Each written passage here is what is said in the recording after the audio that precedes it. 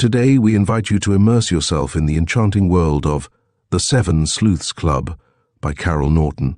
Join a spirited group of young detectives as they embark on thrilling adventures, unraveling mysteries and solving puzzles that challenge their wits and friendship. With a blend of excitement and camaraderie, our young sleuths will capture your heart and imagination.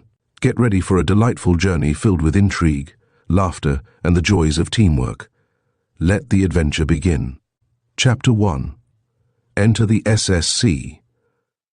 A musical gong, resounding through the corridors of the Sunnyside Seminary, was the signal for the opening of doors and the trooping out of girls of all ages, in twos and threes and groups, some with ribbon braids, a few with long curls, but most of them with saucy bobs. It was a 10-minute recreation between changing classes. Had it been summer, one and all would have flocked out on the wide green lawns to play a game of toss-ball for a few merry moments, or to rest on benches under the great old elms, or to saunter up and down the flower-bordered paths. But, since it was a wild, blustery day in January, the pupils of Miss Demarest's school for select young ladies contented themselves, some of them with opening the heavy front door and uttering little screams of pretended fear or of sincere delight when a snow-laden gust brushed past them, leaving those nearest with wind-tossed hair. 6 of them, having no curiosity, it would seem, concerning the weather, gathered about the wide fireplace in the library for a few moments of hurried gossip. "Where's Mary?" Peggy Pierce asked, as she glanced toward the open door that led into the music room. "She said we were to come in here and wait for her.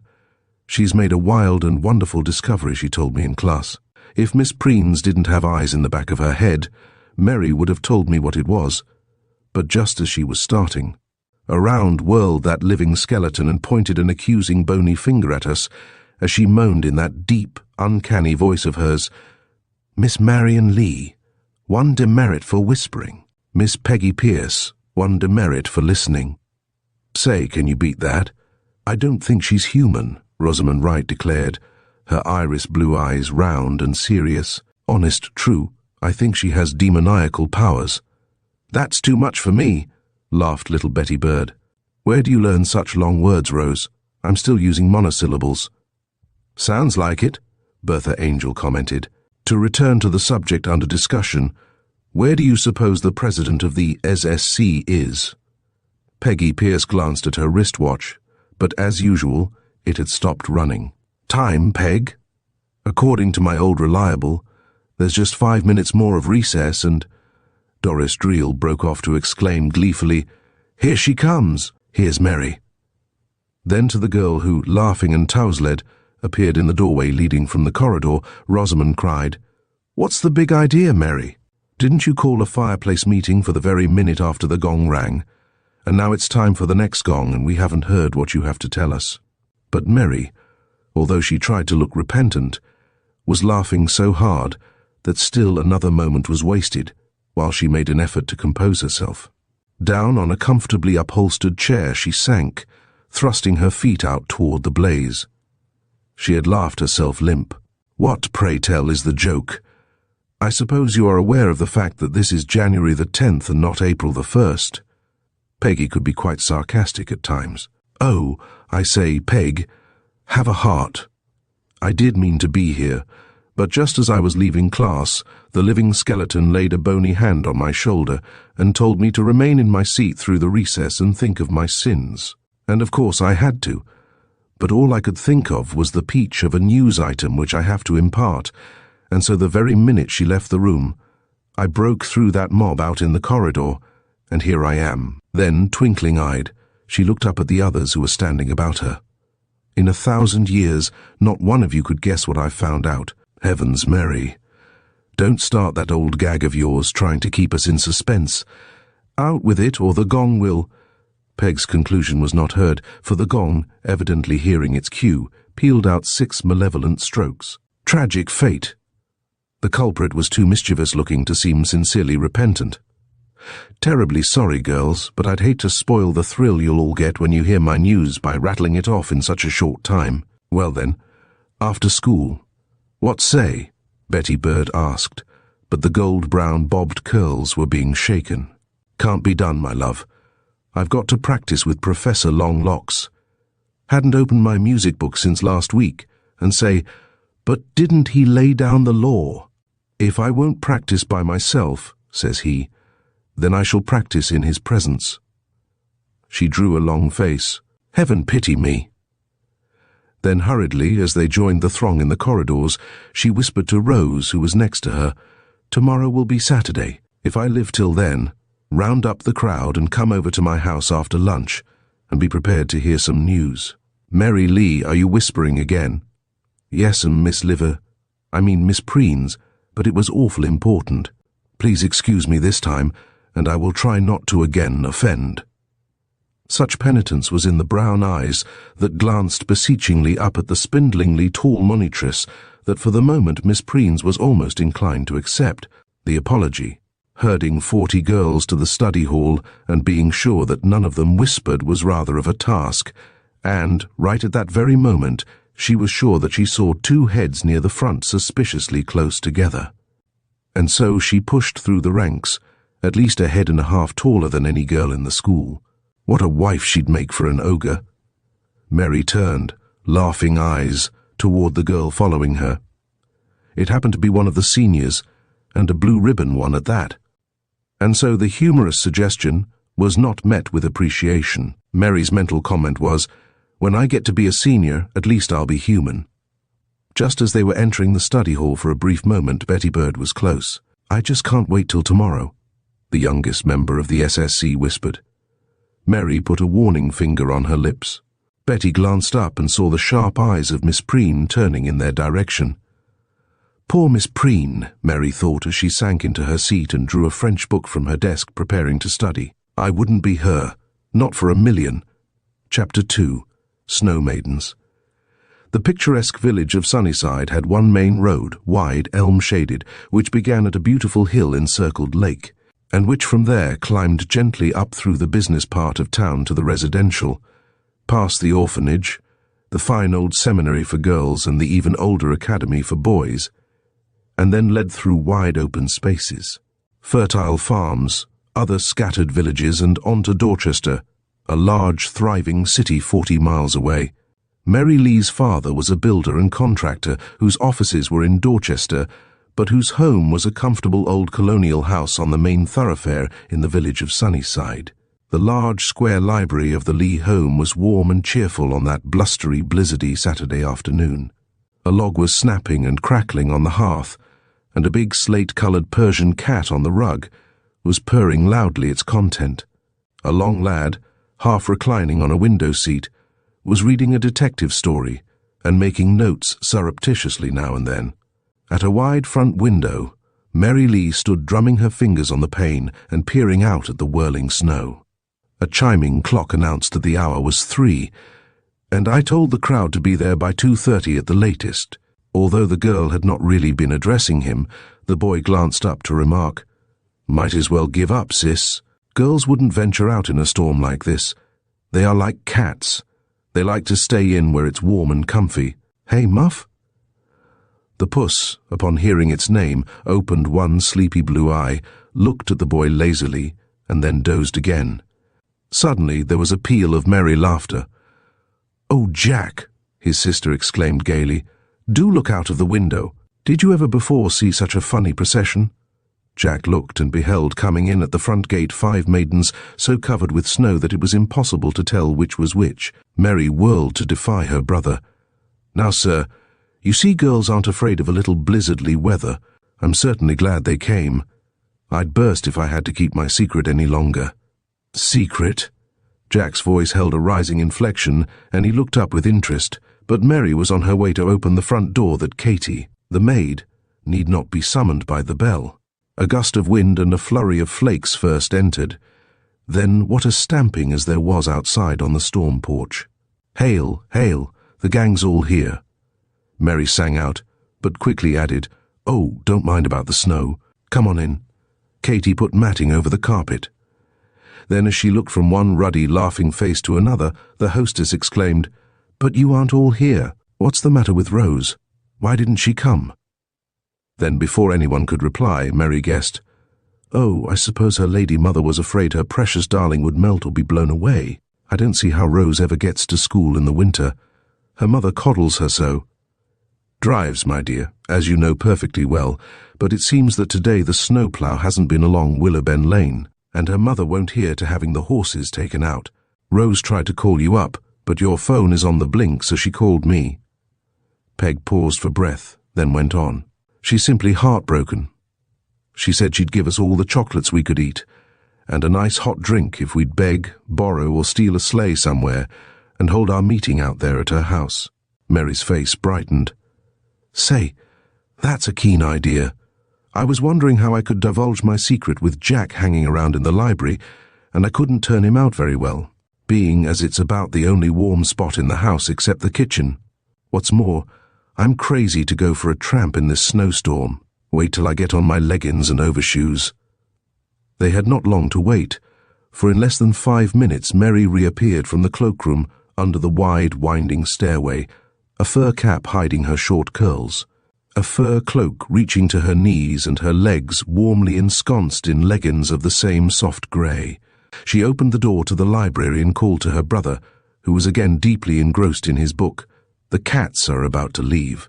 We've decided to hold today's most important meeting of our secret society in the palatial home of the widow Wright. I am enlightening you as to our destination, brother dear, so that if we happen to be lost in a snowdrift, you will know where to come to dig us out. Jack had leaped to his feet when he saw the merry faces of the 5 girls in the hall, but before he could join them, they had darted out through the storm porch, and the wind slammed the door after them. The boy laughed to himself, then shrugged his shoulders as though he was thinking that the modern girl was beyond his comprehension. Then he returned to the fireplace, dropped down into the comfortable depths of a big easy chair, and continued to read and scribble alternately. He was preparing a paper to be read that night before the secret society to which he belonged, the CDC. The boys had long ago guessed the meaning of the letters that named the girls' club the SSC. Dead Easy Bob, Angel had told them. Sunny Side Club, of course. But the girls had never been able to guess the meaning of the boys' CDC.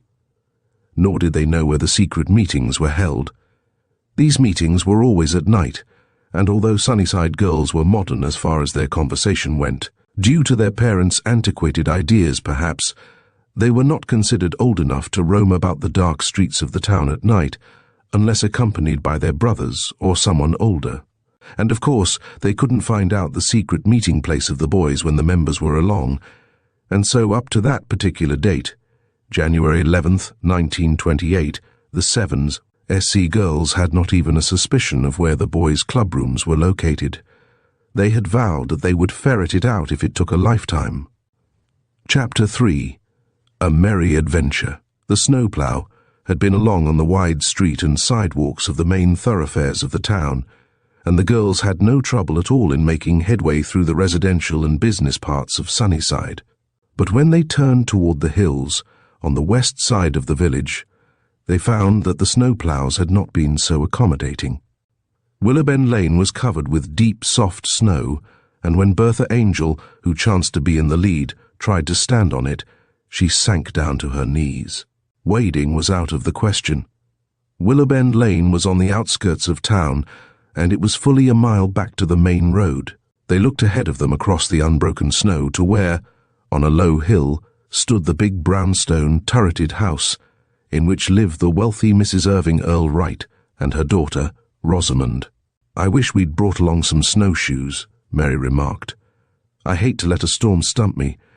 Brother will certainly tease us well if we go back without having reached our destination." "I don't think snowshoes would have helped us much," Bertha Angel commented. "It's quite a feat to walk on them until one gets on to the trick of it." "Hark ye," Mary exclaimed, lifting a finger of her fur-lined glove. "I hear sleigh bells. Somebody is coming, and if that somebody's destination happens to be up Willowben Lane, we'll beg a ride. What if it's somebody we don't know?" Little Betty Bird ventured to inquire, to which Mary, "How could it be? Wasn't I born here, and don't I know everybody within 1,000,000 miles?" "That sounds rather like hyperbole," Bertha exclaimed. "Like which?" Doris Drexel teased, then added, Wouldn't Miss Preen be pleased to hear her prize pupil rattle off that fine-sounding word in shh, shh? Mary's hand was on Dory's arm. Our victim is now in sight. My, what a swell turnout, some cutter that, isn't it? The 6 girls had stepped to one side of the road and were watching with interest the approach of a large sleigh, which was being drawn at a rapid pace by 2 big white horses, perfectly matched. The driver, as they could discern as it drew nearer, was a young man who was almost hidden in a big brown fur coat and cap, but his eyes were peering out and he was amazed to see a bevy of girls standing by the unbroken lane, so evidently in distress. Stopping his horses, he snatched off his fur cap and revealed a frank, boyish face that had not been seen in that neighborhood before. "Young ladies," he said courteously, "can you direct me to the home of Colonel Wainwright? In the village they told me to follow this road for a mile and then ask someone which turn to take." "Oh, yes, we can tell you," Mary replied. "This lane is a short cut to the Colonel's place." The lad thanked her and was about to drive on. Then he hesitated and turned back. "Young ladies," he said, "I have always told my sister never to ride with strangers, but if your destination is in this direction, I would be glad to convey you to it. I am Alfred Morrison of Dorchester." "Oh," Mary exclaimed brightly, "my brother Jack Lee is acquainted with you, I am sure. He goes to school in the city." The boy's good-looking face plainly showed his pleasure. "Indeed, I know old Jack well," he exclaimed. "We're doing college prep work together. I planned looking him up as soon as I had finished my business call on the Colonel, feeling sure that their mothers could not object. Since the strange boy was so well acquainted with Mary's brother, they swarmed into the luxurious sleigh, sitting 3 deep, which but added to their gaiety. The horses were obliged to travel slowly through the drifts, but they soon came to a part of the lane where the wind had blown the snow from the road to be caught at the fences, and then they made better time. In a very few moments the sleigh was turning in between 2 high stone gate posts, as Mary had directed, and shortly thereafter the 6 girls were tumbling out under a wide sheltering portico. "We're terribly grateful to you, Mr. Morrison," Mary exclaimed.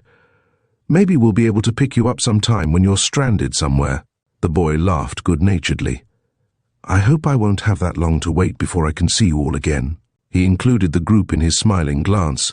Then, because the spirited horses were restive, he lifted his fur cap and turned his attention toward the prancing span.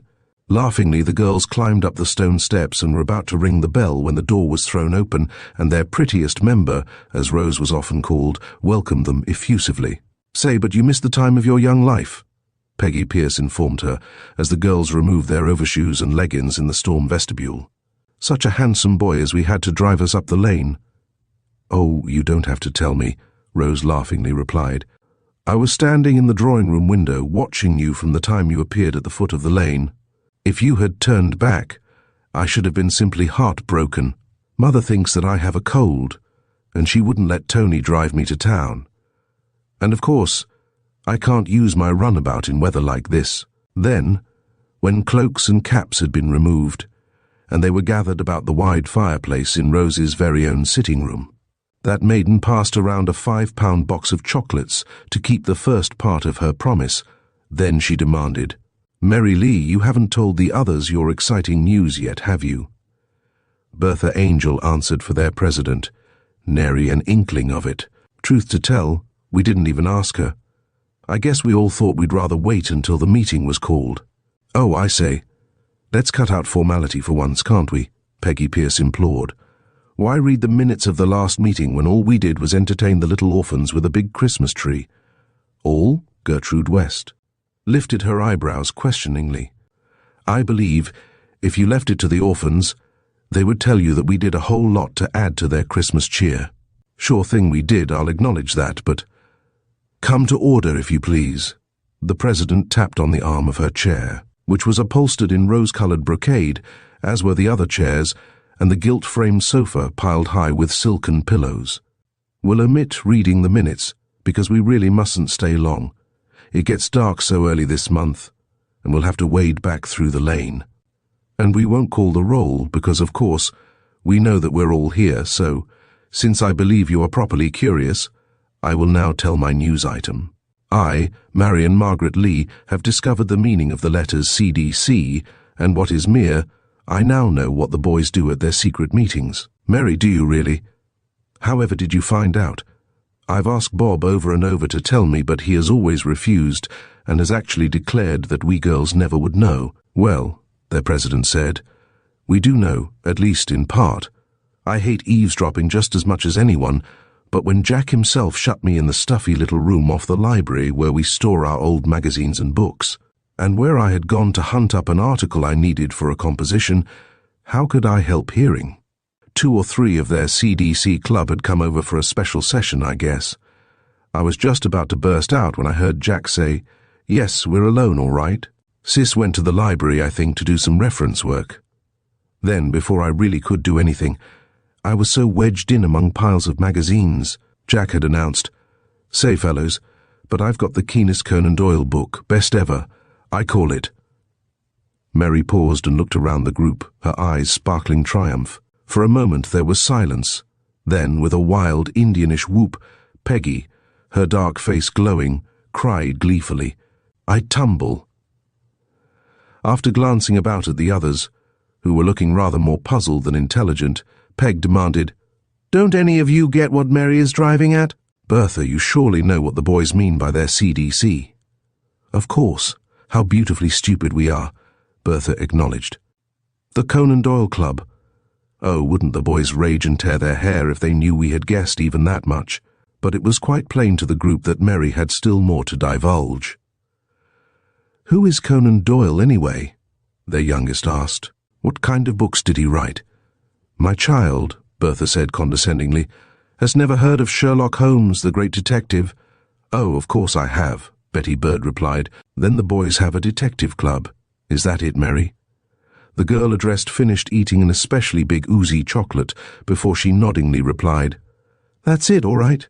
I gathered from the little I heard that each member of that club wants to become a detective when he is of man's estate. And the thing they do at their club is to take turns making up a mystery, and the other boys have to try to solve it. Say, what fun that would be. I wish they would let girls join their club, Doris Drexel remarked, but Mary put in, you wouldn't wish it, young lady, if you knew, as I do, how little they think of our intelligences. One of them, I couldn't tell which, had written to a lawyer uncle in New York, telling about their club, and in reply their uncle had told about some young woman detective in his employ and how clever she was, at which Jack sniffed. Well, she must be an exception, all right. I can't imagine my sister Mary or any of her crowd solving a mystery, not if the clues were spread out right in front of them. Bob laughed at that in his good-natured way, and replied that there wasn't much danger of anyone getting a chance to solve a mystery in this little lakeside town, where nothing ever happened that was in the least unusual. Then he said, that's why we have to make up our own mysteries, since we can't unearth any real ones to practice on. All the while that Mary had been talking, Peg had been sitting on the edge of her chair, looking as though she would burst if she didn't soon get a chance to say what was on her mind. The moment their president paused, she leaped in with, girls, I've thought of the most scrumbunctious idea. Let's have a detective club of our own, and let's find a real mystery to solve and show those boys a thing or two. Won't they be humiliated, good and proper, when they learn that we, 7 mere girls, without intelligence, have solved the greatest mystery that ever occurred in the village of Sunnyside? Hold on, Peg. Your imagination is running away with you. Anyone would think you had already found the mystery to solve. I'm of the opinion that Jack is right, or Bob, whoever said it, that there never is anything mysterious happening in this quiet, sleepy old town, and if there isn't, how, pray? Can we solve it? Bertha was always logical and practical. Their balance wheel, she was sometimes called. I bet you I find a mystery. Peg stood up as though she were going to start right out on the search. I've always been wild about mystery stories, read every one at the library, and I'll know just how to go about solving one when it's found. Sit down, friend sleuth, and tell us your plan. There are possibilities in it, I'll agree. Mary smiled up into the olive face of their most energetic member. As she continued reminiscently, in the beginning we named our club the SSC because we lived in Sunnyside. Then we gradually added a second meaning to please our saintly Gertrude. You're a tease.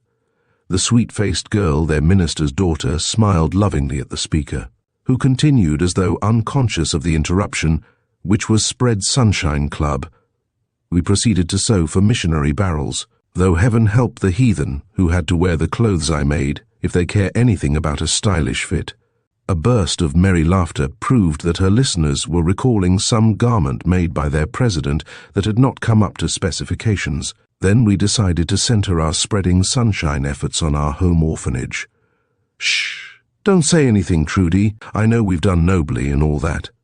But now I feel about the way Peg does, that if we keep on being so saintly, I'll be drawn up heavenward before I've had a real fling.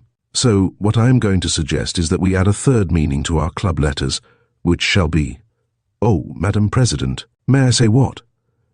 Peggy was again on the edge of her chair, waving a frantic hand as though she were a child in school. "Sure thing. Shoot." How would Seven Sleuths Club do for the new meaning? Actually inspired, I should say. Now, all that is left is to find a mystery to solve. Peggy Pierce, I appoint you and your twin friend, Doris Drexel, a committee of 2 to find a mystery before our next meeting, which is to be held at Bertha Angel's home 1 week from today. If by that time you have failed, I will appoint. Fail? Dory and I don't know the meaning of the word, that slender maid retorted. Bertha, who was nearest the window, then exclaimed, "Someone is driving in. Why, if it isn't that nice Alfred Morrison." "Great," Mary declared. "Now we can get a ride out of the lane. I do believe that is why he is coming." And she was right. Rose answered the ring before a maid could appear, and the youth, cap in hand, informed her that he had happened to think that since the young ladies had had no way to get into the lane, perhaps they had no way to get out. Rose replied in her pretty manner that she knew the girls would be glad to go with him. Then she invited him in to have a cup of hot chocolate, which, even then, a maid was passing to the club members, having been told to appear at that particular hour. Without the least sign of embarrassment, the boy joined the girls in the cozy little sitting room off the big library and drank a cup of chocolate as though he really enjoyed it. Half an hour later, as the sun was setting, Mary said with apparent solemnity, "We will now adjourn the meeting, which I believe has been most satisfactory. And let me urge each and every one of our members to remember that all that has passed today is most secret, and that no matter how the boys of the sea, DC, may pry, not an inkling of what has here occurred is to be divulged to them." Then, twinkling-eyed, she changed her tone to one more natural. "Won't they have the surprise of their young lives, though, if we do succeed?" "No ifs," Peg interjected with determination. "We will." Chapter 4. Interesting news. The midwinter blizzard continued, and so intense was the cold and so unceasing the cutting, icy blast that Miss de Morest, at the request of several parents, sent forth a messenger to inform the day pupils that classes would not be resumed until the storm had subsided. But wind, ice and snow had no terrors for the members of this SC, and since important matters were afoot in the reorganization of their club, it was decided, by those whose phones had not been put out of use by the tempest, to beg or borrow a sleigh and hold the meeting at the home of Bertha Angel on Monday instead of the following Saturday. Mr. Angel, being a grocer, possessed several delivery sleighs, and since Bertha could drive as well as her brother Bob, Mary, whose phone was out of order, was amazed to see such an equipage draw up in front of her door at about 2 on that blizzardy afternoon. Her first thought was that Bob was delivering groceries, but why at the front of the house, since he always went in at the side drive? Then, as the snow curtain lifted a little, she discerned the forms of several persons warmly wrapped and actually huddled on the straw-covered box, part of the delivery sleigh. The driver was tooting on a horn and looking hopefully toward the house. Then it dawned on Mary that it was Bertha who was driving, and not Bob, as she had supposed. In a twinkling, she leaped to the door of the storm vestibule and called that she would be right with them. And she was, clad in her warmest. An Eskimo girl could not have been more hidden in fur. How her brown eyes sparkled as she climbed up on the front seat by the driver. Which place had been reserved for her since she was president?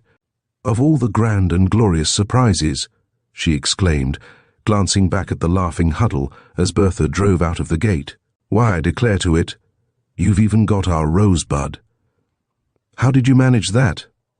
"I didn't think her mother would let her out of the house again until next summer. It took lots of loving suasion, I can assure you," Rose replied. "And I don't even know if that would have worked had it not been that an old friend whom Mother hadn't seen in years arrived in a station sleigh to spend the afternoon, and in order to be freed from my teasing, the lovely lady said, 'Wrap up well and take a foot warmer.' 'Three cheers for the friend,' Mary said, then added, drawing her fur coat closer, 'My, how dense the snow is. Give me that horn, Bercy. I'll toot so that other vehicles will know that we are coming.' The comfortable old white house set among tall evergreen trees that was the Angel's home was in the center of town on the long main street and not far from the Angel grocery, the best of its kind in the village. Bertha drove close to the front steps, bade the girls go right in and wait for her in the sitting room while she took the delivery sleigh back to the store. But hardly had they swarmed out when a merry whistle was heard through the curtain of snow, and the form of a heavy-set boy appeared. "Oh, good, here comes Bob," his sister called. "I'd know that whistle in darkest Africa. It out-robins a robin for cheeriness. Hello, SSC. S, a jolly voice called. And then a walking snowman stopped at the foot of the steps and waved a white arm to the girls who were standing under the shelter of the porch roof. "Going to spread some more sunshine today?" "Well, it sure is needed." Bertha, having climbed down, Bob leaped up on the high seat and took the reins. Then, with a good-natured grin on his ruddy, freckled face, the boy called, "It was shabby of us to guess what your SSC meant, wasn't it? Boys are clever that way, but girls aren't supposed to be very clever, you know. If they're good-looking and good cooks, that's all we of the superior sex expect of them." "Indeed, is that so, Mr. Bob?" Peggy just could not keep quiet. "I suppose you think we never could guess the meaning of your CDC." "I know you couldn't," Bob replied with such conviction that Mary, fearing it would tantalize Peg into betraying their knowledge, changed the subject with, "S'pose you'll take us all home, Bob, before dark sets in." "Righto," was the cheery response, as the boy started the big dapple horse roadward. 15 minutes later the girls were seated about the wide fireplace in the large, comfortably furnished living room. This home lacked the elegance that was to be found in the palatial residence of Rose, nor did it have the many signs of culture that Mary's father and mother had collected in their travels. But there was a homey atmosphere about it that was very pleasant. Mrs. Angel, short, plump, cheerful, whom Bob closely resembled, appeared for a moment to greet the girls and then returned to a task in another part of the house. Bertha, who had disappeared, soon returned with a huge wicker basket. "I thought we might just as well keep on with our spread sunshine activities," she explained, "even though we have added a new meaning to ours, SC." She was taking out small, all-over aprons of blue gingham as she spoke. The name of a girl was pinned to each one. "Sure thing." Mary reached for her garment. "Our fingers can sew for the orphans, while our tongues can unravel mysteries if—" Her eyes were twinkling as they turned inquiringly toward Peggy Pierce. "Our committee of two has unearthed one as yet." "Of course we haven't," was the maiden's indignant response. "How could we find a mystery in a snowstorm like this?" "True enough," Mary said in a more conciliatory tone. "I really had not expected you to." "In truth," Rose, curled in the big easy chair near the fire, put in teasingly, "for that matter, we don't expect a real mystery to be unearthed in this little sound-asleep town of Sunnyside. Goodness, don't we know everybody in it? And don't our parents know their parents and their grandparents and—" "Well, somebody new might come to town," Doris, the second member of the sleuth committee, remarked hopefully. "Sure thing," someone Mary said with such emphasis on the last word that Bertha dropped her work on her lap to comment, "You speak as though you knew that someone new is coming." "I do," Mary replied calmly, bending over her sewing that the girls might not see how eager she was to tell them her news. "Stop being so tantalizing, Mary. What in the world do you know today that you didn't know Saturday?" Peg inquired. "Oh, I know," Rose sang out. "It's something that handsome boy, Alfred Morrison, told you when he went to call on Jack. Out with it, Mary. Don't keep us in suspense." "Of course." How stupid we didn't think to ask what happened after you and Alfred Morrison had left us at our homes," Doris put in. "We knew he was going with you to call on Jack. Is he coming to live in Sunnyside? Say, wouldn't it be keen if he did?" "Well, you are all warm anyway," Mary conceded. "The someone who is coming to live in Sunnyside, I mean the someone to whom I am referring, is a girl. But I guess we won't want to cultivate her acquaintance at all. At all. Mary Lee, if you don't tell us, I shall come over there and shake you until you do." Betty Bird was so tiny that this threat made the girls laugh gaily, but it had the desired effect, for their president ceased teasing and told them a story which interested them greatly. Chapter 5. A Mischievous Plan. Well, to begin at the beginning, Jack was pleased as punch to see Alfred Morrison, and for the first 15 minutes they talked of nothing but college prep, athletics, fraternities and the like. Then Mother called me and I left them alone in the library. When I returned, half an hour later, Alfred was gone, but this is the tale Brother told me. It seems our new friend has a sister about our age, Geraldine by name. "Oh ho," Bertha put in. "Then that is who the newcomer to our town is to be." Peg laughed. "We'll have to put you on the sleuth committee, Bercy, but do hurry and tell us the worst." "Perhaps it's the best," Gertrude suggested, but Mary shook her head. "Worst is more like it. But here goes. Mr. Morrison, their father, lived in this village when he was a boy. He was mischievous and willful, and he had trouble with his father, who was stern and unrelenting. When he was 16, he ran away to sea, and was gone 3 years on a voyage around the world. When he returned, he went west, where he married and made a good deal of money in railroads and mines. During this time he had often written to his mother begging to be forgiven, but his letters were always returned to him, and so he supposed that his parents no longer cared for him. At last, however, when his wife died, leaving him with 2 small children, he came back to Dorchester only to find that his father and mother were gone, and the old home falling into rack and ruin. Sad at heart, he settled in the city where Alfred and his sister were brought up by tutors and governesses. "Oh, the poor things," Doris Drexel said pityingly.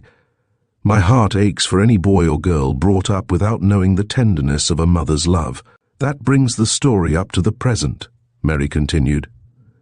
"Last week Mr. Morrison left very suddenly for Europe in the interests of his business, and he may be gone all winter. He did not want to leave his son and daughter alone in the city house with the servants, and so he sent Alfred down here to see Colonel Wainwright, who was his pal when he was a boy, to ask him if they might remain with him for a few months. The colonel was delighted, Alfred told Jack, and so they are both coming to our village to spend the winter. But Mary, why do you think that is not good news? I think it will be jolly fun to have another girlfriend. There's always room for one more." Gertrude said this in her kindly way, but Peg protested. "There certainly isn't room for one more in the Seven Sleuths Club." "Indeed not," Mary seconded. "But don't worry. The haughty Miss Geraldine won't want to associate with simpering country milkmaids." "With what?" Every girl in the room dropped her sewing on her lap and stared her amazement. Mary laughed as she replied, "Just that, no less. I knew how indignant you'd all be. I would too if it weren't so powerfully funny. I'd pity the cow I'd try to milk. What reason have you for thinking this girl, Geraldine, will be such a snob?"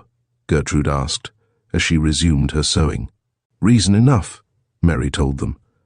"Alfred said that his sister was very angry when she heard that her father was going to send her to such a backwoodsy place, meaning our village, and she declared that she simply would not go. She, Geraldine Morrison, who was used to having 4 servants wait upon her, to live in an old country house where she would probably have to demean herself by making her own bed? No, never. She raged and stormed, Alfred said, and declared that she would go to visit some cousins in New York. But to that her father would not listen. He told her that he wanted his little girl, who is none too robust, to spend a winter breathing the country air in the village where he was a boy. Of course, since Geraldine is only 16, she had to give in, and so next week she is to arrive, bag and baggage. She told Alfred that he needn't think for one moment that she was going to hobnob with silly, simpering country milkmaids. Alfred said that he hated to tell Jack all this, but he liked us so much he wanted us to be prepared, so that we would not be hurt by his sister's rudeness. There were twinkles appearing in the eyes of the mischievous Peggy. "Oh, girls," she said gaily, "I've thought up the best joke to play on this haughty young lady who calls us simpering milkmaids. Let's pretend that is what we really are, and let's call on her and act the part. We're all crazy about private theatricals. Here's our chance." "Say, but that's a keen idea," Mary agreed chucklingly. Then they chatted merrily as they laid their plans. They would give the new girl a few days to become used to the village. Then, en masse, they would go up to Colonel Wainwright's and call upon her. There was so much laughter and such squeals of delight in the next half hour that Mrs. Angel, appearing in the doorway with a platter heaped with doughnuts, was moved to inquire, "What mischief are you girls up to? I never before heard so much giggling." Her beaming expression proved to them that she was not displeased. "Oh, Mrs. Angel, you surely were well named. Such doughnuts. Do leave the platter, please. This one has melted in my mouth already. I do hope Bob won't come before we have them eaten," were among the remarks that were uttered as the doughnuts vanished. Bertha, her eyes brimming with laughter, had disappeared to return a second later with a tray of glasses and a huge blue crockery pitcher. "This drink is appropriate, if nothing else," she announced gaily, as she placed her burden on the long library table and began to pour out the creamy milk. "It didn't take you long to milk a cow," Peg sang out. "Yum. This puts the fresh into the refreshments." "Oh, ooh, Peg, don't try to be funny." "Can't be done, old dear," Mary teased, then held up a warning finger. "Hark! I hear sleigh bells coming. It's Bob, and Jack is with him. Alec for us and the 6 left doughnuts. Oh well, they deserve them if anyone does, coming after us in a storm like this," Gertrude remarked as she folded her sewing. "I'm glad they have come, for Mother doesn't feel very well and I wanted to be home in time to get supper." A second later, there was a great stamping on the side porch, and the boys, after having brushed each other free of snow, entered, caps in hand. "Bully for us," Bob said. "Believe me, I know when to time my arrival at these spread on the Sunshine Club meetings. However, wishing to be polite, I'll wait until they're past." Courteous as his words were, he did not fit his action to them, for, having reached the table, he poured out a tumbler of milk for Jack and tossed him a doughnut, which Jack caught skillfully in his teeth. The girls, always an appreciative audience, laughed and clapped their hands. "Bertha, it was nice of you to provide a juggler to amuse your guests," Rose remarked. "Jack must have been a doggy in a former existence," Peg teased. "Sure thing I was," the boy replied good-naturedly. "I'd heaps rather have been a dog than a cat." "Sir," Peg stepped up threateningly near, "are there any concealed inferences in that?" "Nary a one. I think in a former existence you girls must have all been sunbeams." "Ha ha!" Bob's hearty laughter expressed his enjoyment of the joke. "That's a good one, but do get a move on, young ladies. I've got to deliver groceries after I have delivered you." The girls flocked from the room, leaving the boys to finish the doughnuts. In the wide front hall, as they were donning their wraps, they did a good deal of whispering. "Meet at my house tomorrow afternoon," Peggy told them. "Bring any old duds you can find. We'll make up our milkmaid costumes and have a dress rehearsal." Chapter 6. Milkmaids and Butter Churners. The next day arrived, as next days will, and as the blizzard had blown itself away and only a soft feathery snow was falling, the girls, communicating by the repaired telephone system, decided to walk to the home of Peggy Pierce, which was centrally located. In fact, it was on a quiet side street below the tracks, not a fashionable neighborhood, but that mattered not at all to the girls of Sunnyside. The parents of some of the 7 were the richest in town, others were just moderately well off, but one and all were able to send their daughters to the seminary, and that constituted the main link that bound them together, for they saw each other every day and walked back and forth together. Peggy's father owned the Emporium, a typical village dry goods store. Peg threw the door open as soon as the girls appeared at the wooden gate in the fence that surrounded the rather small yard of her home. "Hooray for the SC," she sang out, and Mary replied with the inevitable, "Hail, hail, the gang's all here." When they were in the vestibule and Peg, with a small broom, had swept from each the soft snow, they flocked into the double parlours which were being warmed by a cosy, air-tight stove. On the walls were old-fashioned family portraits, and the haircloth furniture proclaimed to the most casual observer that it had seen its best days. But, as in the home of Bertha, there was an atmosphere of comfort and cheer which made one feel pleased to be there. A dear little old lady sat between the window and the stove. She pushed her specs up on the ruffle of her lavender-ribboned cap and beamed at the girls as they entered. Then, laying down her knitting, she held out a softly wrinkled hand to Gertrude, who was the first at her side. "I hope you girls won't mind my being here," she said, looking from one to another. "I could go somewhere else if you would."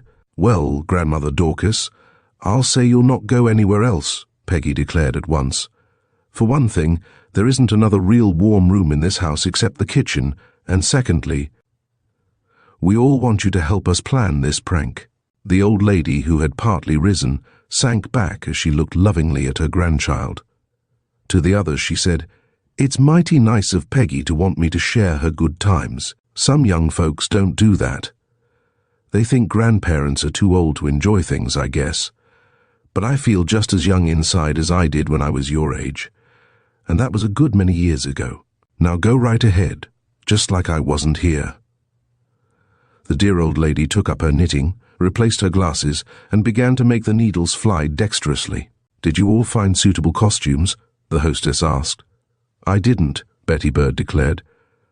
"You know, when Mother and I came up from the south to keep house for Uncle George, we only brought our newest clothes, and nothing that was suitable for a milkmaid costume." "Well, don't you worry, little one," Peggy laughingly declared, for Betty's pretty face was looking quite dismal. "My grandmother Dorcas has saved everything she wore since she was a little girl, I do believe, and now she is 80 years old. There are several trunks full of things in the attic. I told Grandma about our plan, and she was so amused. More than Geraldine will be, I'm sure of that. I thought we'd go up there to dress.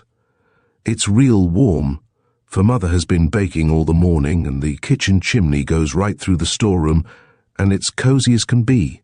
Then, to the little old lady, who was somewhat deaf, the girl said in a louder voice, "Grandma, dear, when we're dressed, we'll come down here and show you how we look." The sweet, wrinkled old face beamed with pleasure. "Good, good," she said. "I'll want to see you." All of the girls except Betty had bundles or satchels, and merrily they followed their young hostess upstairs to the attic. They found the small trunk room cozy and warm, as Peggy had promised. On the wall hung a long racked mirror, and few chairs that were out of repair stood about the walls. Several trunks there were, including one that looked very old indeed. For a jolly half-hour the girls tried on the funny old things they found in the trunks, utilizing some of the garments they had brought from their homes, and at the end of that time they were costumed to their complete satisfaction. In front of the long, cracked mirror, Rose stood laughing merrily. "Oh, girls," she exclaimed, "don't I look comical?" She surely did, for on top of her yellow curls, she had a red felt hat with the very high crown which had been in vogue many years before. This Peggy had trimmed with a pink ribbon and a green feather. An old-fashioned calico dress with a bright red sash and fingerless gloves finished the costume. The other girls were gowned just as outlandishly, and they laughed until the rafters rang. "Peggy, you are funniest of all," Mary declared. "That's because she has 6 braids sticking out in all directions," Betty Bird said, with a different-coloured piece of calico tied to each one. "Honestly, girls, I have laughed until my sides ache," Doris Drexel said. "But what I would like to know is, how are we ever going to keep straight faces when we get there? If one of us laughs, that will give the whole thing away." "We had practice enough in that comedy we gave last spring at school," Bertha Angel said. "Don't you remember we had to look as solemn as owls all through that comical piece?" "Well, what we did once, we can do again." "I did giggle just a little," their youngest confessed. "Betty Bird, don't you dare giggle." Peggy shook a warning finger at the little maid. Then she added, "It's such a lot of work to get all decked up like this. I wish we could make that call today." Mary's face brightened. "We can. I actually forgot to tell you that Alfred Morrison was over last night to see Brother, and told him they had arrived a day sooner than they had expected." "Hooray for us," Doris sang out, It does seem like wasted effort to get all togged up this way just for a rehearsal. Let's go downstairs and speak our parts before Grandma Dorcas. Then we'll find someone to drive us out. I'll phone the store and see if I can borrow Johnny Cowles. He's delivering for the Emporium now, and I guess this snowy day he can spare the time. This being agreed upon, they descended to the living room. The girls pretended that Grandma Dorcas was the proud Geraldine, and that they were calling upon her. The old lady enjoyed her part and did it well. Then Johnny appeared with the sleigh and the girls gleefully departed. Chapter 7. An Unwilling Hostess. Meanwhile, in the handsome home of Colonel Wainwright, on the hill road overlooking the distant lake, a very discontented girl sat staring moodily into the fireplace of a luxuriously furnished living room. Her brother stood near, leaning against the mantelpiece. "I won't stay here," Geraldine declared, her dark eyes flashing rebelliously. I won't. Father has no right to send me to this backwoods country village. What if he was born here? That surely was his misfortune, and no sensible reason why I should be condemned to be buried here for a whole winter. But, sister mine, the boy said in a conciliatory tone, I've been trying to tell you that there are some nice girls living in Sunnyside, but you won't let me. If you would join their school life, you would soon be having a jolly time. That's what I mean to do. Alfred Morrison, I don't see how you came by such plebeian ideas. I should think that you would be ashamed to have your sister attending a district school when you know that I have always been a pupil at a most fashionable seminary and have associated only with the best people. What makes them the best, sister? The girl tapped one daintily slippered foot impatiently as she said scathingly, Alfred, you are so provoking sometimes. You know the Ellingsworths and the Drexels and all those people are considered the best in Dorchester. Alfred was about to reply that there was a family of Drexels living in Sunnyside, but luckily, before he had said it, his attention was attracted by the ringing of a cowbell which seemed to be out in the driveway. Geraldine also heard, but did not look up. Some delivery wagon, she thought, but Alfred, who stood so that he could look out of the window, understood what was happening when he saw the village girls descending from a delivery sleigh. They slipped out of their fur coats, leaving them in Johnny's care, and appeared in shawls and old-fashioned capes. For a puzzled moment, Alfred gazed. Then, as something of the meaning of the joke flashed over him, he almost laughed aloud. Luckily, Geraldine continued to stare moodily into the fire, nor did she look up when Alfred left the room. Before the girls on the porch had time to ring the bell, the boy opened the door, and stepping out, he asked quietly but with twinkling eyes, Why the masquerade? Don't you dare to spoil the joke, Mary warned, when she had told him that since his sister had expected them to be milkmaids, they had not wanted to disappoint her. Then she informed him, My name is Miss Turnip. You introduce me and I'll introduce the others. Alfred's eyes were laughing, but in a low voice he said, I'm game. Then aloud he exclaimed, How do you do, Miss Turnip? I am so glad that you came to call.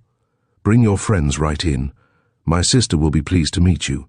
Mary, in telling Jack about it afterwards, said that Alfred played his part as though he had been practicing it for weeks. Sister Geraldine, he called pleasantly to the girl who had risen and was standing haughtily by the fireplace. Permit me to present the young ladies who live in Sunnyside. They have very kindly called to welcome you to their village. The newcomers all made bobbing curtsies, and to her credit be it said that even little Betty did not giggle, but oh, how hard it was not to. Of course there had been classes in good breeding in the Dorchester Seminary. One of the rules often emphasized was that it did not matter how a hostess might feel toward a guest. She must not be rude in her own home. So Geraldine bowed coldly and asked the young ladies to be seated. Alfred, daring to remain no longer, bolted to his room and laughed so hard that he said afterwards that he couldn't get his face straight for a week. Peggy Pierce, being the best actress among the Sunny Seven, had been asked to take the lead, and so when they were all seated as awkwardly as possible, she began, My name is Mirandy Perkins. We all heard as how you had come to town, and so we all thought as how we'd drop in and ask if you'd like to join our literary society. We do have the best times. Next week we're a-goin' to have a pumpkin social. Each gal is to bring a pumpkin pie, and each fellow is to bring as many pennies as he is old. to help buy a new town pump for the square. That's why it's called Pumpkin Social. This remark was unexpected, not having been planned at the dress rehearsal, and it struck Rosamond as being so funny that she sputtered suspiciously. Then, taking out a big red cotton handkerchief, she changed the laugh into a sneeze. Geraldine sat stiffly gazing at her callers with an expression that would have frozen them to silence had they been as truly rural as they were pretending. But, if she had only known it, these country girls had been attending a school every bit as fashionable as the seminary of which she so often boasted. "I thank you," that young lady replied, "but it is not my intention to remain in this backwoodsy place. I plan leaving here next week at the latest." "Wall now, ain't that too bad? We thought as how you'd be such an addition to our society," Peggy continued her part. "Of course, we all feel real citified ourselves.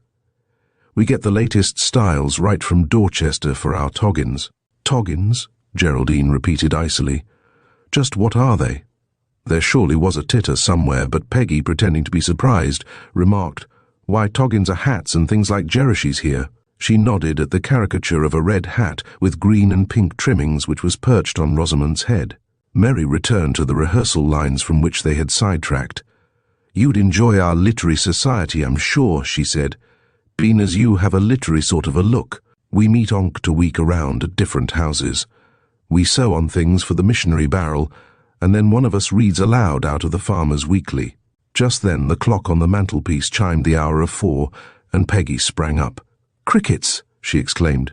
"Here 'tis comin' on dark most, and me not home to milk the cows, and I've got to churn yet before supper." Doris Drexel ventured her first remark. Luckily, Geraldine did not glance at the soft white hands of the speaker. They were all smiling in the friendliest fashion, but as soon as they were outside and riding away in their queer equipage, they shouted and laughed as they had never laughed before. "Her Highness will probably leave town tomorrow," Doris remarked. "But if she does, the town will be well rid of her." "I wonder if we put it on too thick?" Bertha questioned as they were slipping on their fur coats, which they had left in the sleigh. "I was afraid she would see through our joke." "I don't believe she did," Mary said. "Alfred told Jack that his sister got her ideas of girls who live in country villages from the moving pictures, and they are always as outlandishly dressed as we are." "Well, it will be interesting to see what comes of our nonsense," Gertrude remarked. "On the whole, I feel rather sorry for that poor unhappy girl." When Alfred saw the queer equipage disappearing, he descended to the library. "Oh, hello, sis," he said. "Have your callers gone?" Geraldine's eyes flashed, and she stamped her small foot as she said, "Alfred Morrison, I just know that you asked those dreadful creatures to call on me. I suppose you would like to have me attend their pumpkin social, which is to be given to raise money to buy a town pump."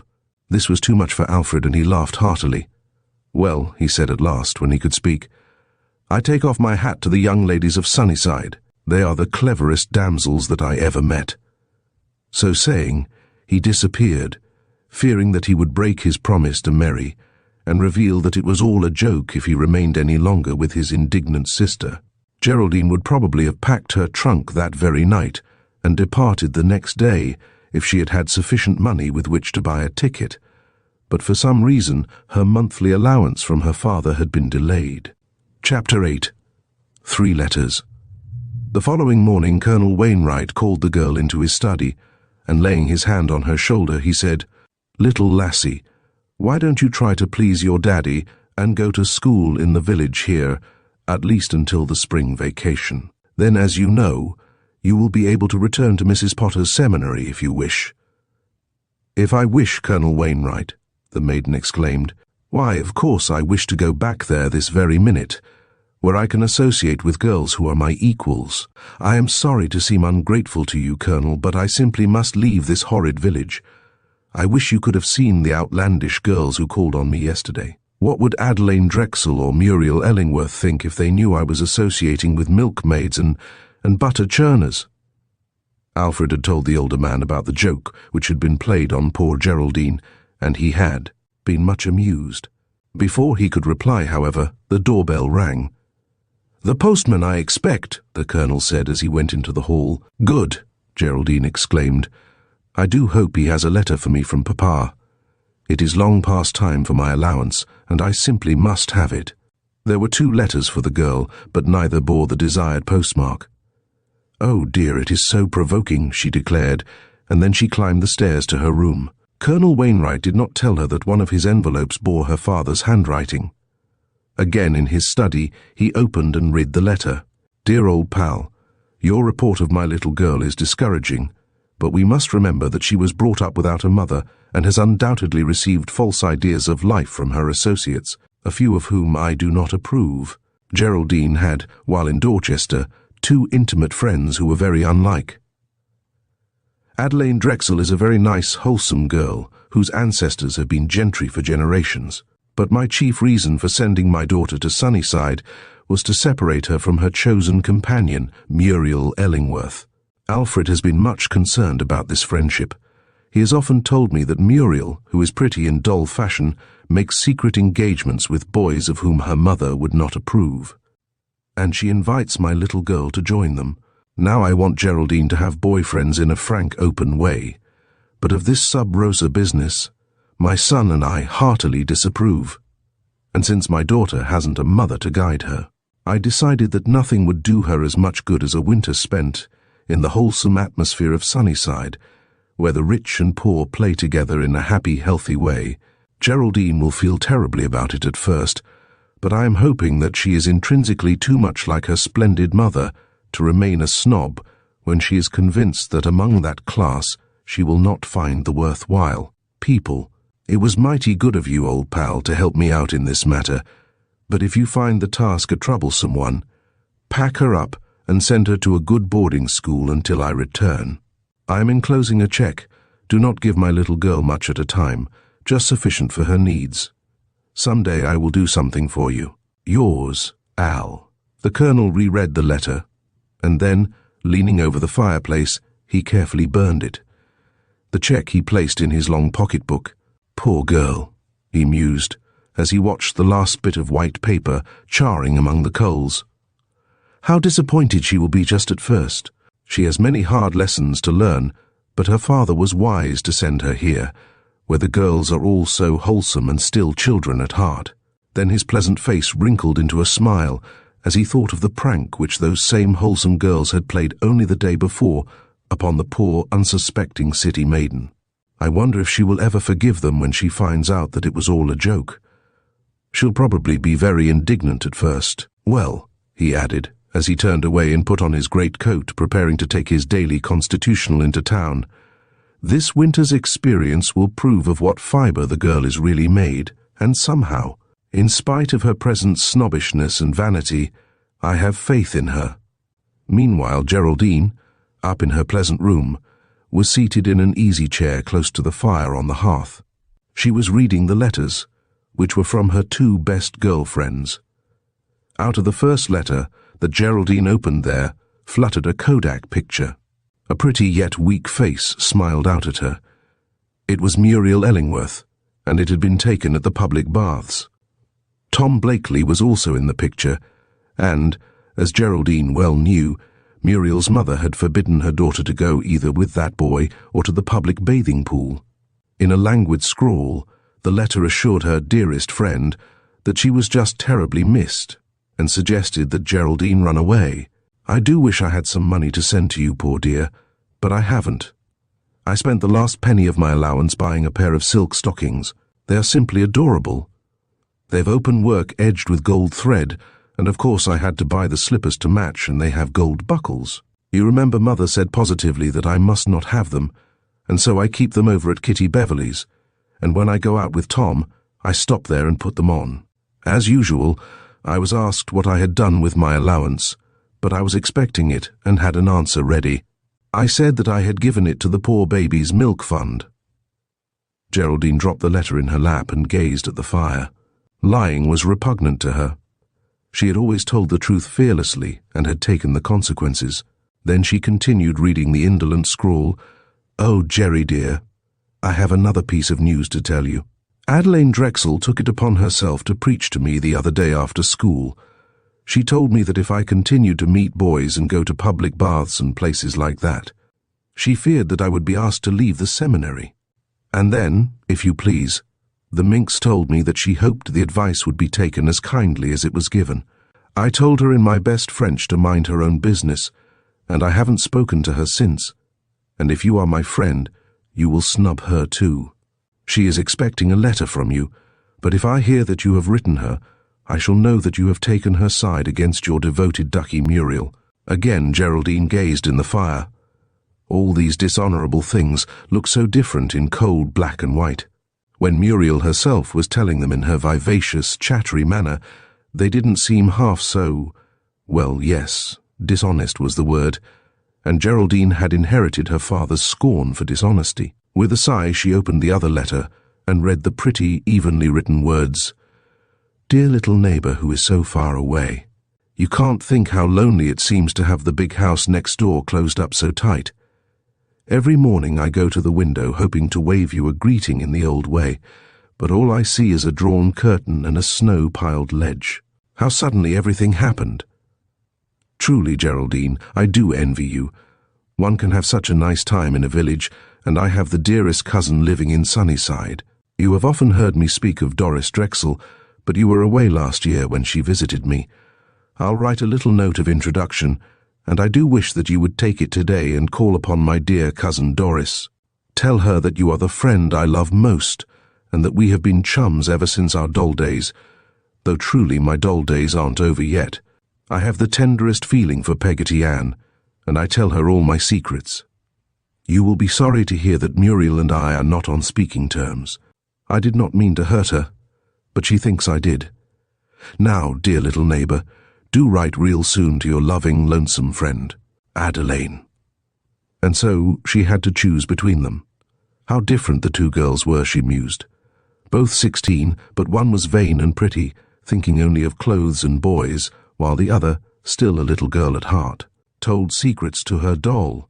Geraldine smiled as she remembered the Christmas when that doll had first arrived. What happy times she and Adelaine had had together. They had been playmates for years, and what a loyal friend her little neighbour had always been.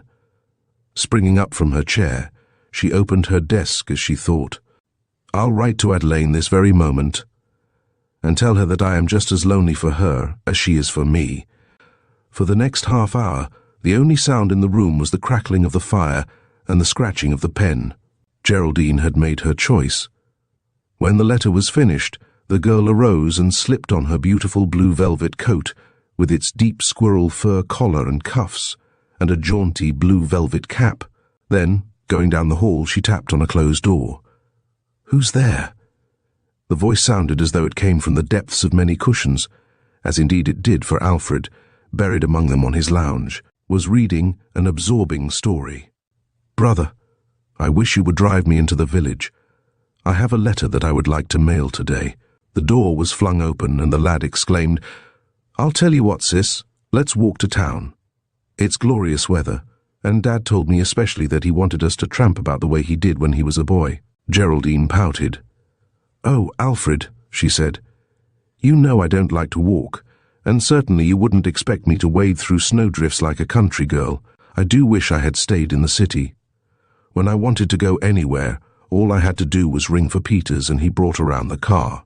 The lad was getting into his great coat, and he said wheelingly, I feel like taking a hike today, sis. Try it once just to please me, won't you?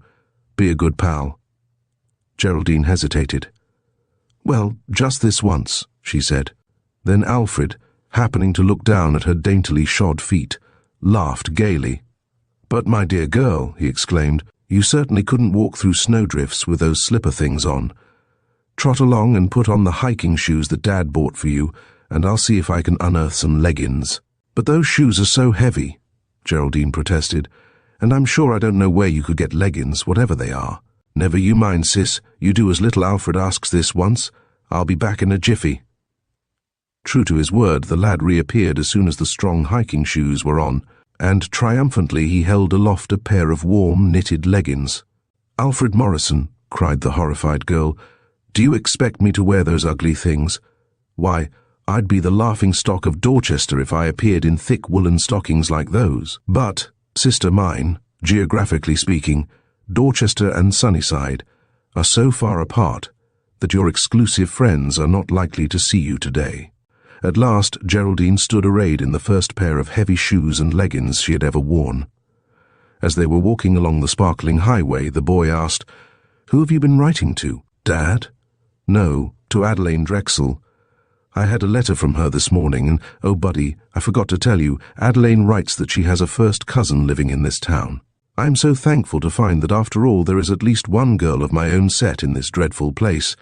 But what I would like to know is, why didn't she call upon me instead of those butter churners and milkmaids?" Alfred finished for her.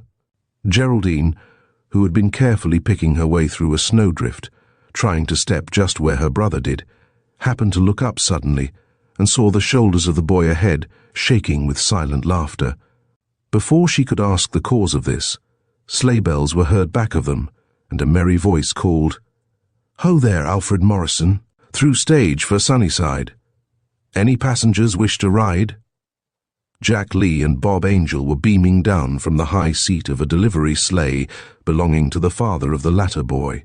Bob often assisted his father after school hours, sometimes acting as clerk in the busy little grocery, or again doing the rural delivering. Geraldine was indignant. Ride with a grocer boy? Indeed not, she was thinking.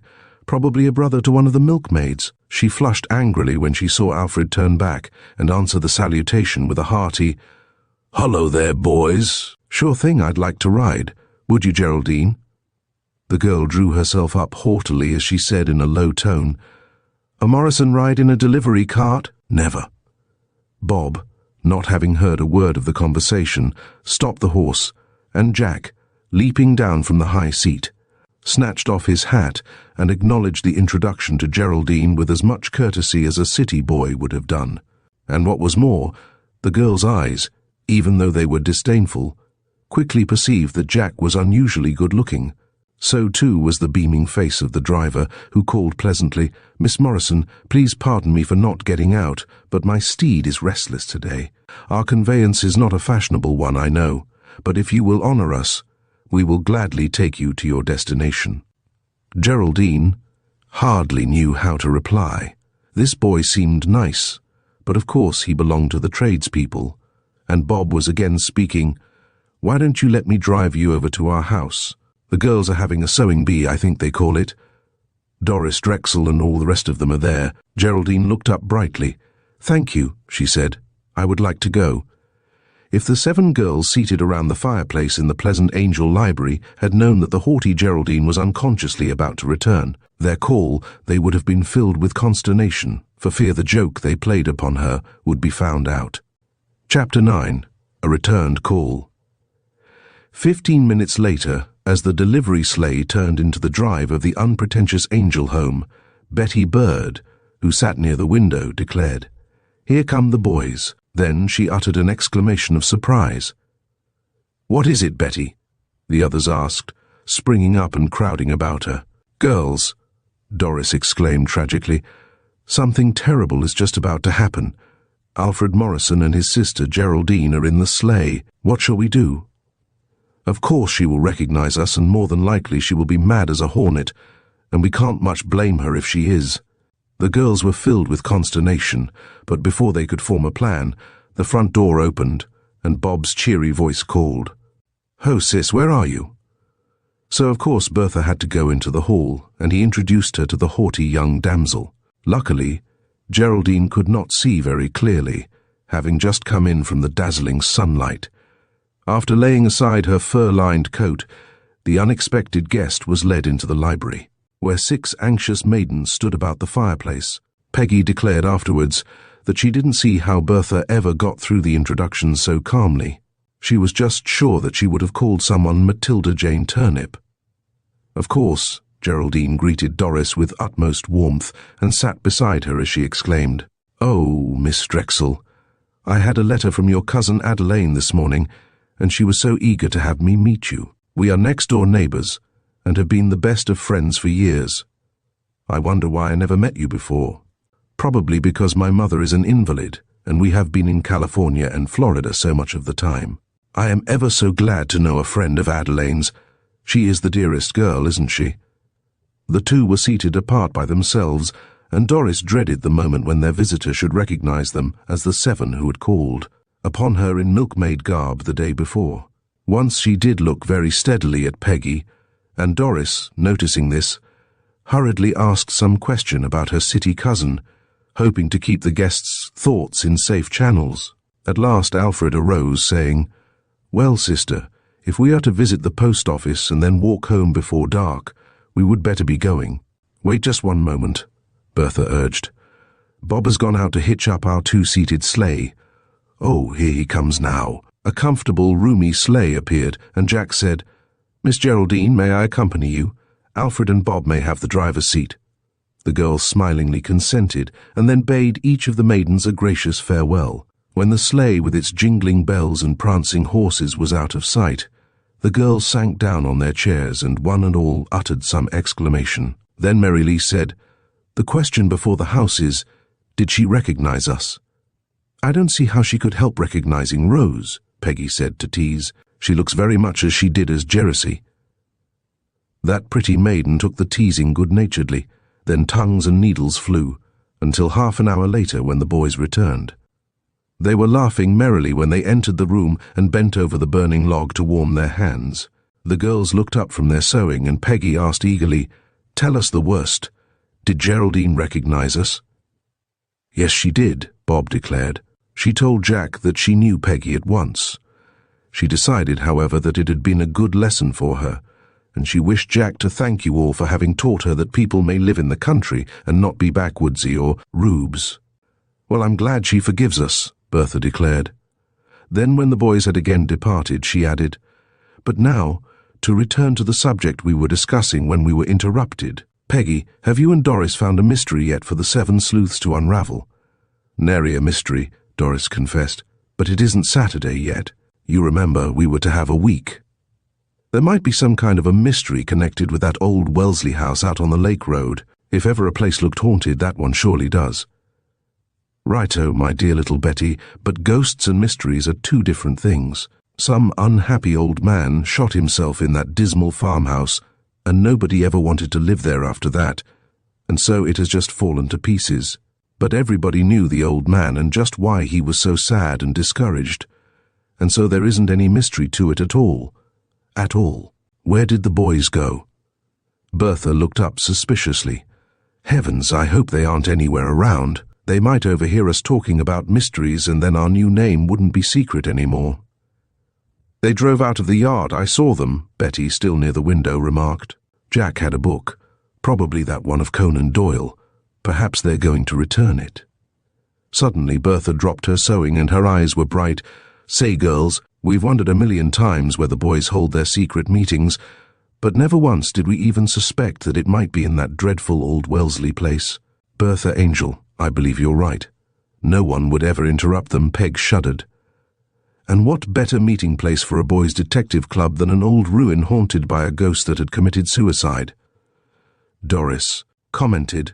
"Well," Mary sighed, "we're not likely to find out, since our dear parents will not permit us to prowl around at night unless the boys are along to protect us." Then Peggy had an idea. "Girls," she exclaimed, "we ought to have some kind of a party for Geraldine and Alfred. Let's have a moonlight skating party and a sleigh ride combined, and when we're out that way, let's suggest visiting the old ruin. If the boys refuse, we will know that they don't want us to see what they have in there. If they agree to the plan, then we will know that is not where they hold their secret meetings. Bright idea. That will be a jolly lark. Hope the haughty Geraldine knows how to skate. Shh, here come the boys to take us home. We mustn't let them suspect our deep-laid plans. We're some sleuths, all right, I'll say." When the two boys entered the room, they found the girls, except the hostess, warmly wrapped and ready to be taken to their homes. "Isn't the sunset going to be wonderful this evening?" Mary, in the open door, called over her shoulder. Then to the boys, "When is our next full moon? We girls thought we'd have our annual skating and sleigh ride party then, and invite the newcomers." "Great," Jack cried. "It ought to be soon. What say, Bob?" "Sure thing," that ruddy-cheeked lad agreed. Then to the girl he was assisting into the sleigh, he said in a low voice, "Rosie, may I have the first skate and the last and all in between?" No whispering aloud, Mary warned as they climbed in, the girls sitting 2 and 3 deep. The blizzard had disappeared as completely as though it never had been, but the high snowbanks that lined the road and reached to the windowsills of the houses remained to testify that it had been some storm, as Bob said. "Well, we sure have it to thank for a week of good times instead of school," Mary declared. "I hope Miss Preen and Professor Losley enjoyed being snowed in together." Much laughter greeted this remark, but Gertrude said rebukingly, "I think it's shabby of us to make fun of those two. Of course they are sort of queer looking outside, but in their hearts and souls they may be just like the rest of us. Trudy, dear, it wouldn't take a detective to know that you are a minister's daughter," Mary remarked. Then, as the sleigh was stopping in front of her home, she added, "Now, everybody decide what to take to the skating party. We'll find out about the moon and make our final plans tomorrow. All of you come over to my house. Tra-la. Good night." Chapter 10. Wanted a housekeeper.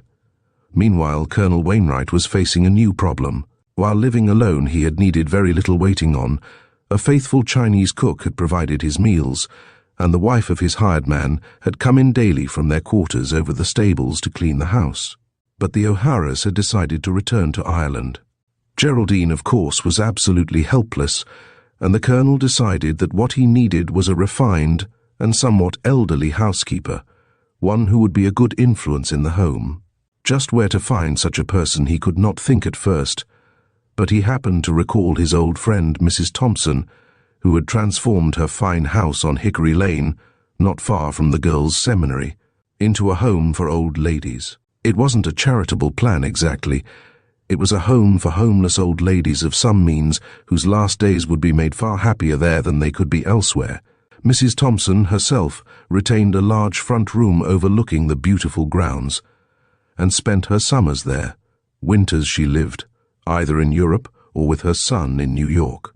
But only that day he had seen in the paper that for some reason Mrs. Thompson was spending a few weeks at her country home, and the courtly old gentleman decided to visit her and ask her advice about how best to solve the problem with which he was confronted. An hour later he was walking under the leafless hickory trees that formed a veritable grove surrounding a very large turreted wooden house, one of the oldest in the village. A pleasant-faced little old woman answered his ring, ushered him into the small reception room, and went to summon Mrs. Thompson. He had not long to wait, for his elderly friend, dressed in a simple black silk, as she had been all through the years since her husband had died, soon appeared and greeted him graciously. After explaining that her return had been because of a need for quiet and simpler fare than she could obtain easily in her son's New York home, the old gentleman explained his mission, telling how he had unexpectedly acquired a family and so had need of a housekeeper. Before his story was finished, he knew by the brightening expression in the fine face of the old lady that she had someone in mind to suggest. Nor was he wrong. "I believe Mrs. Gray is just the one for you," she told him. "She admitted you just now." Then, before Mr. Wainwright could reply, Mrs. Thompson continued, "Mrs. Gray came to us recently during my absence. I know nothing at all about her past life. We ask no questions here. It is, as you know, merely a home boarding house for gentlewomen. I asked Mrs. Gray this morning if she were happy with us, and she said, with a wistful expression on that unusually sweet face of hers, that she was afraid she never would be entirely contented without a home to keep, and she asked me if she might go down in the kitchen now and then and stir up a pudding or something. Now my theory is that she is a born housekeeper and just the one you need." Colonel Wainwright agreed, and the little old lady who longed to putter about a kitchen was called, and the proposition was made to her. The other two knew by the brightening of her softly wrinkled face that she was delighted to accept. The Colonel had told about the two Morrison children, as he called them, who had come to spend the winter with him, and by the tender light that glowed in her eyes, he was assured that she loved young people, and would have for them an understanding sympathy.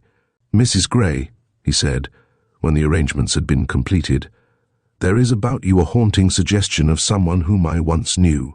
Ever since you admitted me an hour ago, I have been trying to think who it is that you resemble, but I have given it up." The little old lady smiled pleasantly as she replied, "It does seem that everywhere I go, folks think I look like somebody they've known. Well, that's about all there is to it. the old man acknowledged. "I have had the same thing happen to me. Judge Crow up in Dorchester and I are supposed to be doubles." Then, holding out his hand, first to one, and then another of the old ladies, he expressed his deep gratitude to them both, ending with a promise to send for Mrs. Gray and her baggage that very afternoon. And so it happened that on the third day after the arrival of the young people, another member was added to their household. Colonel Wainwright had welcomed the little old lady and had at once introduced her to Geraldine and Alfred. Then he had walked to town, leaving them to their own devices. It was quite evident that Geraldine's good humour of the day before had departed, for she acknowledged the introduction with a barely perceptible nod and had risen at once to go to her own room. Never before had she been introduced to a housekeeper as though she were one of her own class. Colonel Wainwright was certainly old-fashioned. Servants were servants, she considered, whatever they were called. Alfred, who had promised to go skating with Jack and Bob, had welcomed the old lady in the friendliest manner. And she knew at once that she was going to love the boy, but the girl, that was quite a different matter. The Colonel had shown the housekeeper to her pleasant room overlooking the orchard when her trunk and bags had been taken there. He had also introduced her to Ching Li, the plump, smiling Chinese man in the kitchen. When she was quite alone, the old lady stood by a window in her room, gazing out at a sparkling, snow-covered scene, and her eyes were misty. How happy she had been when the Colonel had told her she was to make a home, a real home, for a boy and girl. One of the unfulfilled desires of her life was to have had grandchildren. She blinked a bit, then wiped her eyes with her handkerchief, and smiled at the scene before her. Well, she comforted herself by thinking, I'll pretend these two are my grandchildren, and I'll treat them just as lovingly as though they really were, and I'll begin that game right now. Putting a clean white apron over her soft grey dress, she went down the wide upper hall toward the front room, which was Geraldine's.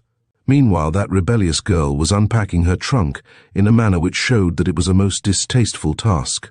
Never before had she lifted her finger to wait on herself. Susan, her maid, had always done everything for her.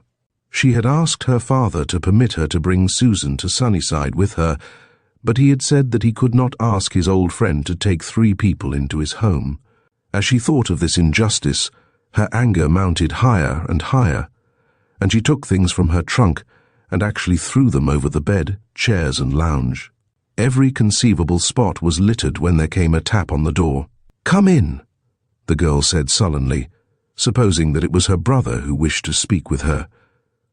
Instead, a smiling little old lady opened the door. "Why, Geraldine, child," she said kindly, "you are busy, aren't you? Unpacking and hanging things up is quite an undertaking, but I think folks like to do it themselves, then they know where things were put." The girl's face reddened in very evident displeasure. "Well, I don't like it," she said coldly, "and I don't see why I should have to. I've always had a maid to wait on me, and I've simply got to have one. Now that you've come, I suppose you'll make my bed and keep my room in order." The old lady had had a talk with the Colonel about this very matter, and he had definitely said that waiting on the girl was not one of her duties, explaining that Mr. Morrison had especially requested that she learn how to care for herself. Very quietly, Mrs. Gray replied, "No, little girl, that is not one of my duties." Then, as the front doorbell was ringing, the housekeeper went to answer it. Geraldine, standing among the confusion and litter, watched the retreat with flashing eyes. Little girl indeed. Our housekeeper always addressed me as Miss Geraldine. Country ways and country servants are certainly hard to understand. Her torrent of angry thoughts was interrupted by a sweet voice calling, "Geraldine, 2 girls are coming up to see you." Geraldine looked around the room wildly, but before she had time to decide what she could do to prevent the girls from entering, they were standing in the open door. "Oh, good morning, Miss Drexel and Miss Lee," the unwilling hostess exclaimed, with a quickly assumed graciousness which had been acquired at the young ladies' select seminary. "Wait until I remove a few dresses from the chairs, and I will ask you to be seated." Doris and Mary exchanged puzzled glances. They felt Geraldine's true attitude of mind, and the former said, "Oh, Miss Morrison, we really ought not to have made so early a morning call, but we have decided to go to the Drexel Lodge on Little Bear Lake tomorrow." and there are so many things to talk about. We did try to telephone, but the line is out of order. But first, do let us help you put away your things." To Geraldine's amazement, the two girls removed their wraps, laughing and chatting the while in a most social fashion. "I'm going to suggest that we drop formality," Mary said, "and call each other by our first names. And now, Geraldine, I just know that you are ever so tired with unpacking. So you sit here and tell us where you want these dresses hung, and presto, we'll have them up in a twinkling." "But I cannot permit you girls to wait upon me," the hostess protested. "Why not?" Doris inquired. "My mother says that the most beautiful thing that we can do is loving service for one another." "Oh, what a darling dress this is. It glows like jewels, doesn't it, Mary?" The city girl was rather pleased to be showing off her elaborate wardrobe to these village girls, who were evidently quite impressed. "Oh, that's just one of my party gowns," she said indifferently. "I have several." Then she confessed, "I honestly don't know how to go about hanging them up. I have just stepped out of my clothes and Susan, my maid, has put them away." "My, how I would hate to have anyone tagging me around all the time like that," Mary exclaimed, not any too tactfully. "It would get on my nerves." Geraldine drew herself up haughtily and bit her lip to keep from replying. Her two guests, with many exclamations of admiration for the dresses, hung them up in the long closet. And then, when that task was finished, Mary announced, "Now I will show you my latest accomplishment, of which I am real proud." Her chum laughed as she explained, "You see, Geraldine, my mother has a companion who is also a trained nurse, and last week she taught Mary how to make a bed in hospital fashion. And the next day when I went over to the Lees, Mary had made and unmade her bed 7 times trying to get it perfect. There's quite a knack to it," that maiden smilingly declared, as she stretched, smoothed and tucked in sheets and blankets. Then, as she stood back proudly and surveyed her accomplishment, she said, "Mother thinks my bed-making is a work of art." Geraldine wanted to say that she did not consider menial labor of any kind an art, but she refrained from making the comment. Mary sank down in an easy chair by the fireplace and looked around with a radiant smile. "Everything was cleared away like magic, wasn't it?" she said sociably. Then she added philosophically, "If one dreads a thing, that makes the doing of it doubly hard, but when one pretends that it is going to be great fun, it gets done much more quickly. Don't you think so, Geraldine?" Poor Geraldine's head was in a whirl. Somehow, she could not adjust herself to the view of things held by these country girls. The Colonel had told her that Mr. Lee was the wealthiest man in the countryside, and of course she knew the financial and social standing of the Drexel family. And yet these girls had been taught that it was a privilege to render loving service, and that bed-making was an art. "Now we must tell you all of our grand and glorious plans for tomorrow's lark," Doris began, as she drew her chair up cosily. Then they chattered about the sleigh ride and the skating party, and when at last the little clock on the mantel chimed the hour of 12, Mary sprang up and looked out of the window. "Here come the boys," she said. "I made them promise that they would call for us at noon. They've been down to the lake to clean off a space on the ice for our skating party." "I'm so glad, Geraldine, that you like to skate," Doris exclaimed as she slipped on her fur coat. "You'll want to wear your heaviest shoes and leggings on the sleigh ride party, and your oldest, warmest clothes. You won't need to bring anything toward the picnic part. You and Alfred are to be our guests of honor tomorrow. Goodbye." That night, the Colonel, finding Geraldine standing alone in front of the fireplace in the living room, slipped a fatherly arm about her, saying, "Little girl, I know how hard it is going to be for you to get used to our country ways, and I was just thinking that perhaps you would like to go to Dorchester with me tomorrow and spend the day with your friends." "Oh, but I couldn't, Uncle Colonel," was the unexpected reply brightly given. "The girls and boys of Sunnyside are giving a welcome party for Alfred and me. It's a sleigh ride out the lake road to the Drexel Lodge. Then there is to be skating, and a ride home in the moonlight. I never was so interested in anything before in all my life." "That's good news," the Colonel replied, deeply touched because the girl had, almost unconsciously, used the name which he had taught her when she was very small. "Well, some other time you may go with me to the city. I go there often to attend to business matters." That night, after the young people had retired to their rooms, The Colonel and Mrs. Gray exchanged confidences, and each felt hopeful that the unfortunate motherless girl was soon to have a change of heart. Chapter 11. A Rebellious Boy. The next morning, when Colonel Wainwright entered the cheery, sun-flooded breakfast room, he saw a slender girl standing by the window, looking out at the glistening white orchard. She turned with a truly radiant face. "Oh, Colonel," she exclaimed, "isn't this the most wonderful, sparkling day? I will have to confess that I have never seen anything so beautiful in the city, for there, even in the parks, the snow becomes sooty almost as soon as it has fallen." The elderly gentleman was indeed pleased, and he said heartily, "Well, little lady, I am glad that there is at least one thing that you like in our country village. Aha! Here is Alfred. Good morning, lad. I judge by your ruddy face that you have already been out of doors." "Indeed I have," the boy replied as they took their places at the table. "I saw a chap shoveling, and so I went out to help him. Who is he, Colonel?" "Sort of a surly boy, I thought. He only grunted when I asked if he didn't think the snow was great." "He is Danny O'Neill," the old gentleman replied. "His father is a tenant on one of my farms, and he has had a great deal of trouble with the boy, he tells me. Danny is 17, and has sort of taken the bit in his mouth. He doesn't want to go to school nor help his father on the farm. Mr. O'Neill came to me yesterday and asked my advice about sending Danny to a reform school. I advised him not to do so unless he feared the boy might do something really criminal. Then I suggested that he send the lad over here to take the place of my man Patrick, who has gone to Ireland to visit his old parents. I thought perhaps if Danny were earning good wages, that might straighten him out. I wish you would talk with him, Alfred. I'm sure it would do him good." "I will, sir," the boy replied. "There must be some reason that doesn't show on the surface for Danny O'Neill's rebelliousness. Perhaps his father doesn't understand him." Mrs. Gray smiled over the silver coffee urn at the boy and nodded encouragement. "That often leads to a lot of trouble and unhappiness, as I have reason to know," she replied. An hour later, true to his promise, Alfred tried to make friends with Danny O'Neill.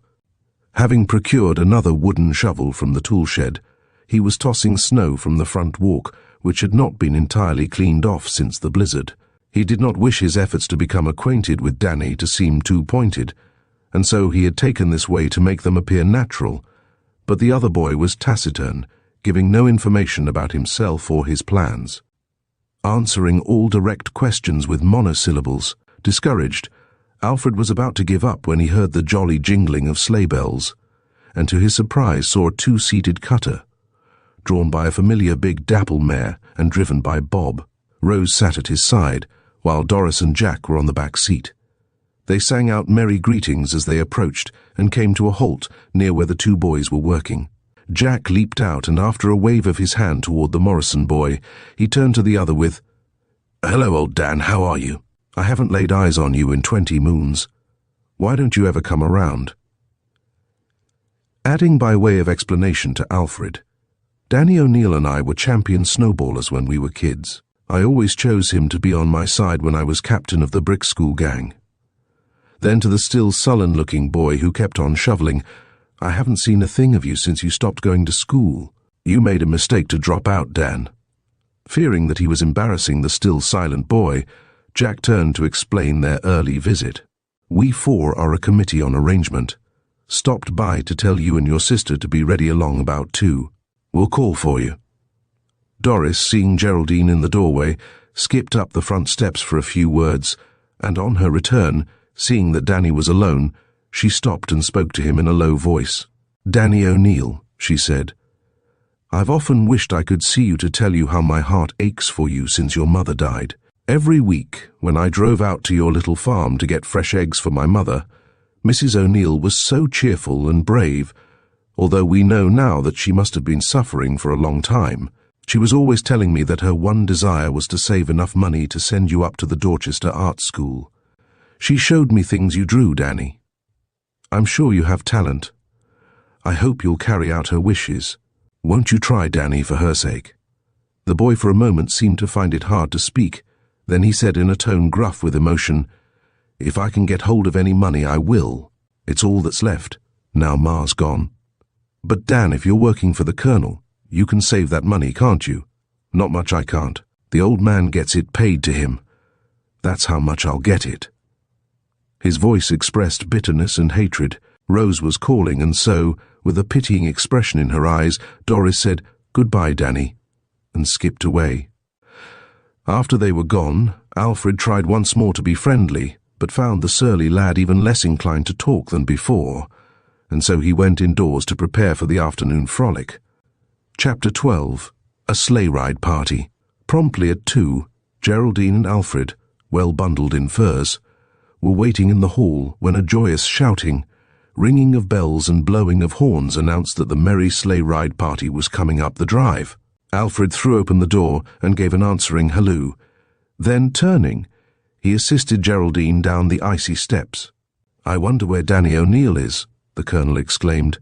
"I told him to put ashes on the icy places, but he has not done so."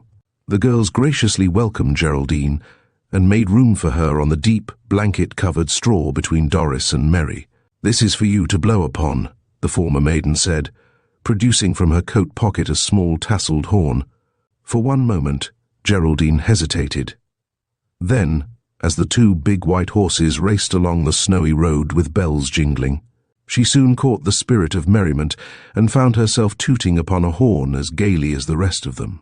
Never before had she had such a jolly time, and she was actually feeling a bit sorry for the city girls who had never been on a straw ride. The sun was bright, and long before they reached their destination they could see the ice glistening on Little Bear Lake. As they drew up at the inn, to rest the horses a moment before turning up the seldom-travelled East Lake Road, Mr. Wiggin, who lived in that lonely spot all the year round with only now and then an occasional guest for a weekend, came out to greet them. Usually his face beamed when he saw these young people, but today he looked greatly troubled. "What's up, Mr. Wiggin?" Bob drew rein to inquire. "You look as though you'd seen a ghost." "Well, I came out to warn you young people you'd better turn back. Old man Bartlett, who lives a mile up the wood road, was robbed an hour ago. He'd been to town to get $500 he had in the bank, got a queer notion that the bank was going to pieces. He had the money in an old bag. Someone must have seen him getting it out of the bank and followed him. Anyway, when he reached the wood road, he was held up and robbed. Well, with all the unbroken snow there is about here, it will be easy enough to catch the thief," Bob said. "You're wrong there," Mr. Wiggin replied. "Several teams have been along the lake road since the blizzard, and he could walk in the ruts." "Was poor old Mr. Bartlett hurt?" Gertrude asked anxiously. "No, not at all. He was blindfolded and tied to a tree, but he worked himself loose before long, but the robber was gone. The old man came right down here, and we telephoned to the sheriff. He and his men will be along most any minute now. There may be some shooting, and so I'd advise you boys to take the girls right back to town." Jack looked anxiously at Mary, who was vigorously shaking her head. "We aren't afraid, are we, girls?" "Not with all these boys along to protect us," Peg declared. Then Doris explained, "We're only going as far as our cabin. Mr. Wiggin, that's not more than a mile from here. We'll be all right." "That crook is probably headed for Dorchester by this time," one of the boys put in. "We don't want to miss our fun for him." The innkeeper watched the sleigh load of young people until they had disappeared over a rise on the East Lake Road. Then he shook his head solemnly, and having entered the inn, he said to his wife, "That's what I call a foolhardy risk. It might be all right for the young fellows if they were alone, but to take a parcel of girls into nobody knows what, I call it downright foolishness and maybe worse. Why, if they cornered that highwayman, he would shoot, of course, and there's no telling who he would hit. Well, not being their guardeen, I couldn't prevent their going, and so they'll have to take their chance." Meanwhile, the 2 big white horses were slowly ploughing their way along the east side of the lake. In some spots the road was quite bare where the wind had swept across the fields, but in other places the horses floundered through deep snowdrifts. The road, which led close to the lake, was hilly and winding, and as it neared the cabin, it entered a dense wood of snow-covered pines. "Girls, why don't you blow on your horns?" Bob called as he looked back. "There's nothing to be afraid of. That highwayman would make straight for Dorchester, where he could lose himself in the crowd." Suddenly Mary called out excitedly, "Bob, stop a minute. Look there." That highwayman must have been riding on a horse. If he was, this is where he turned and cut through the pine woods to the old Dorchester Road. Jack and several other boys leaped over the side of the sleigh and followed the tracks for some distance through the woods where there was little snow on the ground. "Say, boys, I believe Mary's got the right idea," Jack said as he climbed back to his former place next to Geraldine. "Glad we saw those tracks," Alfred put in. "Now we know for sure that the highwayman won't be lurking around the Drexel cabin. Sure thing. Let's proceed to forget about him and have a good time," Bob called in his cheerful way. "Blow on your horns, girls. Make this silent pine wood ring. Oh, hoo! Isn't it silent, though, and dark, too? Hurry up, Bob. We'll blow hard enough when we get out into the sunshine," Betty Bird said as she huddled close to Mary. Peggy took occasion to say to Doris in a low aside that the boys of the CDC probably thought they now had a mystery to solve, but they wanted the girls to think that they weren't interested. "That's what I thought," was the whispered reply. "Wouldn't it be great if we solved the mystery first?" "Say, cut out the secret stuff," one boy across from them called. Then, taking his companion's horn, he blew a merry blast. The others did likewise, and so noisily they emerged into the sunshine.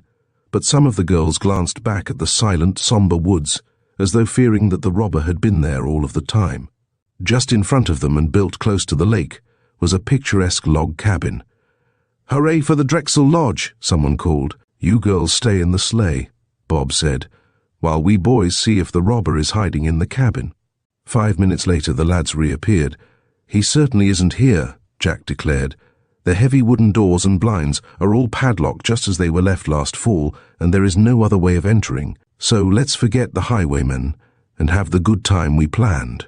"Jack is right," Bertha said as she leaped from the sleigh. "Doris, you have the key. Let's open the doors while the boys get wood from the shed. Isn't the ice just great? I can hardly wait to get my skates on, can you, Geraldine?" The young people were convinced that the highwayman was not in their neighborhood, and, with fear gone, they resumed their merrymaking. The blinds were opened, letting in a flood of sunlight. A big dry log was soon burning on the wide hearth, and a fire was started in the kitchen stove. "Now, girls," Doris announced, "I want you all to go skating with the boys while I prepare our supper." "Why, won't you be afraid to stay here alone?" Betty Bird, the timorous, inquired. "I wouldn't do it for worlds." "No, I'm not afraid," Doris replied. "The house was locked, so why should I be?" "Sure thing, you're safe enough," Bob declared. "But if you do get frightened, blow on your horn." 10 minutes later, Doris was alone, or at least she thought she was alone in the log cabin. Chapter 13. A Bag of Gold. Doris sang softly to herself as she busily unpacked the lunch baskets and spread the long table in the living room. The tea kettle was soon humming on the stove, and bacon was sizzling in the frying pan. "We'll have an early supper," she was thinking, "and I'm going to suggest that we start home early too. Our parents will have heard about the hold-up, and they'll be terribly worried. I do hope Mother, ill as she is, won't hear of it, but of course she won't. That's the advantage of having a trained nurse with her all the time." Then she glanced at her skates lying near the door. "I suppose they're disappointed not to get out on the ice." "Well, so am I, but my ankle doesn't feel as strong as I had hoped it would. I turned it a little getting into the sleigh, and I don't want to sprain it again as I did last winter." She opened a box which Bertha had brought. "Yum, yum," she said aloud. "What delicious tarts." Then she counted them, 2 apiece. "I'm glad they're big ones." Carrying them into the living room, she placed them around on the long table. Then, stopping to sniff, she darted back into the kitchen to turn the strips of sizzling bacon. A few minutes later, she returned to the living room with a huge plate of sandwiches. Suddenly, she stood still and stared at the door of a small closet. She thought she had seen it move just ever so slightly. She knew that it had been locked, for Bob tried it just before he went out to skate. The crack widened, and Doris saw eyes peering out at her. Wildly, she screamed, but the windows were closed and no one heard. She started to run, when a familiar voice called, "Doris, don't be frightened. I won't hurt you. It's Danny O'Neill." The girl turned in amazement toward the boy to whom she had been talking not 6 hours before. "Danny," the girl gasped. "What are you doing here?" The boy looked around wildly. I was the one who robbed old Mr. Bartlett," he said rapidly. "I didn't set out to do it, Doris. Honest, I didn't. I was just running away from home. Pa has been so hard on me ever since Ma died, and so I thought I'd clear out of it all, but I didn't have any money. And then this morning, when you told me how Ma wanted me to get money and go to art school, well, I don't know, Doris, what did happen to my brain, but I was just crazy mad to get money and get away from that man who calls himself my father. After you left, I started walking to town. I didn't even know I was doing it till I got to the bank. Then I saw old man Bartlett stuffing all that money in his handbag, and I followed him, hiding behind trees, till he got to the wood road. Then I don't know what I did. Knocked him over, I guess. There was a long rope, one end tied to a tree, and I wound it about him. Then I took his bag and ran. But how did you get in here, Danny? The doors and windows were all locked and we didn't see any tracks. I know. I stepped on the places where the snow was blown away, and I climbed to the roof and came down the chimney. Then I went in that closet and locked the door on the inside. But Doris, I don't want the money. All these long hours there in the dark, I've been seeing Mom's face looking at me so reproachful, and she kept saying, "Danny boy, you promised me you'd go straight." If she'd a lived, Doris, I'd have been different, but 'tisn't home without her. The lad drew his coat sleeve over his eyes. Then he said gloomily, "The sheriff will be hunting for me, and they'll put me in jail, but anyhow, here's the money. Take it back to old man Bartlett, and tell him I didn't really mean to rob him. I did it just sudden-like, without thinking." There were tears in the eyes of the girl, and she held out her hand. "Danny," she said, "I know how lonely you've been without your mother, and I'll help you. Quick, hide. Someone is coming." Danny darted back and locked himself in the closet. Doris hid the bag of gold and hurried toward the front door. Someone was pounding, and she was sure it was the sheriff. When Doris opened the heavy wooden door, she found that her surmise had been correct. Mr. Ross, the sheriff, stood without, and waiting near were several other men on horseback. "Oh, Miss Drexel, it's you, is it?" The sheriff was evidently much surprised. "We saw smoke coming from the chimney, and believed that we had cornered our highwayman. Thought he might be hiding here. Of course, it would be a daring thing to make a fire in a deserted cabin, but these criminals are a bold, hardened lot. Who else is with you, Miss Drexel? I guess I'll step inside if you don't mind. No use holding the door open and letting the heat all out." The sheriff entered and closed the door. Then he went to the fireplace and held his hands over the blaze. Doris's heart was filled with a new fear. What if Danny should make a sound of some sort and betray his hiding place? Hurriedly she said, "All of our crowd is here, Mr. Ross. There are 7 boys and as many girls, but the rest of them are out on the ice skating. I remained in the cabin to prepare our supper." The sheriff straightened and leaned his back against the closet door as he said, "Miss Drexel, because of this robbery, I feel it my duty to tell you and your friends that you would better return to town as soon as you have had your lunch. It gets dark early these wintry days, and there's no telling what might happen." "Thank you, Mr. Ross." Doris said, "I will tell the boys when they come in." When the sheriff was gone, the girl closed and bolted the front door. Then she tapped on the closet, saying softly, "Come out, Danny. I have a plan to suggest. Bob and the rest of them may be in at any minute." Then, when the lad appeared, she added, "I want you to take my skates, fling them over your shoulder, and go boldly out of the front door and up the lake road. Anyone, seeing you leave here, will think you are one of our party. Whistle and stride along as though you were out for fun. Half a mile above, as you know, the lake is narrow. Skate across and go back to your work at Colonel Wainwright's. But before you go, Danny, promise me that from now on you'll be the kind of a boy your mother wanted you to be." The lad held out his hand, and with tears falling unheeded, he said huskily, "I give you my word, Doris. You've been my good angel and saved me from nobody knows what." Then he shouldered the skates and started down the snowy road with long strides, whistling fearlessly. A load had been lifted from his heart, and he was sure that his mother had forgiven him. Doris watched him until he disappeared beyond a bend in the road, and then she breathed a sigh of relief. She heard a stamping without, and the laughing young people swarmed into the kitchen. "Oh, Doris, who was the chap that just went by?" Bob called, but before the girl could reply, something else happened to attract their attention. Bertha in the kitchen was crying in dismay. "Where is the cook? What has she been doing? We'll have to discharge her. I'm thinking. The bacon is burned to a cinder." Doris, thankful indeed for this timely interruption, ran into the kitchen and declared remorsefully, "Oh, isn't that too bad, and I suppose you are all hungry as bears, but luckily I brought an extra supply. Throw that out, Bertha, please, and I'll get some more." Then, as she searched in her basket, she added hurriedly, "I suppose I left it burn while the sheriff was here." "The sheriff?" was the surprised chorus. "Why, what did he want?" Jack asked. "He didn't suppose that we had the highwayman here as one of our guests, did he?" Doris purposely did not look at any of them as she put the strips of bacon into the pan which Bertha had prepared. "Oh, Sheriff Ross and his men were just passing by," she said with an effort at indifference, "and so he thought he would stop and ask us if we had any idea where the bold robber might be." "He is wasting his time," Bob declared. "I am positive that Dorchester holds his man by this time." Peggy and Dick Jensen entered the kitchen at this moment, and the girl exclaimed, "Oh, Doris, I've had bad luck. I broke one of my straps. But since you aren't going to skate today, may I take one of yours?" What could Doris say? How could she explain the absence of her skates?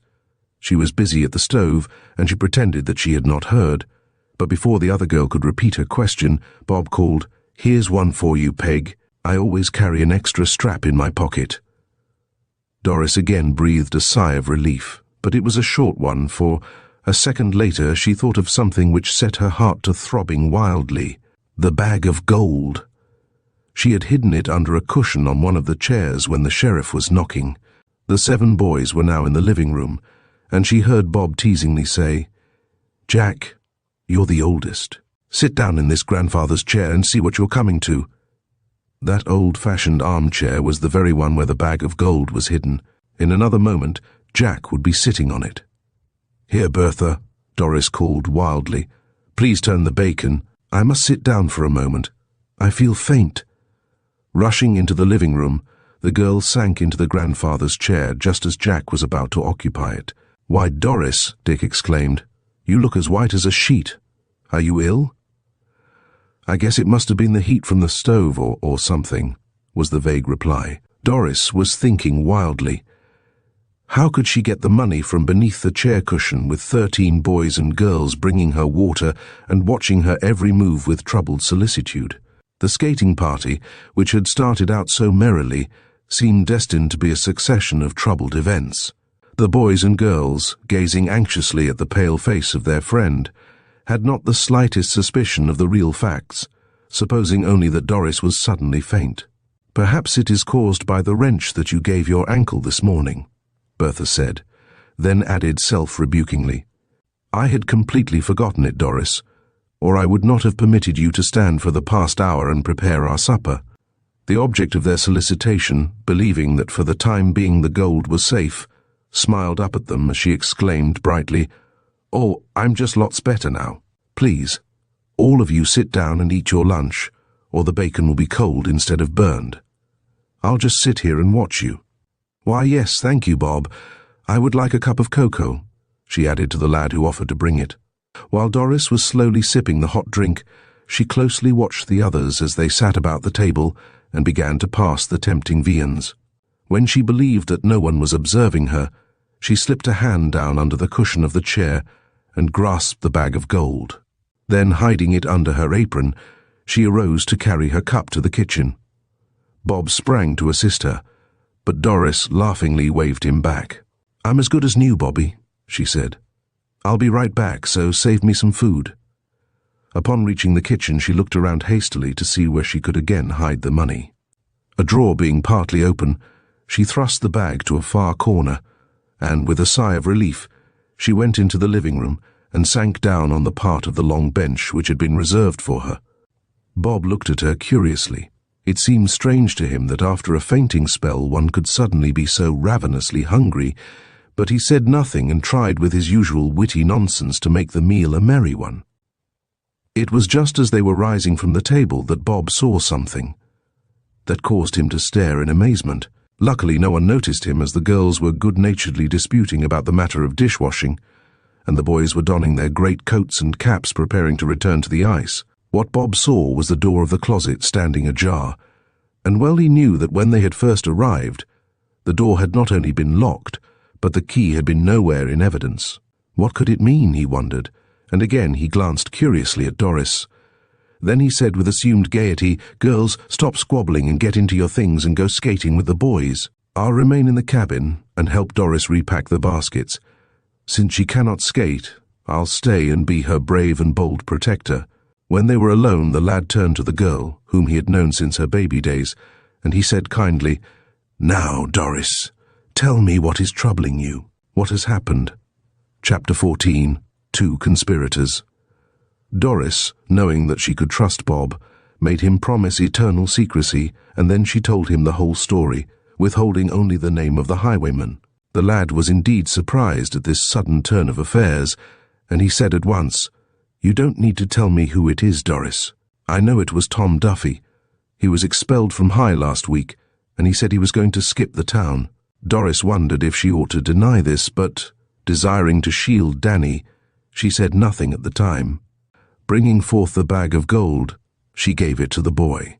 He concealed it in the deep pocket of his heavy overcoat. Then he said, "Now, Doris, you just leave it to me. I'll find some way to return this to the old man tonight, so that he may be relieved of his worrying. I'll wait for a hunch."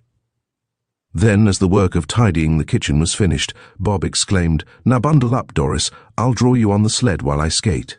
We can't let you miss all of the fun." They were greeted with jolly shouts when they appeared, and Dick Jensen slid up to them, stopping only to do a double figure eight, in which accomplishment he excelled. Then, taking the rope of the sled from Bob's warmly gloved hand, he said, "I'll be Doris's pony. I'm sure she would rather have me, and if I'm not mistaken, you'll find Rose waiting for you beyond the point." Bob's face lighted. It was understood among these young people that someday, when they were older, Rose and Bob would be engaged, and since it was the only real romance in their midst, they all took a delighted interest in it. For an hour the gleaming ice was the picture of a merry midwinter frolic, but as soon as the sun began rapidly to descend to the horizon, Bob took Rose's horn and blew thereon a long, clear blast, while the maiden at his side, with cheeks as glowing as her ruddy-named flower, beckoned the skaters shoreward. "Time to be going," Bob called as they flocked in. "The sky's so cloudy the moon won't be able to light us home, so we'll try to make it before dark." Half an hour later the cabin had been securely locked, the sleigh filled with merrymakers, and the horses eager to be away after their long rest in the shelter of a shed. It was nearly dark when the inn was reached. Mr. Wiggin appeared in the door to exclaim, "Well, I'm mighty glad to see you young folks headed for town. My wife's been worrying the whole afternoon, knowing that highwayman was still at large." The sheriff and his men found some tracks just back of the inn leading toward the pine wood. Mary put in excitedly, "Oh, Mr. Wiggin, if that robber was riding a horse, we know where he turned toward the old Dorchester road." But the innkeeper shook his head. "No, he was afoot," old man Bartlett said. "Hal Spinney from the milk farm went by a spell earlier on horseback." "How is Mr. Bartlett now?" Gertrude asked solicitously. "Well, he's pretty much all in," Mr. Wiggin replied sympathetically. Then, jerking his thumb over his shoulder, he said in a low voice, as though not wishing to be heard, "My wife wouldn't hear to his going back to his shack up in the woods, so she's got him in there by the fire. He's pretty hard hit, as you can guess, that $500 being his lifetime savings." Bob was thinking hard. Now was the time to give the money back to old man Bartlett. But he had promised Doris that he would not tell how she had procured it. He thought it queer that the girl should care to protect that ne'er-do-well of a Tom Duffy. Nevertheless, he had given his word and would keep it. Jack was driving and was about to start the horses when Bob called, "Wait a minute, Jack, will you? I'd like to take a look at those tracks." "Mr. Wiggin, I'm a shark at recognizing shoe prints. I wish you'd show them to me." The girls, who were not in the secret, smiled at each other knowingly. This carried out their theory that the members of the CDC were trying to solve the mystery of the highwayman. "Sure thing. "I'll show them to you," the garrulous innkeeper replied. "Wait till I get a lantern, dark settling down fast." A couple of the other boys climbed out of the sleigh, idly curious, and accompanied Bob and Mr. Wiggin, who had reappeared with a lighted lantern. Doris clenched her hands together nervously under the buffalo rope. That Bob had his hunch, she was sure, but what he was about to do, she could not guess. 5 minutes passed, and 10. Then the boys returned greatly excited. They were all talking at once. "What happened?" Mary called out. "Happened?" Dick Jensen exclaimed. "The money's been found. Mr. Wiggin stumbled right over that bag of gold. The robber must have been frightened and dropped it in the snow close to his tracks. Every cent of it was there." "Oh, thank goodness," Gertrude exclaimed. "Now the old man can stop worrying." Mr. Wiggin held the lantern up, his round face glowing. "It sure was a lucky thing that Bob here wanted to look at those tracks," he said. "No telling but what that robber might have come back in the night, knowing where he had dropped it. Do hurry in, Mr. Wiggin, and give it to old Mr. Bartlett," Doris begged, and if there was an unusual tenseness in her voice, none of the others noticed it. Bob glanced meaningly in her direction as he sat beside his Rose, and Doris, who had been silent before that, suddenly became the life of the party. "Oh, boys, please change your minds about taking us right home," she pleaded. "We girls want to turn up the wood road just a little distance." "Why, Doris Drexel," Betty Bird cried in evident alarm. "What a wild suggestion. Why in the world should we want to go up the very road where the robbery took place?" "That's what I'd like to know," Bertha began. Then she remembered that Doris's suggestion was merely the carrying out of their plan to try to discover if the boys of the CDC held their secret meetings in the old Wellesley haunted house. If the boys were willing to take the girls through the old ruin, it would mean that it was not their meeting place. "Oh, yes, do, let's go," Bertha then seconded. "All right," Jack sang out willingly. "I'll have to back up a little. We've passed the wood road." "Oh, girls," Mary gave Doris and Bertha a wink of understanding. "Let's go there some other time. I think we've given our guests of honor enough thrills for tonight." To which Geraldine heartily agreed, and so the horses were turned out upon the highway. When the girls had been left at their homes, the boys laughed and shouted, as though at a good joke. The girls would indeed have been mystified if they had heard them. Chapter 15.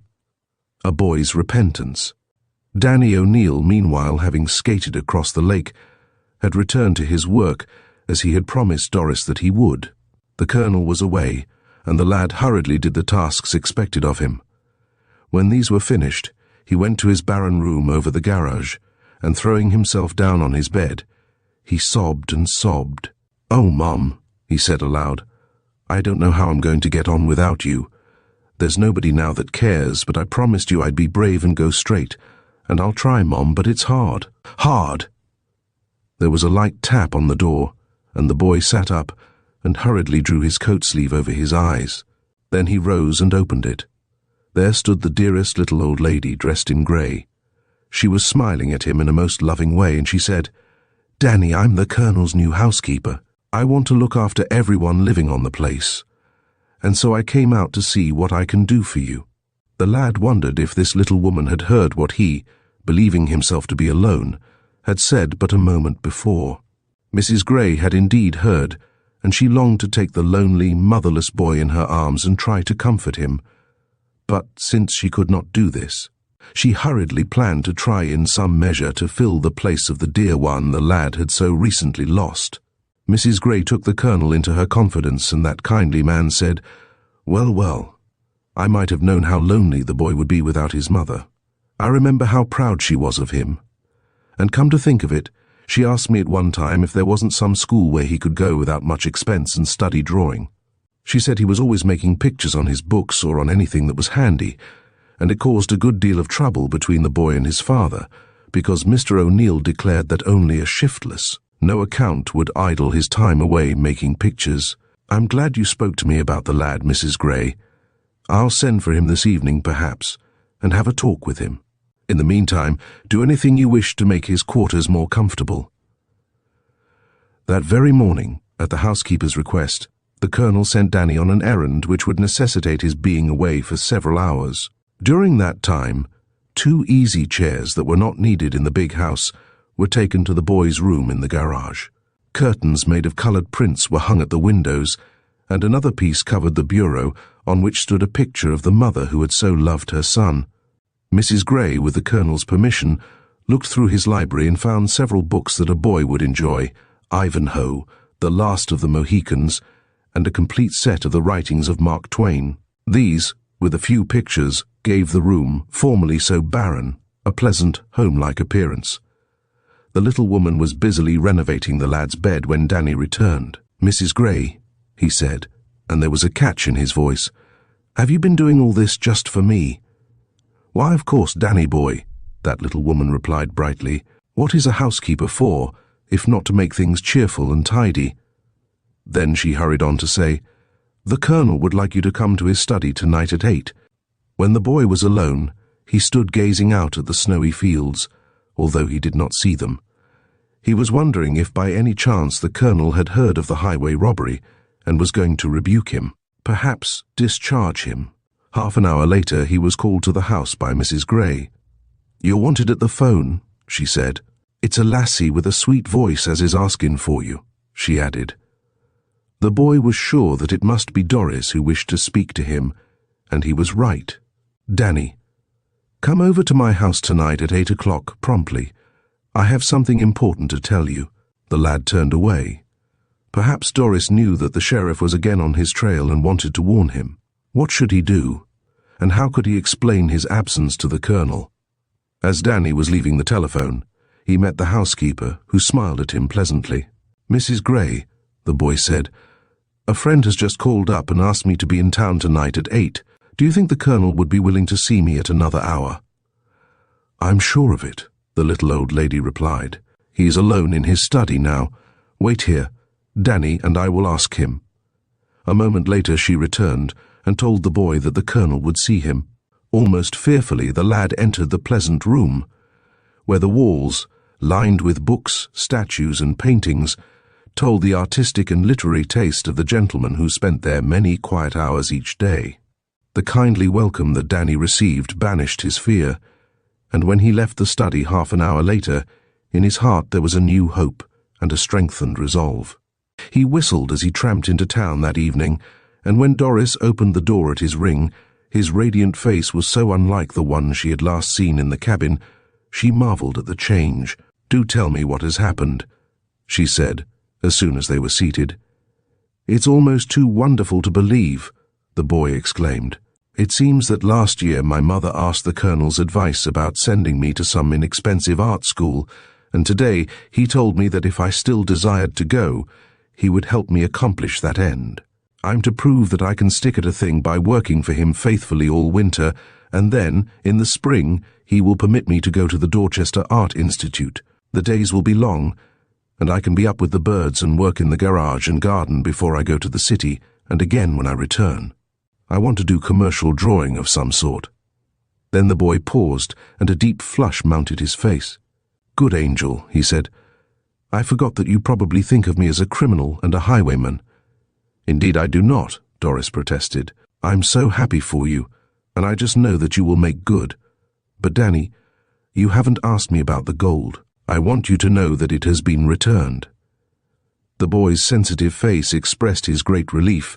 Then, unexpectedly, tears brimmed his eyes. "Doris," he said, "the rest of my life will not be long enough to atone for that terrible wrong. I hope I may be able to do a real service for that old man some day." "I know you will, Danny." The girl put her hand lightly on his arm. "Now, I want you to promise me that we will never again mention or even think of what happened. Promise me, Danny." Before the boy could reply, the doorbell had pealed and laughing voices were heard without. The lad rose at once. "Danny, don't go," Doris urged. "Geraldine and Alfred and some of the others are out there, and they would be glad to meet you." The brightness left the boy's face, and he said bitterly, "You are wrong, good angel. Geraldine Morrison has never spoken a pleasant word to me. You must remember, I am only their gardener."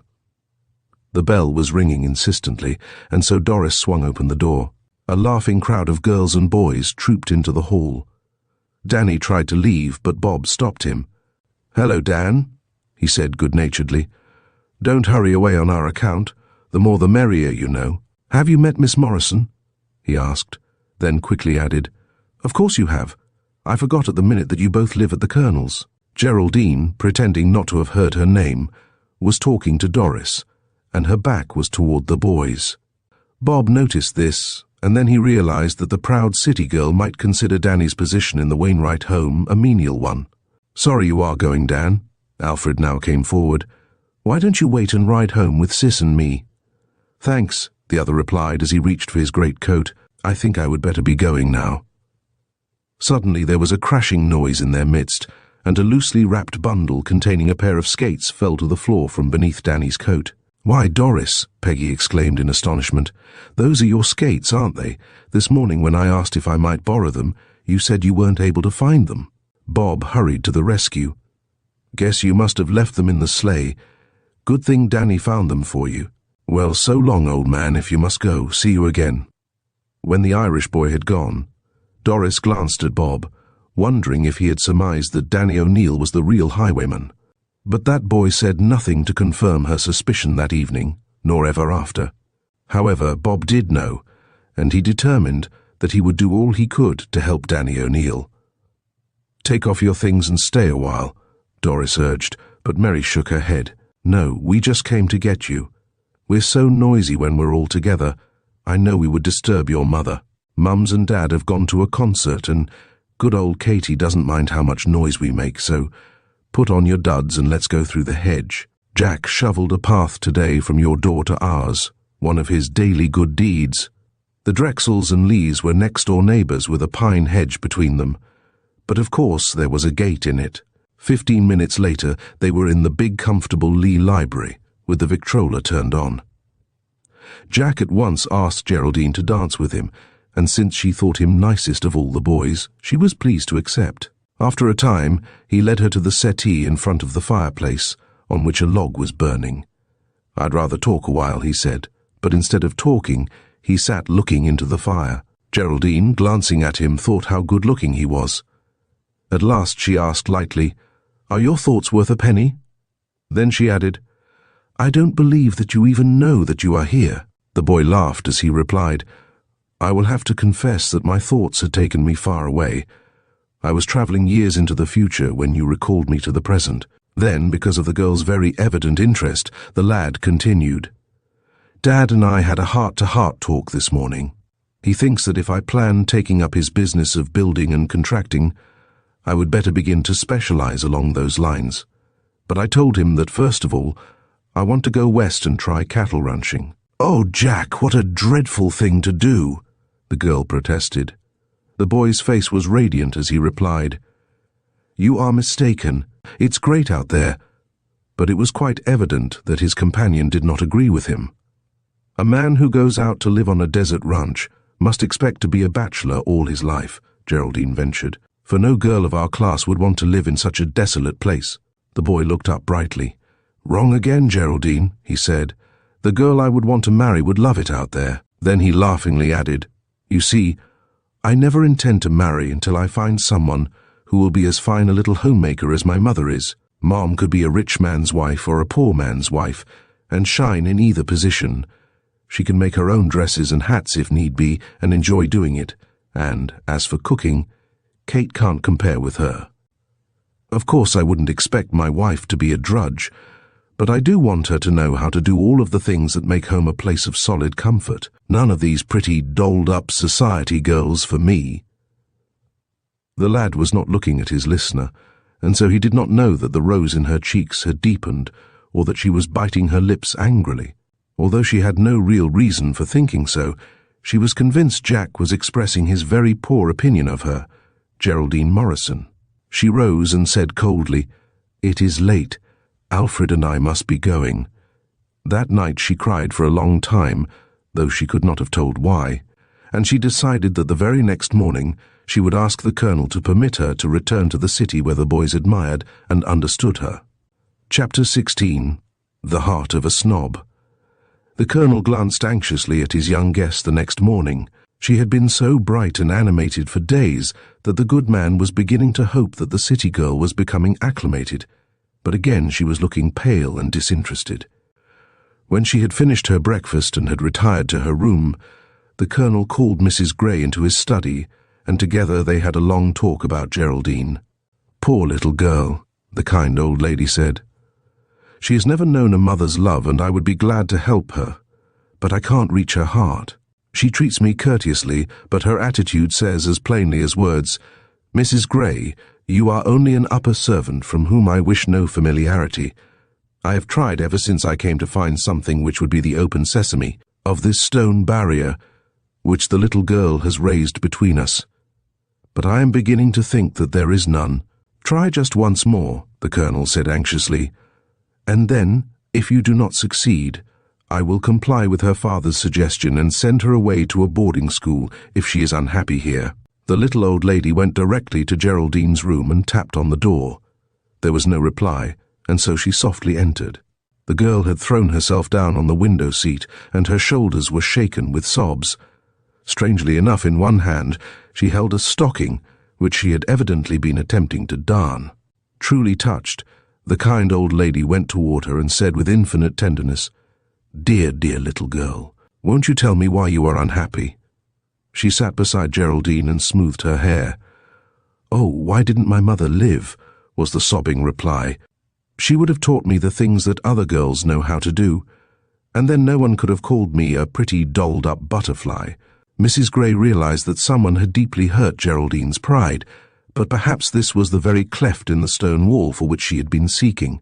"Little girl," she said kindly, "you cannot know how my heart has yearned through the years, first for a daughter of my own, and then for a granddaughter to whom I might teach the things that would help her to become a truly womanly woman. It would mean so much to me, Geraldine. It would give me so much happiness if you would let me just pretend that you are that little girl." The wondering lassie sat up, her beautiful violet eyes brimming with unshed tears. There were also tears in the eyes of the old lady, and, perhaps, for the first time in her 16 years, the girl felt a rush of sympathy in her heart for someone not herself. "You too are lonely, Mrs. Gray?" she asked. Then she added sorrowfully, "I guess I never really knew what I had missed until I heard the boys and girls here telling about their wonderful mothers. Father has often told me that my mother was wonderful too. She would have taught me to sew and make my own dresses and hats and to cook, if that is what a girl should know." The housekeeper marveled. This was not the Geraldine of yesterday. What had happened? Mrs. Gray could not know, but what she did know was that it was a moment to seize upon, and this she did. "Geraldine," she said, "let me teach you these things." "Oh, will you?" was the eager reply. "How long will it take me to learn, do you think? May I begin a dress today?" Mrs. Gray laughed, and stooping, she kissed the girl's wet cheek. Then she said, "Get on your coat, dearie, and we will go into town and buy the material." This was the beginning of happy days for these two. A week later, Geraldine stood in front of the long mirror in her sun-flooded room, gazing with shining eyes at her own graceful self, clothed, for the very first time, in a garment of her own making. She had begged Mrs. Gray to permit her to put in every stitch, so that she might truthfully say that she made it all herself. To whom she wished to say this, the little old lady could not surmise. "Isn't it the prettiest color, Mrs. Gray?" Geraldine asked for the 20th time as she looked at the clinging folds of soft blue cashmere. "It is indeed, dearie," the housekeeper replied, "and it's the blue that makes your eyes look like two lovely violets." The girl's gaze wandered to the reflection of her face, and she smiled. "Daddy says that my eyes are just like Mother's. I'm so glad." Then she added happily, "It's all done, isn't it, Mrs. Gray, except a collar, and we haven't decided how to make that yet, have we? Oh, there's the telephone. I wonder who it is." Skipping to the little table near her bed, she lifted the receiver and called, "Good morning." Mary's voice said, "Geraldine, we want you to come over this afternoon." "I'll be there," the seamstress replied, and then whirling around she exclaimed, "It was Mary Lee. She wants me to be at her house about 3. How I wish I could wear my new dress." "Why, so you can, dearie. I'll cut out a deep muslin collar, and you can sew tiny ruffles around the edge, and the dress will be complete long before that hour." In the early afternoon, all alone, Geraldine tramped down the snowy road, and her heart was singing. She could not understand why she felt so happy. The girls were gathered in the cheerful library of the Lee home when Geraldine entered. They welcomed her gladly, and when her wraps were removed, Mary, in little girl fashion, exclaimed, "Oh, do look, everybody! Isn't that the sweetest new dress Geraldine has on?" The wearer of the dress, with flushed cheeks and glowing eyes, turned around that the girls might all examine her gown, and then, unable longer to keep her wonderful secret, she exclaimed, "You'll never believe it, but it's honestly true. I made every stitch of this dress myself. Of course, Mrs. Gray cut it out and showed me how, but truly I made it, and I never enjoyed doing anything more in my whole life." Then it was that Geraldine chanced to glance at the open door of the music room, and the rose in her cheeks deepened, for Jack, with book in hand, was standing there. Luckily, he had completely forgotten the conversation of the week before, and so he did not even dream that his theories had been the incentive for Geraldine's experiments in dressmaking. "Jack," his sister called, "isn't this a pretty dress? Geraldine made it all herself." "It surely is," the lad replied as he entered the room. "It's the color I like best." Then, as Mary and Doris served hot chocolate and cookies, the lad sat on the window seat beside Geraldine and talked about his favorite subject, cattle raising in Arizona. An hour later, when the girls were about to depart, he reappeared to announce that he would take them all home in his father's big sleigh, if they did not mind being crowded. It was with a happy heart that Geraldine noticed that one by one Jack left the town girls at their homes and then went round the longest way to the Wainwright place. Chapter 17. First day in a new school. It had been decided between Mr. Morrison and the Colonel, who had been corresponding about the matter, not to start Geraldine in the Sunnyside Seminary until she appeared to be quite contented to stay in the village.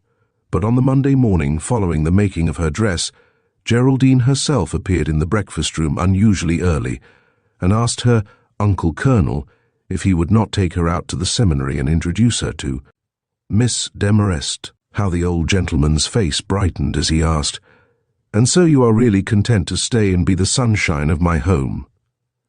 Impulsively the girl kissed his cheek. "I'm glad you want me," she said sincerely, "and I'll try to be sunny." Then, as Mrs. Gray had entered the room with a cheery good morning, the Colonel shared the good news. There was a mistiness in the grey eyes of the little old lady, and a song of thanksgiving in her heart. Geraldine, to prove to them that her heart was changed, went over and kissed Mrs. Gray also as she said, "My dear little make-believe grandmother is helping me to see things in a different light, more as I would have seen them if Mother had lived." Then into the room came Alfred, and the good news was told to him. "That's great," he exclaimed. "Dad will be so pleased. He certainly has a soft spot in his big heart for this little old town. Say, Mrs. Gray, do you mind if I eat in a rush? I'm afraid I'll be late for the students' special if I don't hurry." Alfred and Jack went every morning to the prep school in Dorchester. During the sleigh ride to the seminary, Geraldine chatted happily about how surprised the girls would be to see her there. She had purposely timed their going, when classes would be occupied, that she might surprise them at the recess of which they had told her. And that is just what happened. After making arrangements with Miss Demarest for his ward to complete the winter term at the seminary, the Colonel departed, promising to return at the closing hour. But Geraldine said that she would like to walk to town with the other girls, and that she would wait at Mary Lee's house until Jack and Alfred returned from Dorchester. Then she and her brother could return together. The Colonel noticed a slight flushing of her pretty face as she made the suggestion, and he wondered about it as he drove home through the crisp, sunlit morning. After planning with Miss Demarest about the classes she would enter, Geraldine was told that she might wait in the library, where a cheerful fire was burning in the hearth, and that, after the mid-morning recreation, she might accompany her friends to Miss Preen's English class. As Geraldine sat in the big comfortable chair in front of the fire, she had time to think how very different her stay in Sunnyside was turning out from what she had expected, how she had dreaded it, and how selfish and stubborn she had been. It was a wonder that the Colonel had even wanted her to stay, and how could that dear Mrs. Gray be so nice to her when she had snubbed her so rudely? Even the girls had been generous to overlook her snobbishness when they came to call upon her. She actually laughed aloud when she thought of the prank they had played upon her. Then she curled up in the chair and tried to hide, for the gong was announcing recess. A moment later, merry laughter was heard as doors up and down the long corridor opened, and the day pupils and boarding pupils emerged from their classes. Geraldine was wondering where her group of friends would go.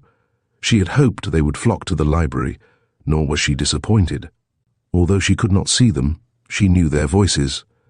Mary was saying, "Girls, come in the library a minute. I have some news for you." "Is it secret?" Bertha asked. "I'll say it is. That is, just at first. After a time we'll tell it to Geraldine. Are we all here? Close the door, will you? Nobody will notice." "No, we're not all here. Gertrude isn't. Where can she be? Why didn't she come to school today?" Rose wondered. "That's why I have called this special meeting," Mary explained. "Gertrude has gone to Dorchester to spend the winter. It was very sudden. She didn't have time even to call you all up to say goodbye. Her mother's sister was taken very ill last night, and they sent for Gertrude to take care of the children. Her aunt thinks everything of Trudy, and as she has to go to the hospital for an operation, she said she just couldn't go contentedly unless Gertrude was there to look after her 2 babies. It will be spring before she can return." "Oh, I say, that is too bad. She'll miss all the fun we've planned for this winter," Bertha said. "But you have more to tell, Mary. What is it?" "Yes, I have," their president confessed. "Gertrude suggested that, since we need 7 girls in our secret society, she would like us to invite—" There was a sudden rustling noise. "Hark! There's someone in this room," Peggy announced. The girl in hiding sprang up. "I'm terribly sorry, girls," she said. "I didn't want to eavesdrop. I was crouching down so that I could leap out and surprise you when you came over by the fire, as I supposed of course you would." With a glad cry of surprise, her friends surrounded Geraldine, asking a dozen questions at once. How did she happen to be there? Was she going to stay? And when she had answered them all satisfactorily, Mary announced, "This is like a play. Characters enter just when they're needed." Geraldine's face was beaming. "Oh, I am so glad, if I am wanted even," she told them. "I can't understand, though, how I can be—" "We'll have to tell you later," the president announced. "The 10-minute recess is over. Hear that cruel gong. Now, Jerry, what class are you to start in?" "Miss Demarest said that if I would accompany Mary Lee everywhere that she went, I couldn't go wrong." "Oh, goody good," Betty Bird exclaimed. "That means we are all in Miss Preen's English class." "Shh! Come on," Rose called to them from the open doorway. Mary introduced the new pupil to the angular Miss Preen, and Geraldine thought she never had seen a thinner person or one with sharper eyes. She felt sure that she would heartily dislike the English teacher, but what did that matter as long as she was in the class with all of her friends? Before the hour was over, Geraldine had, at least, to acknowledge to herself that Miss Preen knew how to teach, and that she made the subject very interesting. After all, what more did one require in a teacher? From there they went to a song service conducted in the basement recreation hall by Professor Loseley, whose hair, soft, grey and wavy, rested on his shoulders. His near-sighted eyes were gentle and light blue, and his manner one of infinite patience. For half an hour the 40 girls in the school practiced vocal scales all together, then sang songs, some old and some new, until the gong announced for them a change of activities. Geraldine was interested to know what was to happen next. "We go to lunch now," Mary informed her, "after we've washed up in yonder lavatory." The dining rooms were also in the basement, beyond the recreation hall, and Geraldine was delighted to find that she was to occupy Gertrude's place at a table with her 6 friends and 1 teacher, a Miss Adelaine Brockett Young, who had charge of the gym, understanding theatricals and games. In reality, she was Miss Demarest's assistant, and often had entire charge of the seminary during the principal's absences. The girls seemed to adore Miss Brockett, but of course Mary could not talk about their club plans with anyone else present. "Isn't it great that we day pupils are allowed to have lunch here these wintry days? It's a long mile to the middle of town, and that poky old streetcar never could get us home and back in time for classes," Peg said to Geraldine, who agreed that it was a jolly plan. "You missed math," Rose informed her. "We have that torturous subject first thing in the morning." Then the afternoon classes began. history, general sciences, drawing and French. But at last 3 o'clock arrived and the girls started to walk to town. "I'm so glad you didn't have your Uncle Colonel call for you," Mary informed Geraldine, who was walking at her side. The other girls following 2 by 2, that being as wide as the walk had been shoveled in that suburban part of town. They passed fine old homes set far back on wide snow-covered grounds among bare old trees. "We are having a most important club meeting at my house today, and—" Geraldine stood still, exclaiming with sincere disappointment. "Then I can't stop there and wait for Alfred, as I told my Uncle Colonel that I would." "Why not?" Mary asked. Then before her companion could reply, she exclaimed, "Oh, I understand now. You think we wouldn't want to discuss club business with you there. You're wrong, Jerry, my dear. We especially do want you there. Now, don't ask me any questions. This is a secret club, and it wouldn't do for me to tell you a thing about it until the meeting is called." And with that explanation, the curious Geraldine had to be content. Chapter 18, A Mystery to Solve. Meeting is called to order. Mary turned to beckon the girl, who, feeling rather like an intruder, had seated herself some distance from the others. "Jerry, come over and sit in Jack's favorite easy chair," their hostess said. "Then you'll be in the circle with the rest of us." Geraldine was conscious of the slight flush which she always felt in her cheeks when Jack's name was mentioned, but she gladly joined the others, sinking into the luxurious depths of a softly upholstered, cozy comfort chair. "You'll have to say interesting things to keep me awake," she laughingly warned them as she snuggled down in it. "Don't worry about this meeting not being interesting. It's going to be a thriller," the president announced, whereupon the members all sat up ready to ask a chorus of questions, but Mary pounded on the table before her with her improvised gavel, an ornamented paper cutter, as she said imperatively, "Silence, if you please. We will now have the roll call." Sleuth rose. "Are you present?" A laughing response, "I am," and so on until each had been called. Geraldine was very much awake. "Madame President," she burst in, "if I'm not too much out of order, will you please tell me why you call these pretty maidens by such a terrible name? Sleuths. Oh, who?" She shuddered. "I thought sleuths were long, lank, stealthy creatures who steal around slums and underworld places trying to find criminals." "Well, perhaps some sleuths do," Mary acknowledged, "but we aren't quite that desperate." Then Peg put in, "Oh, I say, Mary, have a heart. Don't mystify Jerry any longer. Begin at the beginning and tell her what our club has stood for in the past and what it will accomplish in the future." "How can I reveal what nobody knows?" their president inquired. However, she turned to Geraldine and told how the 7 girls who always walked back and forth to school together had formed a clique, which at first they had named Sunnyside Club with "Spread Sunshine" for a motto. "Our St. Gertrude's suggestion, you may be sure," Rose interjected. "Well, we did do a great deal to make the children up in the orphanage happy," Betty Bird championed, as though feeling that the absent member was in some way being maligned. Bertha Angel agreed with her emphatically. "Of course we did, little one, and we intend to keep it up. Being sleuths won't in any way keep us from doing good deeds." "But what is there to be sleuthing about in this sleepy little town of Sunnyside?" Geraldine wanted to know. "And why do you want to do it if there is?"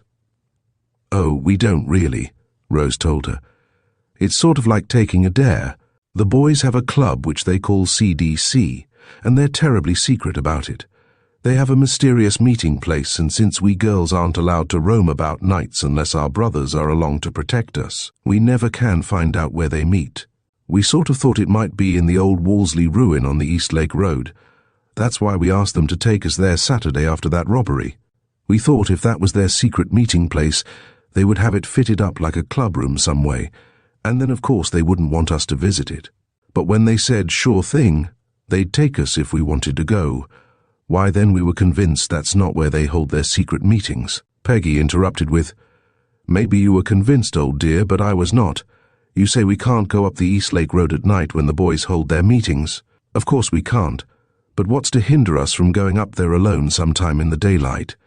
If that old man who killed himself haunts the place at all, it wouldn't be while the sun is shining." "Ugh," Jerry said with a shudder. "Now I believe you are sleuths, wanting to visit a haunted house. But tell me, What kind of a club is the CDC? It's a detective club, and we, that is, Mary, figured out by putting two and two together that it means Conan Doyle Club. Jack shut her in a closet one day, and before she could let him know she was there, she heard enough to know that he and his friends have tried to find some mystery to solve in Sunnyside, and have decided that there isn't one, and so they take turns making up mysteries. They read them at these secret meetings and let the others try to figure out clues. Is that why you girls started to be sleuths? Jerry wanted to know. Bertha nodded. Mary heard one of the boys say that an uncle of his in New York, who was a lawyer, had written about a famous girl detective, and the others scoffed at the very idea. They said they couldn't imagine girls ever solving a mystery, not if they were all like girls in Sunnyside. So, you see, that was sort of a dare, and we made up our mind we would find a mystery and solve it, and then crow about it. But the joke is, we haven't found a mystery. Mary continued with, Peggy and Doris were a committee of 2 to find one, and they were to make their report last Saturday, but nothing, Peg interrupted. You know, we were so busy planning that impromptu skating party out at the Drexel Lodge, we didn't have time to call a meeting. Well, if we had called one, the president persisted, you girls wouldn't have had a mystery to present, wouldn't we, though? Peg's eyes fairly glistened. Doris, now is the psychological moment, as Miss Preen would say, for springing our find. The girls, except Geraldine, gasped. She was yet too mystified to realize the importance of the announcement. They watched Doris, who unstrapped her school books and drew from her history a clipping from a newspaper. This is from the Dorchester Chronicle, she announced, and it certainly sounds mysterious to Peg and me. She looked around at them, deliberately tantalizing. Oh, for goodness sakes, do hurry and read it, Bertha Angel urged. Peg, you read it. You can do it full justice. Doris passed it over to her fellow committeeman, who pretended to study it leisurely. Peg, if you don't hurry and tell us, we'll mob you. Bertha stood up and seized a pillow from the window seat, holding it threateningly. Be calm, Sister Sleuth, Peg said. Then she held the small scrap of paper close to a window as the short afternoon was drawing to a close. It is headed, Information Wanted. A man owning a cattle ranch in Arizona has written the Chronicle asking that the following letter be given publicity. Dear Sirs, my young and pretty sister, Myra, was sent east to be educated. Our parents wanted to get her away from a ne'er-do-well gambler she had met in Douglas. He followed her east and married her. We never heard from her again, but believe she settled in some small community near Dorchester. I'm running the ranch, but half of it belongs to Myra, and as I believe if she is living, she must be in need. I want to find her. Signed, Caleb K. Cornwall. Peg looked up triumphantly. There. What do you think of that for a mystery? Mary acknowledged that it was a mystery, of course, but why think the pretty young Myra settled in Sunnyside?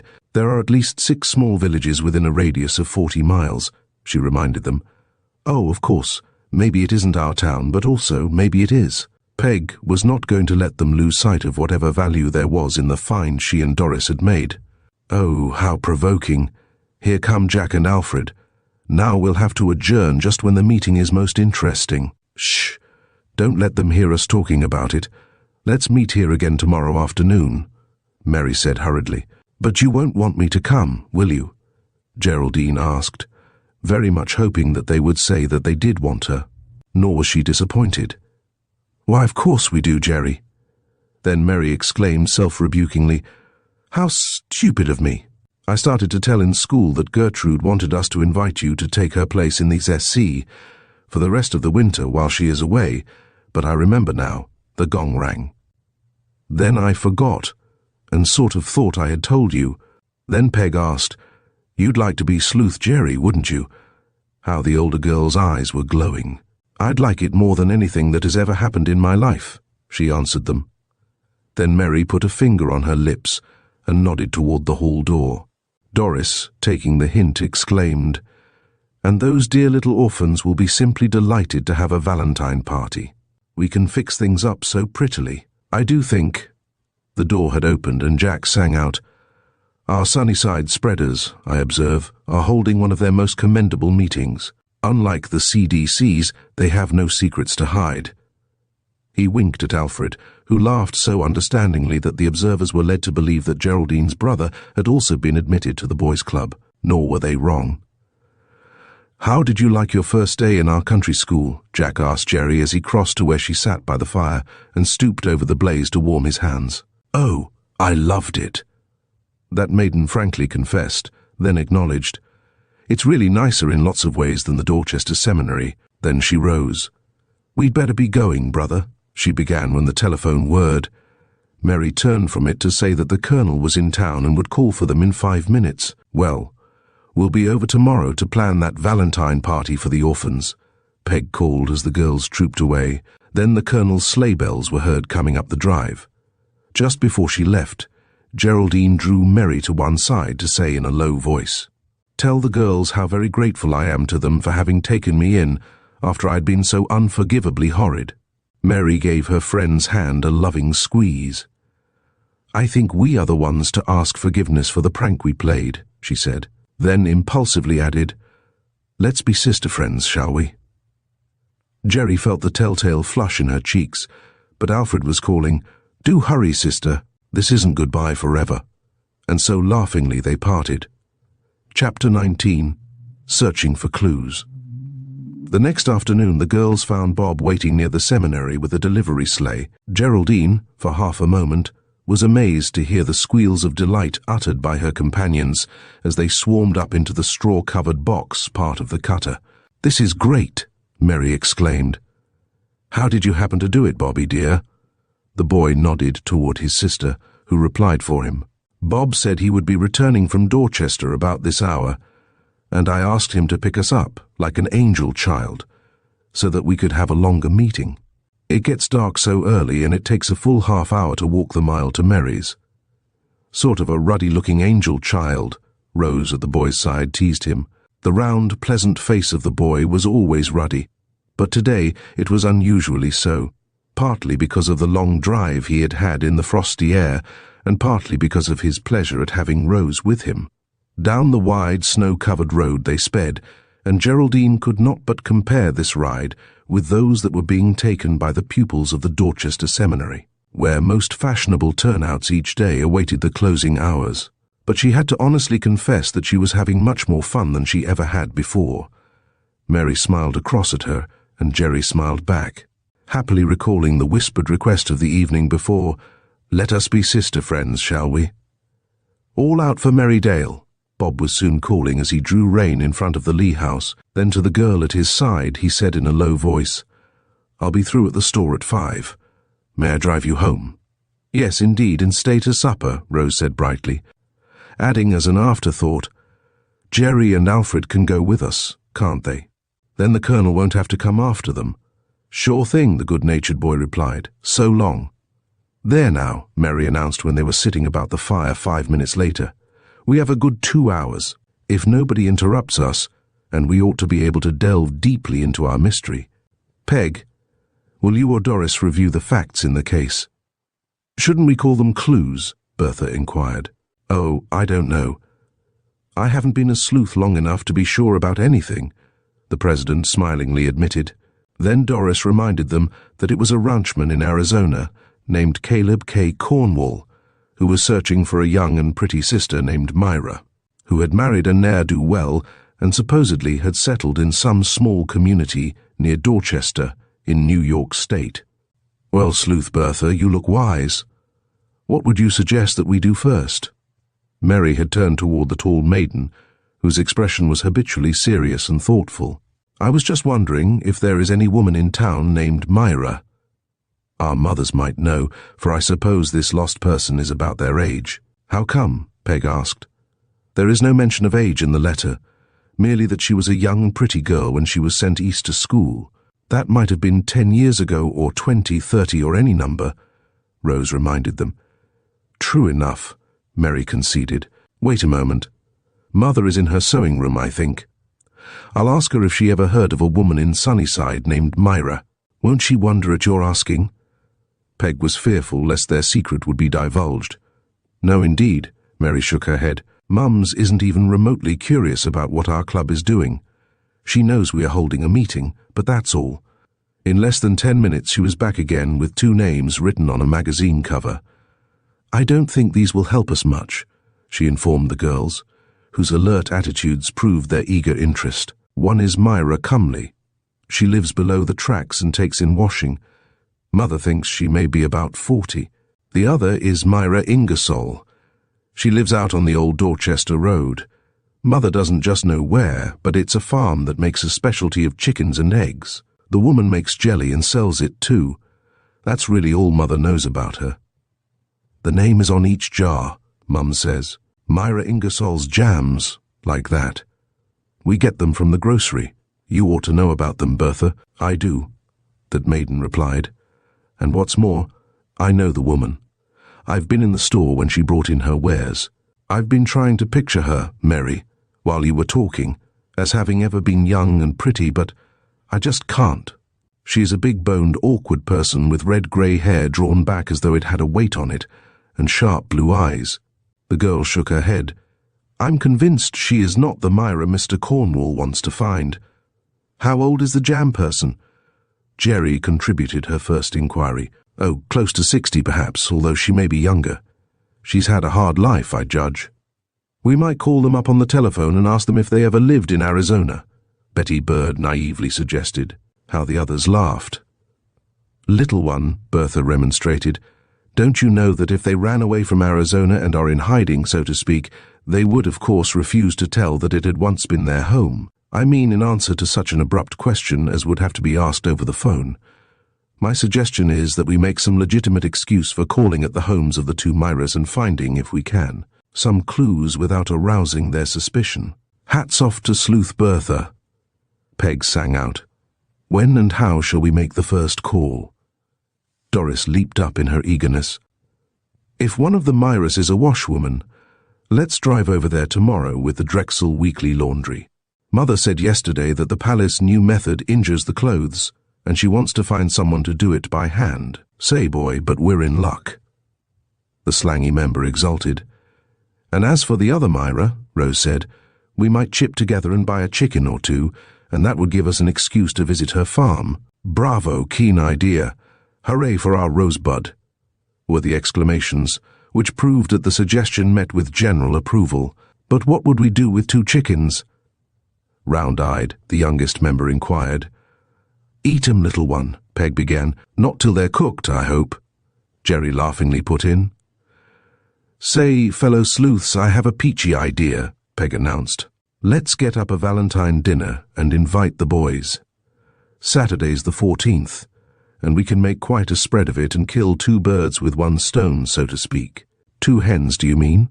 Rose inquired. A sofa pillow was hurled at her. "You need submerging," Doris told her. "How about that Valentine party for the orphans?" Mary asked slyly. "It seems to me one was suggested last night just as the boys came home." "Sure thing, we'll have one, but that will be different.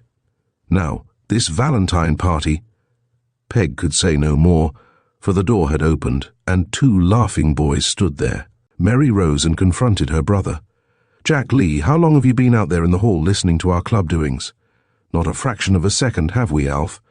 He turned to his companion for corroboration. "All I heard is just what you were saying last night, that you were going to give a party for the orphans on Valentine's Day." The girls looked still unconvinced, and so Alfred leaped into the breach with, "Here's proof sufficient, I should think." He held out his coat sleeve, on which there were frosty snow stars as yet unmelted.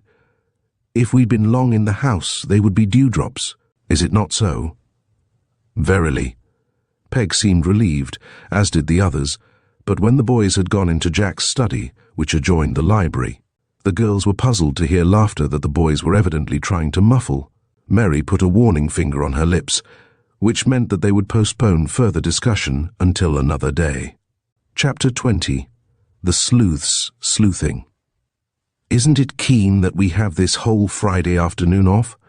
Peg pirouetted about on the snowy road in front of the girls. "Now we can carry out all of our plans before dark. If—" She hesitated, and Doris continued with, "if the biggest word in the language, if we can beg, borrow or hire a cutter large enough to take us all out the Eastlake Road.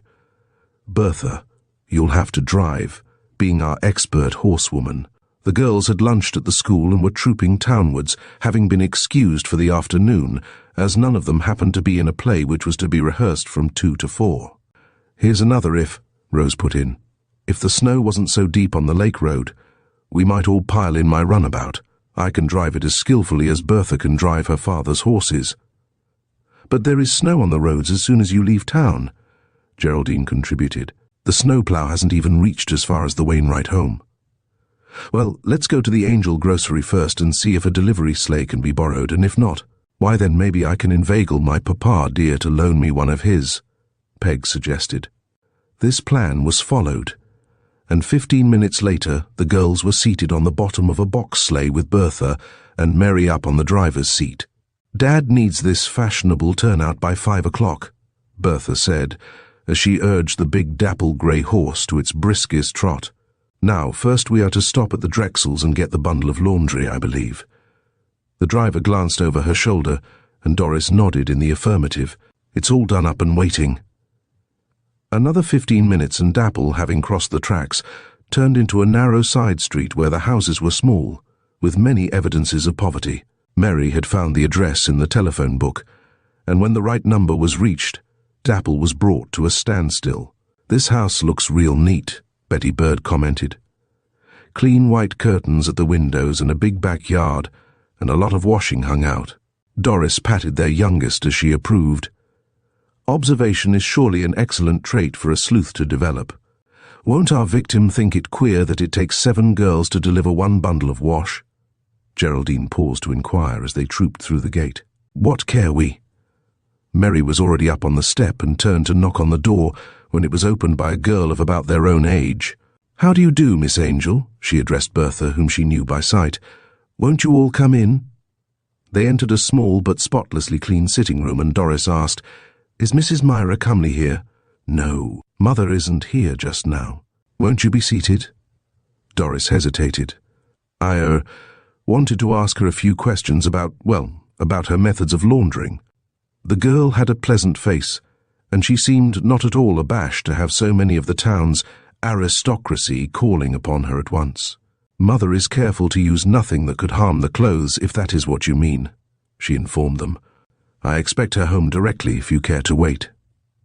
Then, seeing that there were not chairs enough, she excused herself and brought 2 from the kitchen and placed them for Doris and Bertha. When they were all seated, Mary, with a meaning glance at her fellow sleuths which seemed to say, "We may be able to get the information we need from the daughter," glanced out of the window as she said idly, "We're having a pleasant winter, aren't we?" "Yes. There's lots more snow in your town, though, than where we came from." Blue eyes and Brown flashed exulting glances at one another. "Then Sunnyside has not been your home for long?" Mary inquired. The girl shook her head. "No, we lived in Florida for years, but I was born in Ireland. That was Father's home, but Mother came from—" She hesitated and glanced about apologetically.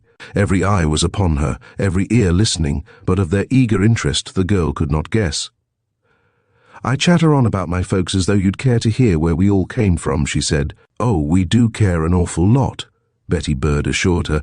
Then, catching a reproving glance from Doris, their youngest wilted and the older girl said, "I think it's always interesting to hear where people came from. Don't you, miss? My name is Myra Cumley, just as my mother's is." Then she added brightly, "Here she is now." The door opened and a pleasant-faced woman of about 40 entered and removed a shawl which she had worn over her head. "Howdy do," she said with a smile which included them all.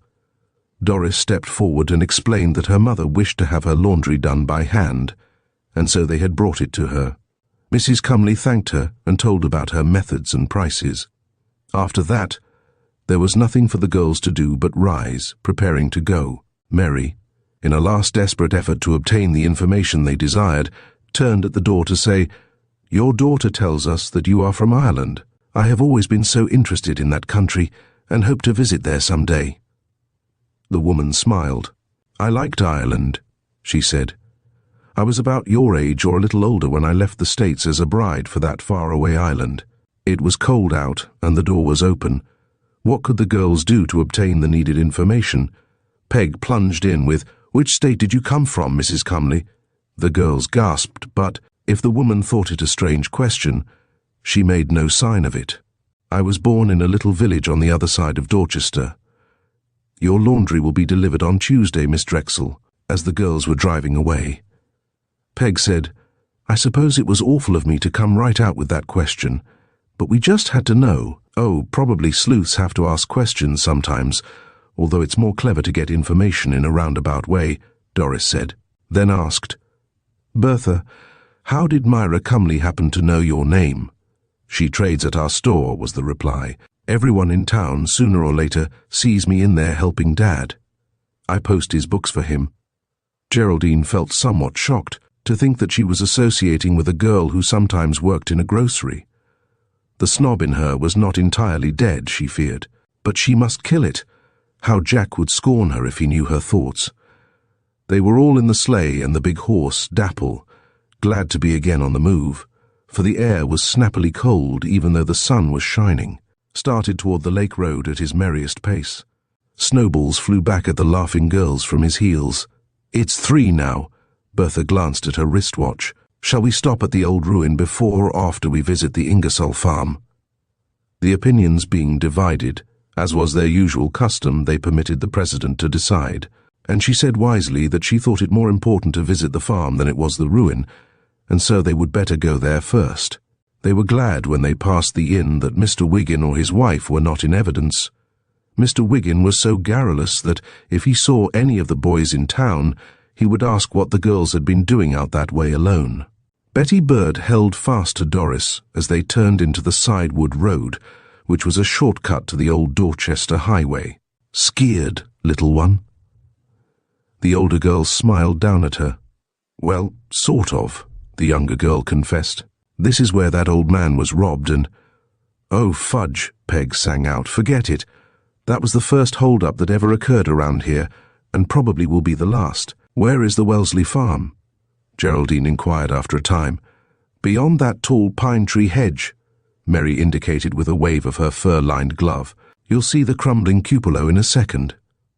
The girls gazed intently at the little they could see of the house as they passed the long, high hedge.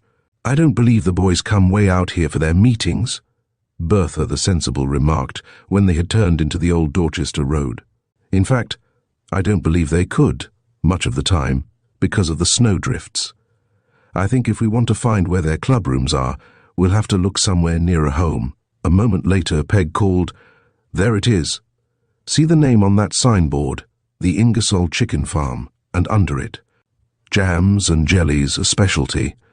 They turned in at a wide gate in the picket fence and found themselves in a large dooryard in front of a substantially built white farmhouse. In the back was an orchard and long rows of berry bushes, and at the side were many chicken runs wired in. A tall, angular woman, wearing a man's coat and hat, appeared from a barn carrying a basket of eggs. The girls climbed from the sleigh and walked toward her. Peg, suppose you do the talking this time, Mary suggested, but use diplomacy. Don't plunge right in. No, that maid shook her head vehemently. It's up to you, Mary. And so their president advanced with her friendliest smile. Mrs. Ingersoll? The woman, without a visible change of features, acknowledged that to be her name, and so Mary said, We would like to buy a couple of chickens of about 2 or 3 pounds each. This surely sounded innocent enough. The woman was most businesslike. To the surprise of the girls, she took from her coat pocket a whistle and blew upon it a shrill blast. Instantly, or almost so, a long, lank youth appeared out of a nearby chicken yard and called, What you want, Ma? 2 3s fixed, was the terse reply. Then to the girls, Come along in and get yourselves warm. Beastly cold winter we've been having, though it's let up a spell. The girls followed the woman into a large, clean kitchen. A fire snapped and crackled in the big wood stove. There was a long wood box near it which served as a window seat, and 4 of the girls ranged along on it. The others sat on white pine chairs, stiff and just alike. The woman eyed them with an expression which revealed neither interest nor curiosity as to who they were. The girls found it harder to ask questions of this adamant sort of a creature than they had of Myra Cumley, but she it was who broke the ice by asking, Do you all live in Sunnyside? Mary nodded, smiling her brightest. Yes, we're all from town. Then she hurried to take advantage of the opening. "Have you been here long, Mrs. Ingersoll?" "Yep, born Closter here. Never been out in the state in my life. Hep, my son, he uns was born here and ain't so much as been out of the county. Don't reckon he's like to, as he's set on marrying a gal down the road a piece." The woman turned abruptly and went through a door. The girls looked at each other tragically. That didn't take long, but alas and alack for us, no clues. Doris put a finger on her lips and nodded toward the door, which was again opening. The woman reappeared, divested of her masculine outer garments. She had on a dull red flannel dress, severely plain, and a white apron, the sort farmers' wives reserve for company wear. She was carrying a dish of cookies and an open jar of jam. She actually smiled as she placed them on the spotless white wood table. "Help yourselves," she said hospitably. "Here's a knife to spread on the jam with, and there's a tin dipper over by the sink if you need water to help wash 'em down." When they were again in the sleigh and a safe distance from the house, the girls laughed merrily. "Mrs. Ingersoll's kernel is sweeter than her husk," Bertha remarked, then added, "Girls, we'll have to go home on this road and leave our visit to the old ruin until some other time. It's 4:30 now." "Well, we've got our chickens anyway," Mary said as she held the brown paper bundle aloft. "Kate said we may have her kitchen tomorrow from 2 o'clock on for the rest of the day. Now let's plan what else we must get. I'll tell Jack to invite the boys to our Valentine dinner. Won't they be surprised when they think we were planning it for the orphans?" Chapter 21. A Valentine Party.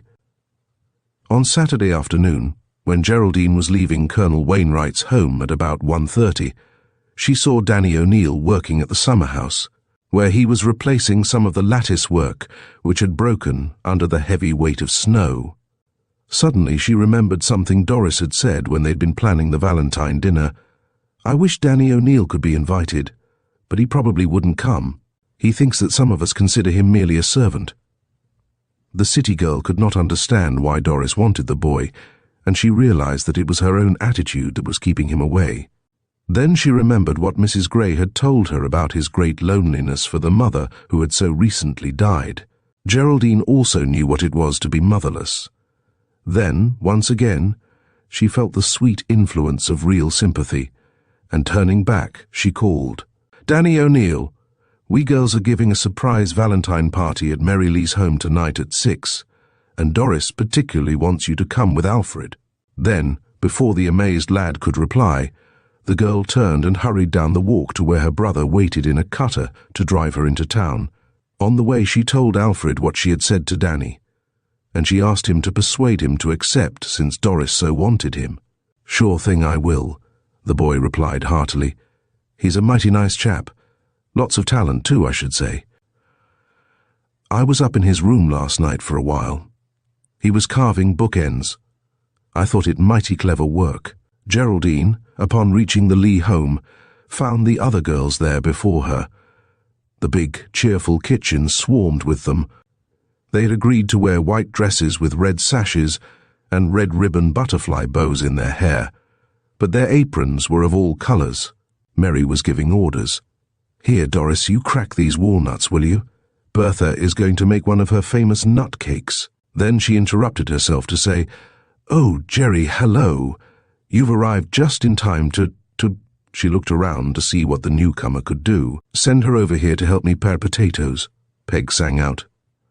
But Mary saw, by the almost startled expression in the city girl's face, that she would be more apt to cut her fingers than the humble vegetable, and so she replied, "No, Peg, that's your work. Jerry shall help me set the table."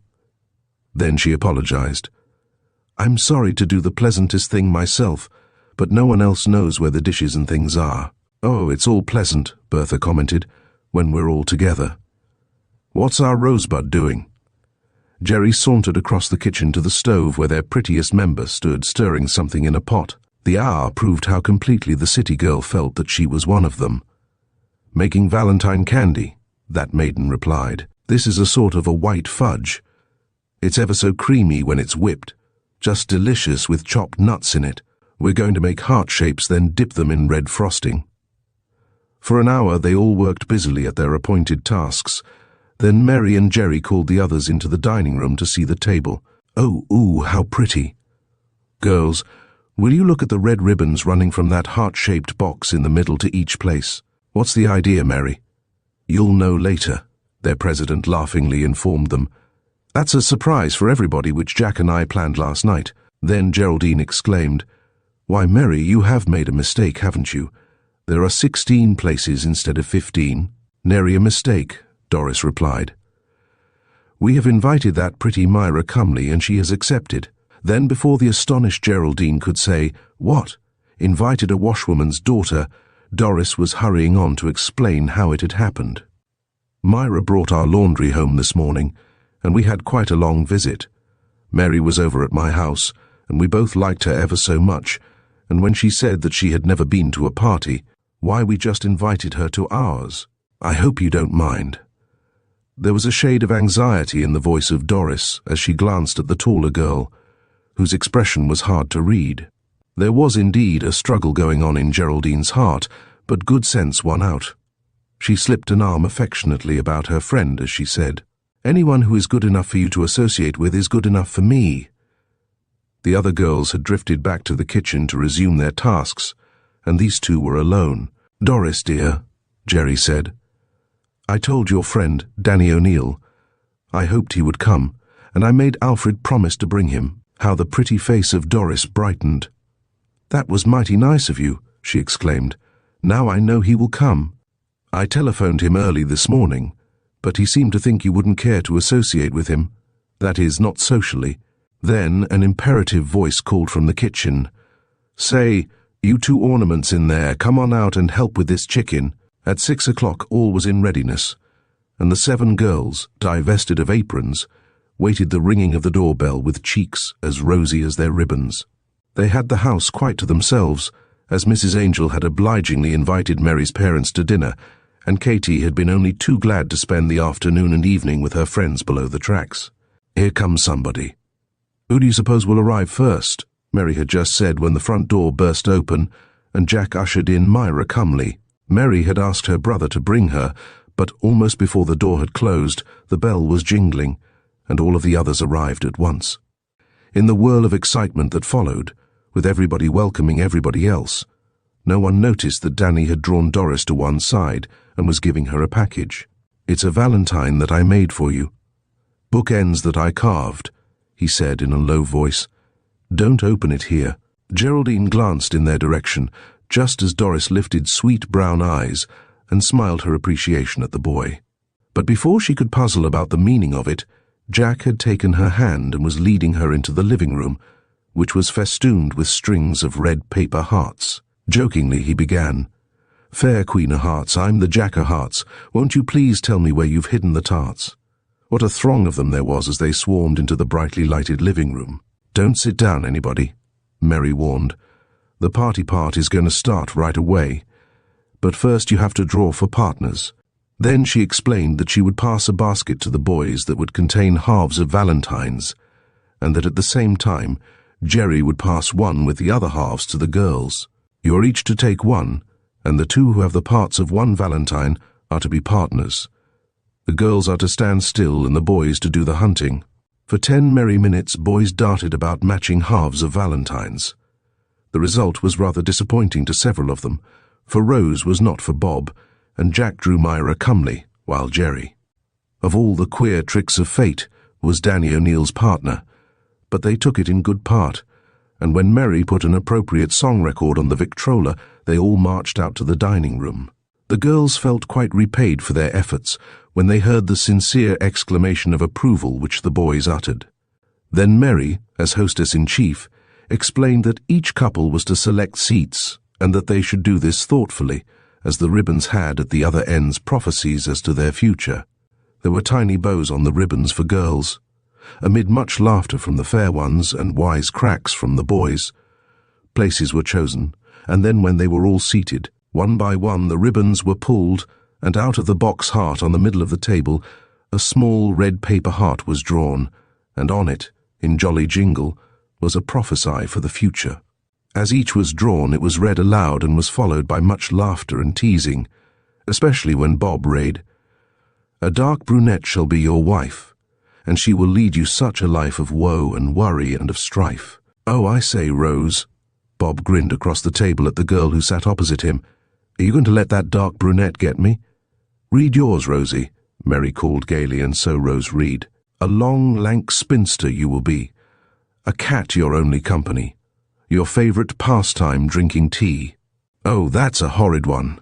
Their prettiest pushed it from her and pretended to frown. I'm going to choose another place. I really wanted to sit where you are, Peg. Read yours, so I'll know what I might have had. Gleefully Peg complied. You'll marry a gay young millionaire. You'll travel together just everywhere, and in all your life have never a care. Hooray for me, Peg sang out, but Bob put in, well, I'm glad Rose didn't choose that ribbon. A grocer doesn't often get to be a millionaire. And so around the table they read their futures. Then the dinner was served. And so excellent was every dish that had been prepared by the fair hands that Jack was led to exclaim, lucky will be the swains who win these cooks for their valentines through life. Then, to the actual embarrassment of one of them, he asked, Jerry, which of these good things did you cook?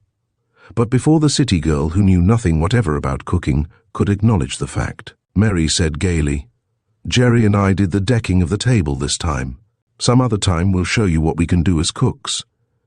Then, to her own amazement, Geraldine heard herself saying, I'm going to give a party soon all by myself, and everyone who is here now is invited. Her glance even included Myra Cumley and Danny O'Neill. Then she concluded with, I'll let you know the date later. Her brother was delighted to think that his sister had entered into the social life of the village with so much evident enjoyment, and that night when they reached home, he took occasion to tell her how pleased he had been with the impromptu invitation. They were standing alone in the living room in front of the fireplace where they had stood on that first day when the milkmaids and butter churners had come to call. Alfred smiled as he thought of that other day, which seemed so long ago, but wisely he did not remind his sister of her rudeness and snobbishness on that other occasion. Brightly she was saying, Oh, Alfred, I'm going to write Dad tomorrow and tell him what a wonderful time I'm having, and how glad I am that he wanted us to spend the winter in the town where he was born. Indeed, some influence, not clearly understood by Alfred, was working miraculous changes in his sister. Chapter 22. A New Resolve. On Monday morning, Geraldine awoke with a new resolve. Never again would she be put in the embarrassing position of not being able to do anything really useful when the CSC got up a dinner. And not for worlds would she have Jack Lee know that she had considered cooking menial, an accomplishment far beneath her. His ideas and ideals were very different from those she had acquired at the fashionable seminary in Dorchester. When the girl went down to breakfast, she found that the Colonel and Alfred had gone early to town. Mrs. Gray was waiting for her, sitting in the sunny bow window reading the morning paper. Oh, here you are, dearie. She rose briskly as she added, I'll have to go down to the kitchen to get the things I've been keeping warm for us. Geraldine looked surprised.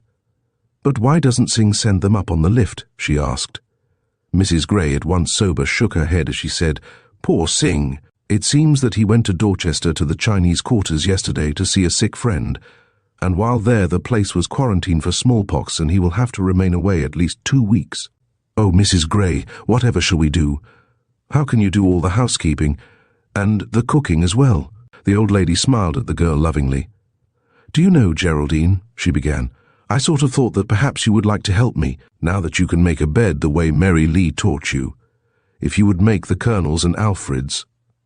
Of course I can and will, was the almost unexpected rejoinder. And better than that.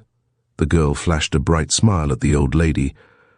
I'm glad Singh is going to be away for 2 weeks, because that will give us a chance to use the kitchen all we want to. Won't it, Mrs. Gray? Use the kitchen, Geraldine? The old lady could hardly believe that she had heard aright.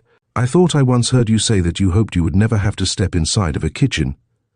The girl flushed, but she answered frankly, You are right, I did.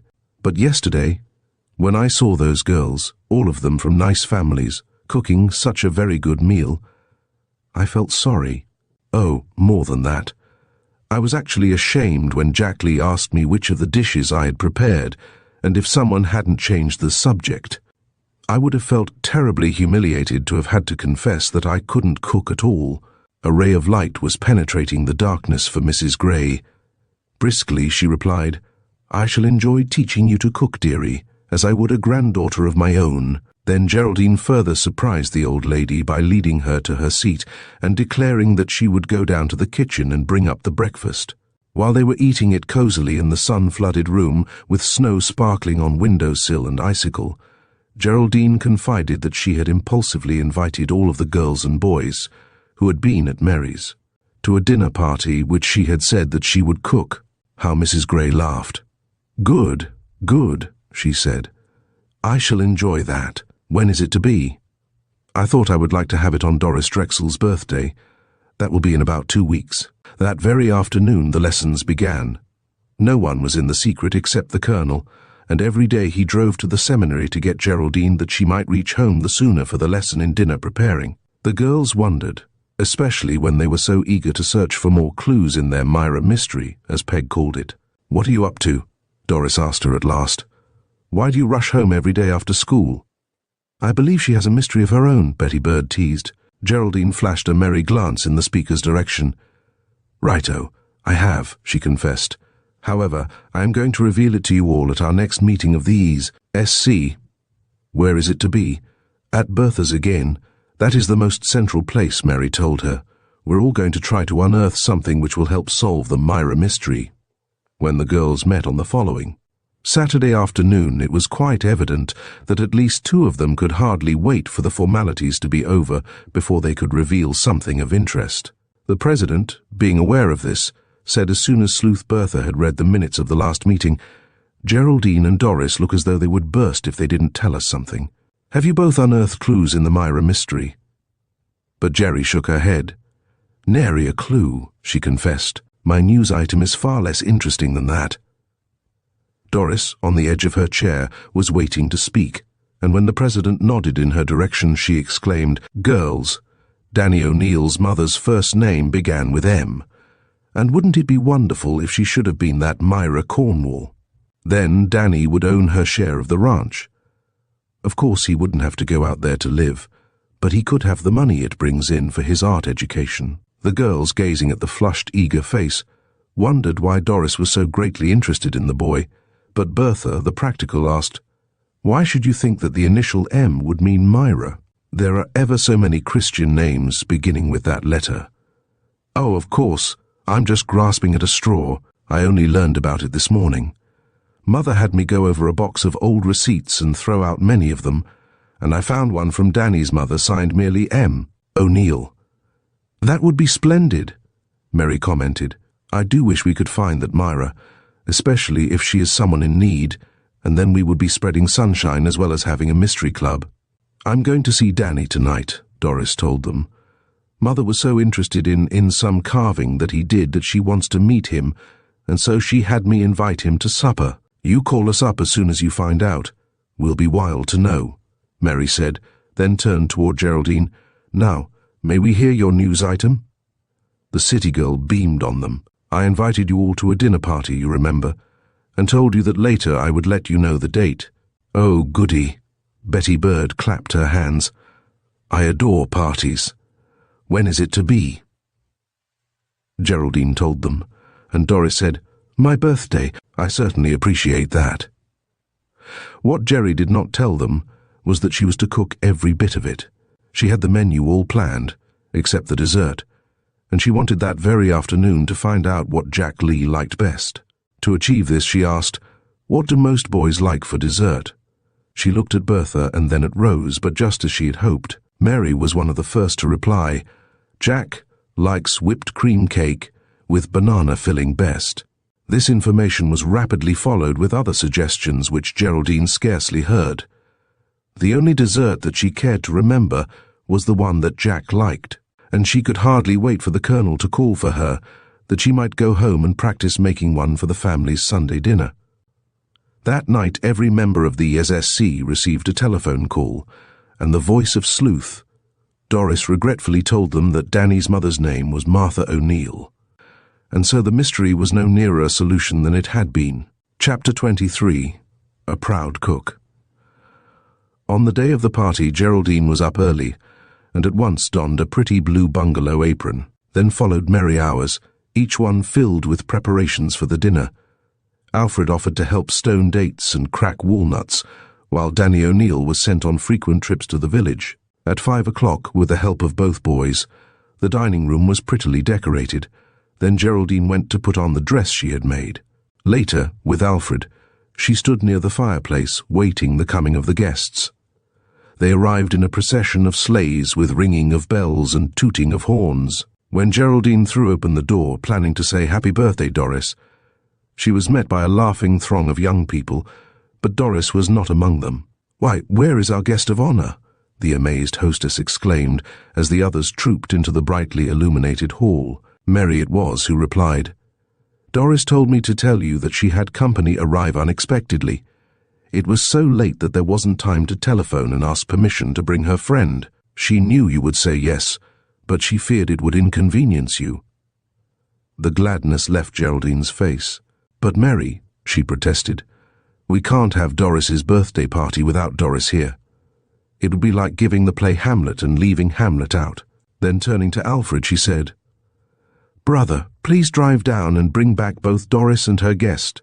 Just then Danny O'Neill appeared, and after having greeted the newcomers, she said, "Miss Geraldine, there's a beggar at the back door, and she insists that she must see you at once." A month previous, Geraldine would have tossed her head and replied haughtily that a beggar woman most certainly could have nothing to say to her that she would care to hear. Perhaps even then she might have replied impatiently had she not chanced to see Jack Lee intently watching her. Turning to Mary, she asked her to escort the girls upstairs to remove their wraps. Alfred was leading the boys to his den. Then she hurried into the kitchen, wondering why a beggar should ask to see her.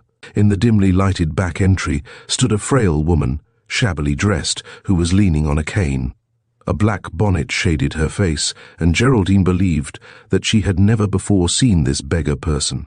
The stranger began to speak in a weak, wavering voice.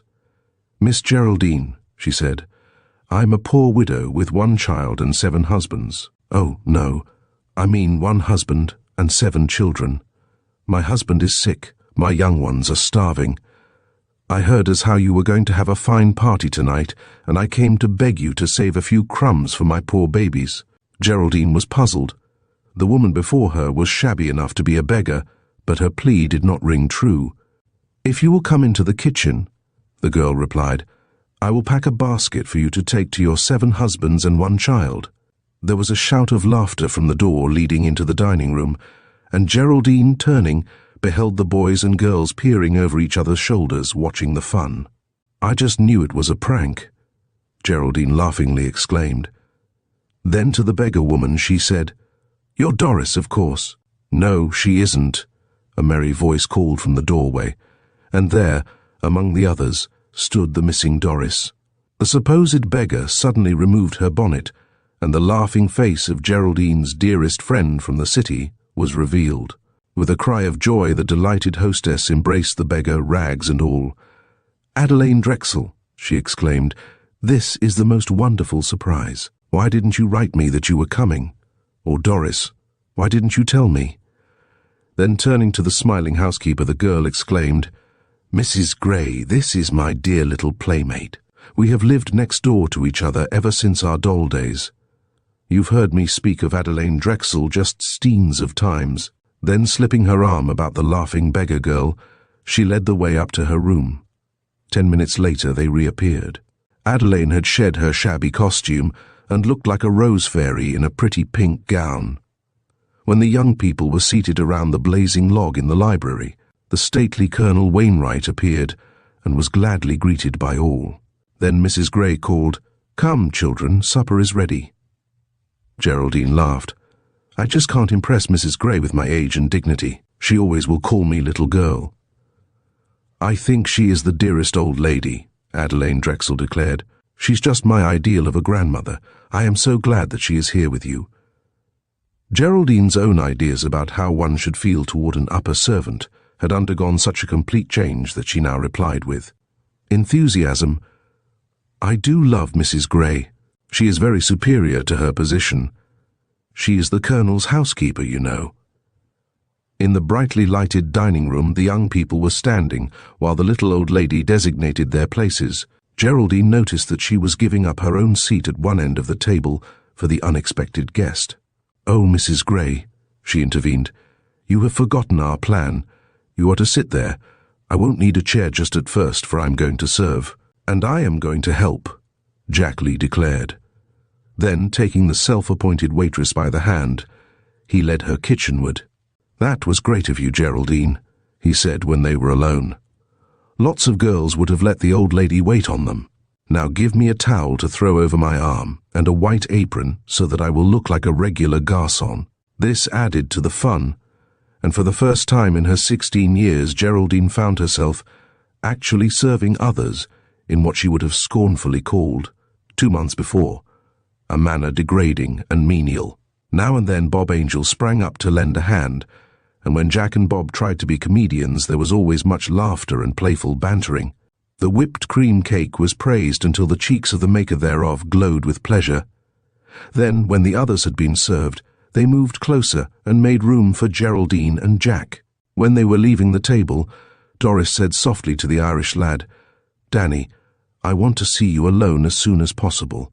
When the young people were in the library playing old-fashioned games, with dear Mrs. Gray and the Colonel joining in now and then, Doris and Danny slipped away unobserved. They sat on a window seat in the hall, and the girl turned such glowing eyes toward the boy that a load of dread was lifted from his heart. "Good angel," he said. "After all, it isn't anything about the highway robbery that you have to tell. I can see that by your face. I was so afraid that—" The girl placed a finger on his lips. "Danny O'Neill," she said seriously, "I want you to promise me that you will never again refer to that mistake in your life. I myself would completely forget it if you did not speak of it so often. I want you to forget it too. We must not let the mistakes of our past hold us down. It is what we are, and what we are going to be that count, not what we have been. Now remember, sir," Doris shook a finger at him, "your good angel will be good to you no longer if you ever mention that subject again." The lad looked at the pretty girl at his side and said earnestly, "Doris, I can't understand why you are so kind to me, a no-account Irish boy who isn't anybody and never will be anybody." Doris laughed. "Danny, would you mind if we changed the subject? I wish to do the talking, so you be as quiet as a little brown mouse while I tell you my glorious plan. But first of all, I want to thank you for the beautiful book rack that you carved for me. It's hanging on the wall of my room this very minute, and my prettiest books are in it." Then, laying her hand on the boy's arm, she added, "Danny, please don't call yourself good for nothing. It is not right for us to speak that way of the gifts that God has given us. Mother thinks that the carving of the book rack shows that you have unusual talent, and that the wild rose design is very pretty." The boy's face glowed with pleasure. "Oh, Doris," he said eagerly, "do you really think that maybe sometime I could make good with my designing? You don't know what it would mean to me if I could." "It would mean a whole lot to me too, Danny," the girl said, rising. "Now we must go back to join the others. But there, I have forgotten the very thing that I wanted to ask you, which is this. Are you willing that I send the book rack to a friend of Mother's who is an artist? He would be able to tell just which course of training you ought to have. Good angel, would you do it for me?" the boy asked eagerly. "Then I wouldn't have to be just groping in the dark. I'd know better how to plan my life." These two joined the others, who had not missed them. Mary was talking to Geraldine, and Doris joined them. "Why didn't Myra calmly come to your dinner party?" the president of these, SC, was asking their hostess. "You invited her that night at our house." Geraldine nodded. "And more than that, I dropped her a card telling her the date and that I would send my brother after her. But she phoned early this morning that her mother had caught a severe cold that might develop into pneumonia, and she could not possibly leave her." "Poor girl," Doris said. "I'm glad tomorrow will be Saturday again. I shall drive around and see if there is anything I can do for them. Mother would want me to. She likes Myra ever so much. She wanted to meet her when she returned the laundry last Thursday, and she said she thought her an unusually fine girl. Myra told Mother that she had hoped to be able to go through teachers' college that she might care for her mother, who is not strong. But now I suppose she will have to give up, just as she is about to graduate from high." "Oh, I hope not," Mary said. Then 3 of the boys approached to claim them as partners for a dance. Chapter 24. Kindness Rewarded. Mary, Geraldine and Doris went alone the next day to the home of Myra Cumley. Danny O'Neill drove them there, then waited in the cutter until they came out. Myra opened the door slightly, saying that perhaps they would better not come in. But Geraldine declared that she never caught anything, and as Mary and Doris had no fears. They entered the neat little living room and sat down, while Doris gave the message from her mother. Tears sprang to the girl's eyes. "How very kind of your mother to offer to send us her own private nurse," she said with sincere appreciation. "Dr. Carson was with us all night, and he says that the crisis is now over and that Mother will not have pneumonia, but that she is worn out and will need absolute rest for a long time. The doctor said that she ought to go where the winters are milder." Myra was wiping her eyes, trying, as the girls could see, to keep from breaking down. Doris went to her and put an arm across her shoulders. With tender sympathy, she said, "Myra, you're just worn out with these 3 days and nights of watching and anxiety. I wish you would let me telephone Mother to send our dear old nurse. Then I would like to take you home with me for a rest." But the girl was shaking her head. "Oh, no, no. I couldn't leave Mother. She still has spells of wandering in her mind. She thinks she is a girl again on her father's ranch in Arizona." She got no farther, for 3 girls exclaimed in excited chorus, "Was your mother Myra Cornwall? Has she a brother Caleb in Arizona?" The girl dropped her handkerchief and stared in unbelieving amazement. "How in the world did you know my mother's maiden name?" she gasped. "Mother has told no one. Not that she was ashamed of it, but you see, she married against her parents' wishes, and she knew they would never want to see or hear from her again. Her brother Caleb disliked my father, more even than her parents did, and so she never wrote, not even after my father died and we were so poor." Then, with mouth trembling and eyes tear-brimmed, the girl asked, "Won't you tell me what you know about it?" And so Doris told about the clipping they had found in the Dorchester paper, and how they had called on all the Myras they could find. "But your mother was born in New York State," Mary recalled. "That is why we decided that she could not be the one." Myra nodded. "Yes, that is where Mother was born, but her parents went west when she was 5, and she lived on a ranch in that beautiful desert country until she was sent east to school." Suddenly she sprang up, a glad light in her face. "Mother is awake. I hear her calling me. I must go and tell her the wonderful news." Then impulsively she held out a hand to Doris as she said, "How can we thank you? Now, as soon as Mother is well, I can take her to the home she has so yearned to see, knowing that her brother Caleb wants her, really wants her." When the girls were again in the sleigh, they told Danny to race for town. They were to attend the weekly meeting at Peg's house, and they had wonderful news to tell. In a remarkably short time, they reached there and found the others assembled. "Girls!" Doris burst out before she had removed her outdoor wraps. "The mystery is solved. Myra Cumley, the mother, is the one we wanted. And now that she may go back to her Arizona home and won't have to take in washing any more, she will get well, I am sure, just ever so soon. Myra is going to send a telegram at once to her uncle, and I know that he will send money to them for the journey. Now all of the mysteries are solved except where the boys have their clubroom," Peg began, when Bertha laughingly told them that that even wasn't a mystery any longer. "How come?" Peg asked. "Well, last night Mother wanted a yeast cake from the store just before bedtime that she might put some dough to rise. Dad had gone to lodge, and Bob had left early with the boys, so I took a lantern and went to the store. I had a key to the side door and I went in. At first I was very much startled to see a light coming through cracks in the floor of a storeroom over the back part. One has to go up a ladder on the side wall and then crawl through a trapdoor to get to it. I was just wondering why thieves would want to go up there where Dad keeps hardware supplies and things like that, when I heard a laugh, and I knew it was Bob. Then I realized that I had stumbled on the secret meeting place of the CDC. Well, that's a much more sensible place than the old Wellesley ruin would be," Mary commented. Having removed their wraps, they all sat about the cozy fire, and Peg passed around the garments they were making for the orphans. "There's one thing sure. The solving of our mystery spread sunshine all right, and so we lived up to our first motto without really meaning to," Mary commented. Peg inquired, "Did you hear anything that the boys were talking about?" I tried not to, Bertha said. I went at once to the front of the store and got my yeast cake, but just as I was stealing back out again, so that they wouldn't hear me, I heard Bob say, 4 o'clock Saturday. That's tomorrow. Surprise the girls. The 7 sleuths looked at each other in puzzled amazement. Another mystery, I should say, Peg commented. Mary glanced at her wristwatch.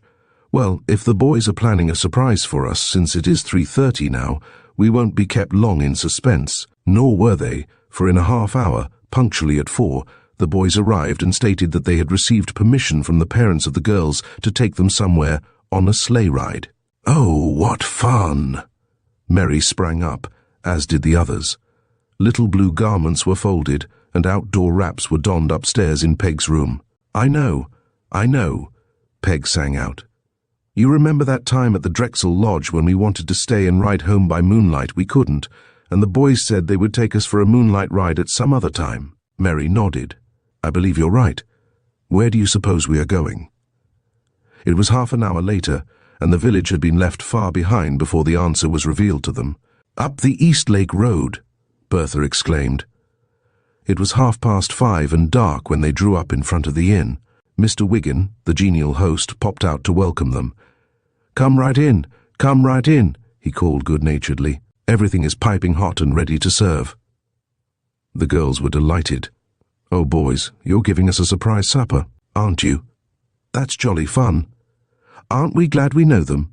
Were a few of the many expressions of appreciation from the girls as they were helped from the long sleigh. That something that was piping hot and ready to be served proved to be the wonderful combination clam chowder for which the Lakeside Inn was famous. The dining room was warm and cheerful, with red shaded lamps around the walls, and the jolliest hour was passed while the boys joked and told stories, which they had evidently learned for the occasion. When the dessert, Mrs. Wiggin's equally famous plum pudding, had been removed, Bob tapped on the table for attention. Young ladies, he said, we boys of the CDC, having heard how cleverly you solved a mystery. What? How did you hear? 2 of the girls exclaimed in surprise.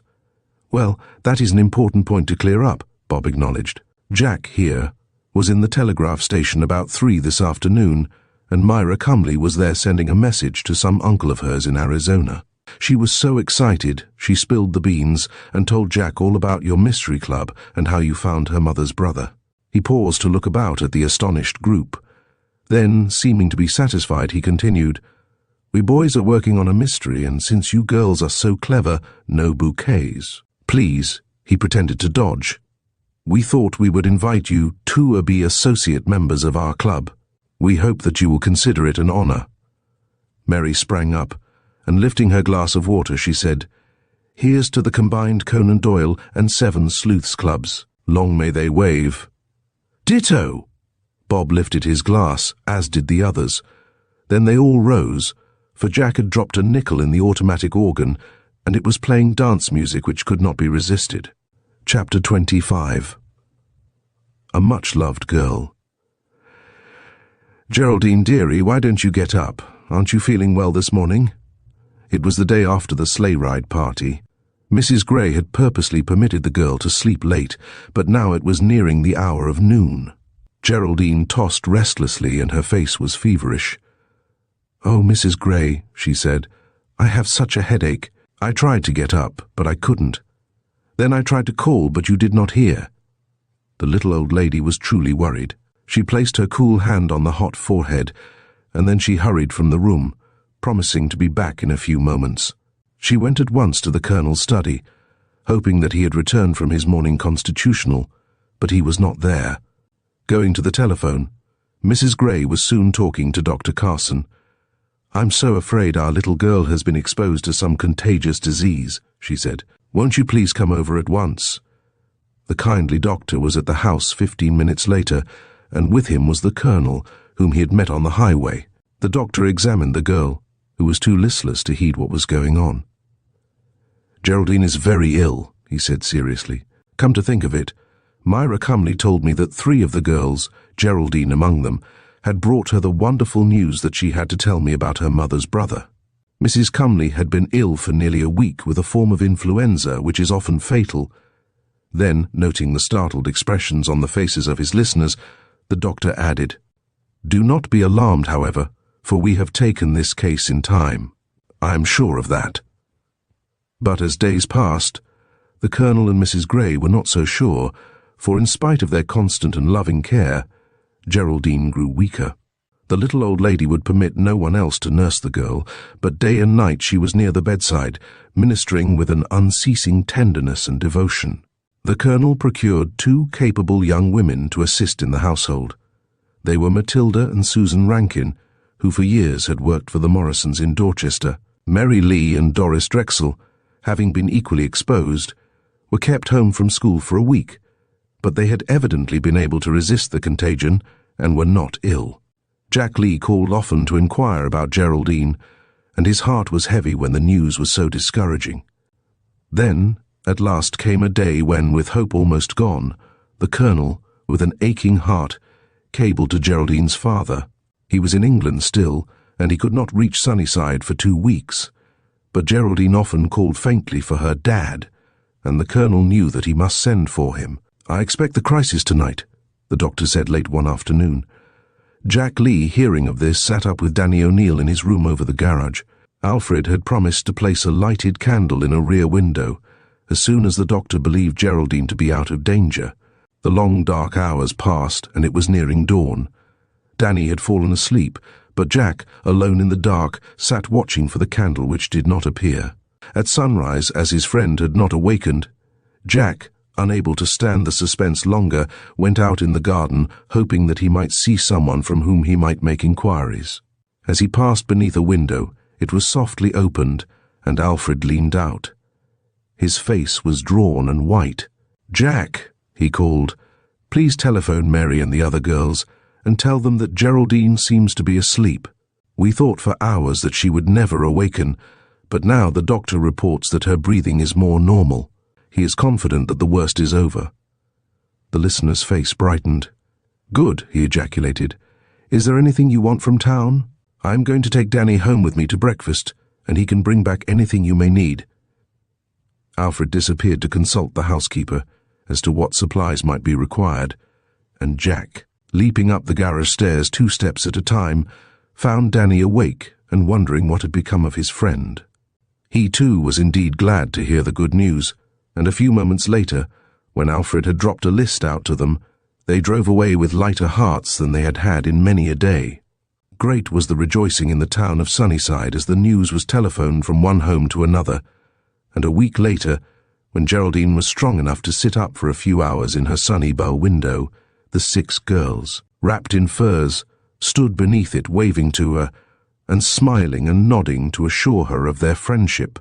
When they were gone, there were tears in the eyes of the invalid as she turned toward the ever-watchful old lady who sat sewing nearby.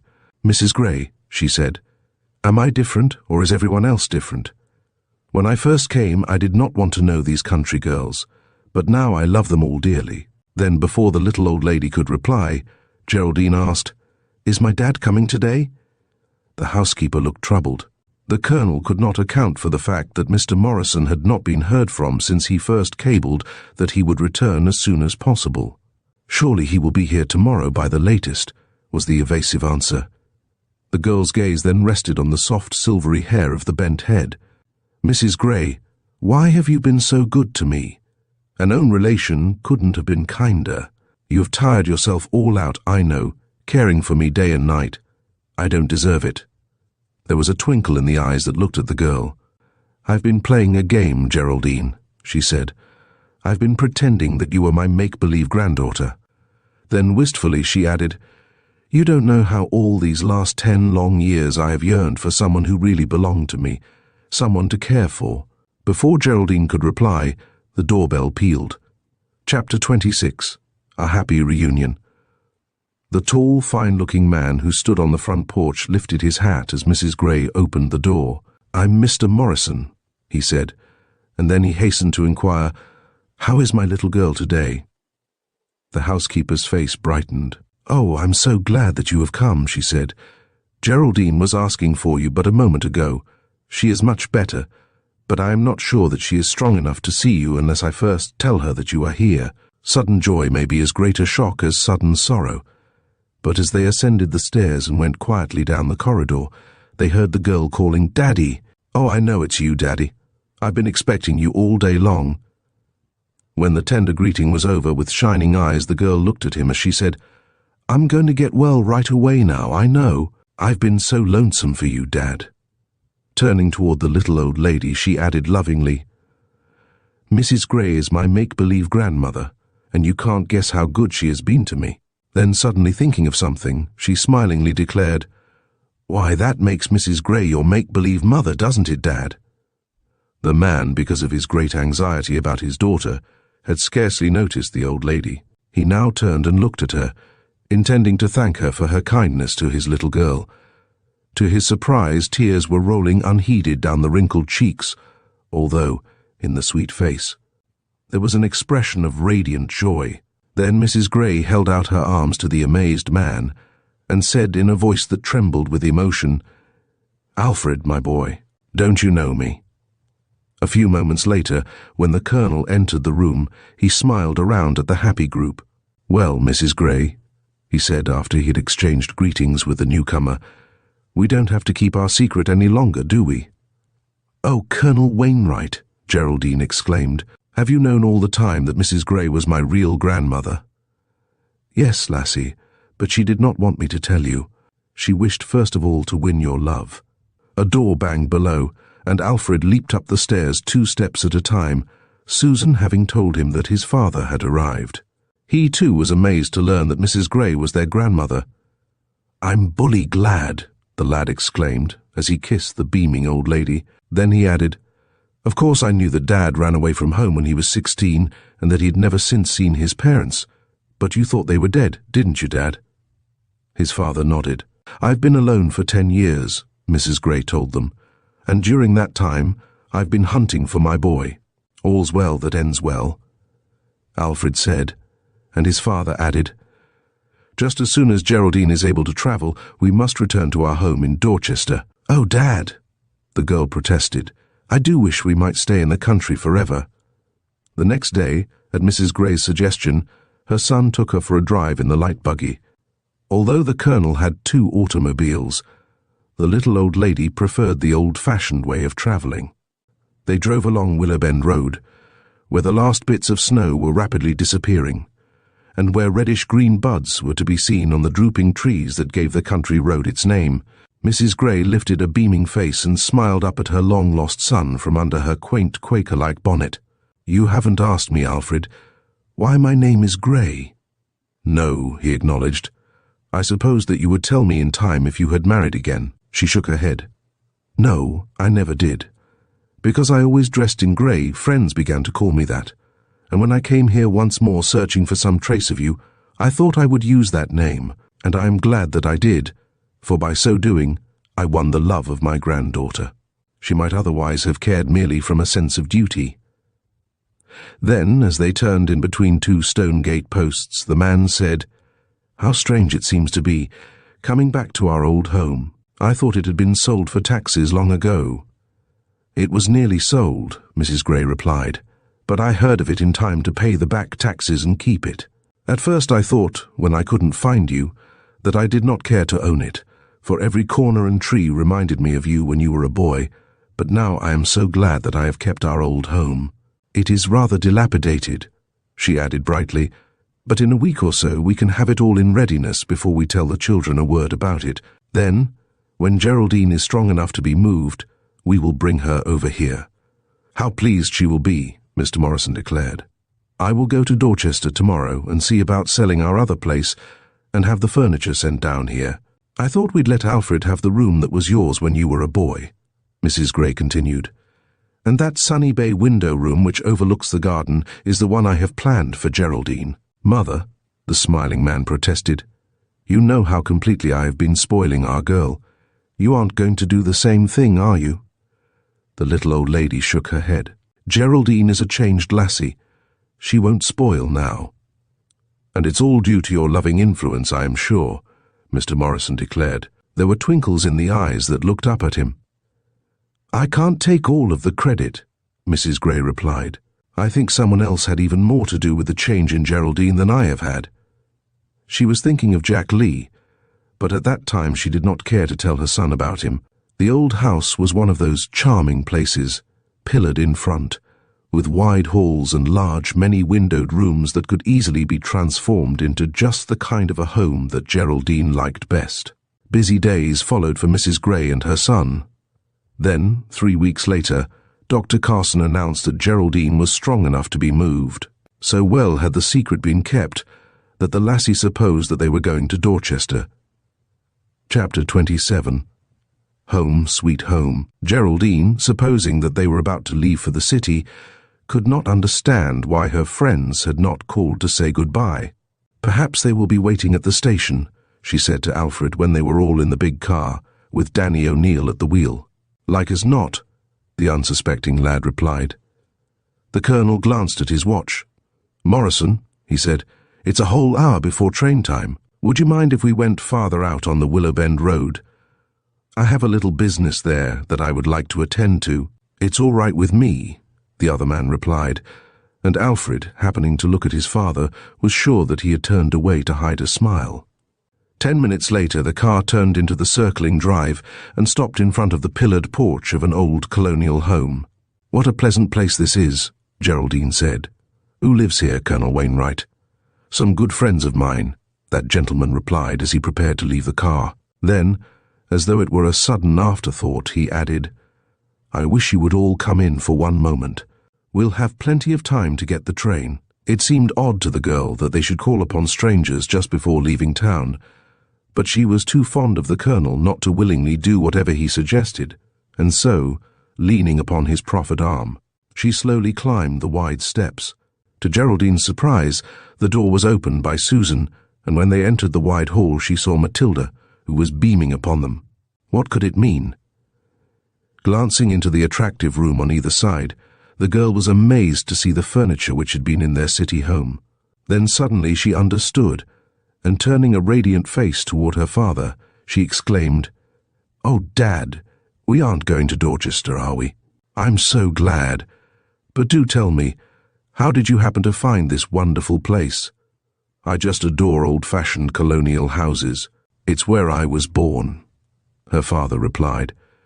"Your grandmother and I have been planning it all to surprise you and Alfred." "Well, it sure is a surprise to me," the lad declared, "and I'm bully glad that we're going to stay in the country." "Do the girls know about it?" Geraldine asked. But before anyone could reply, there sounded in the driveway the ringing of a cowbell, the tooting of horns, and the gay laughter of young people.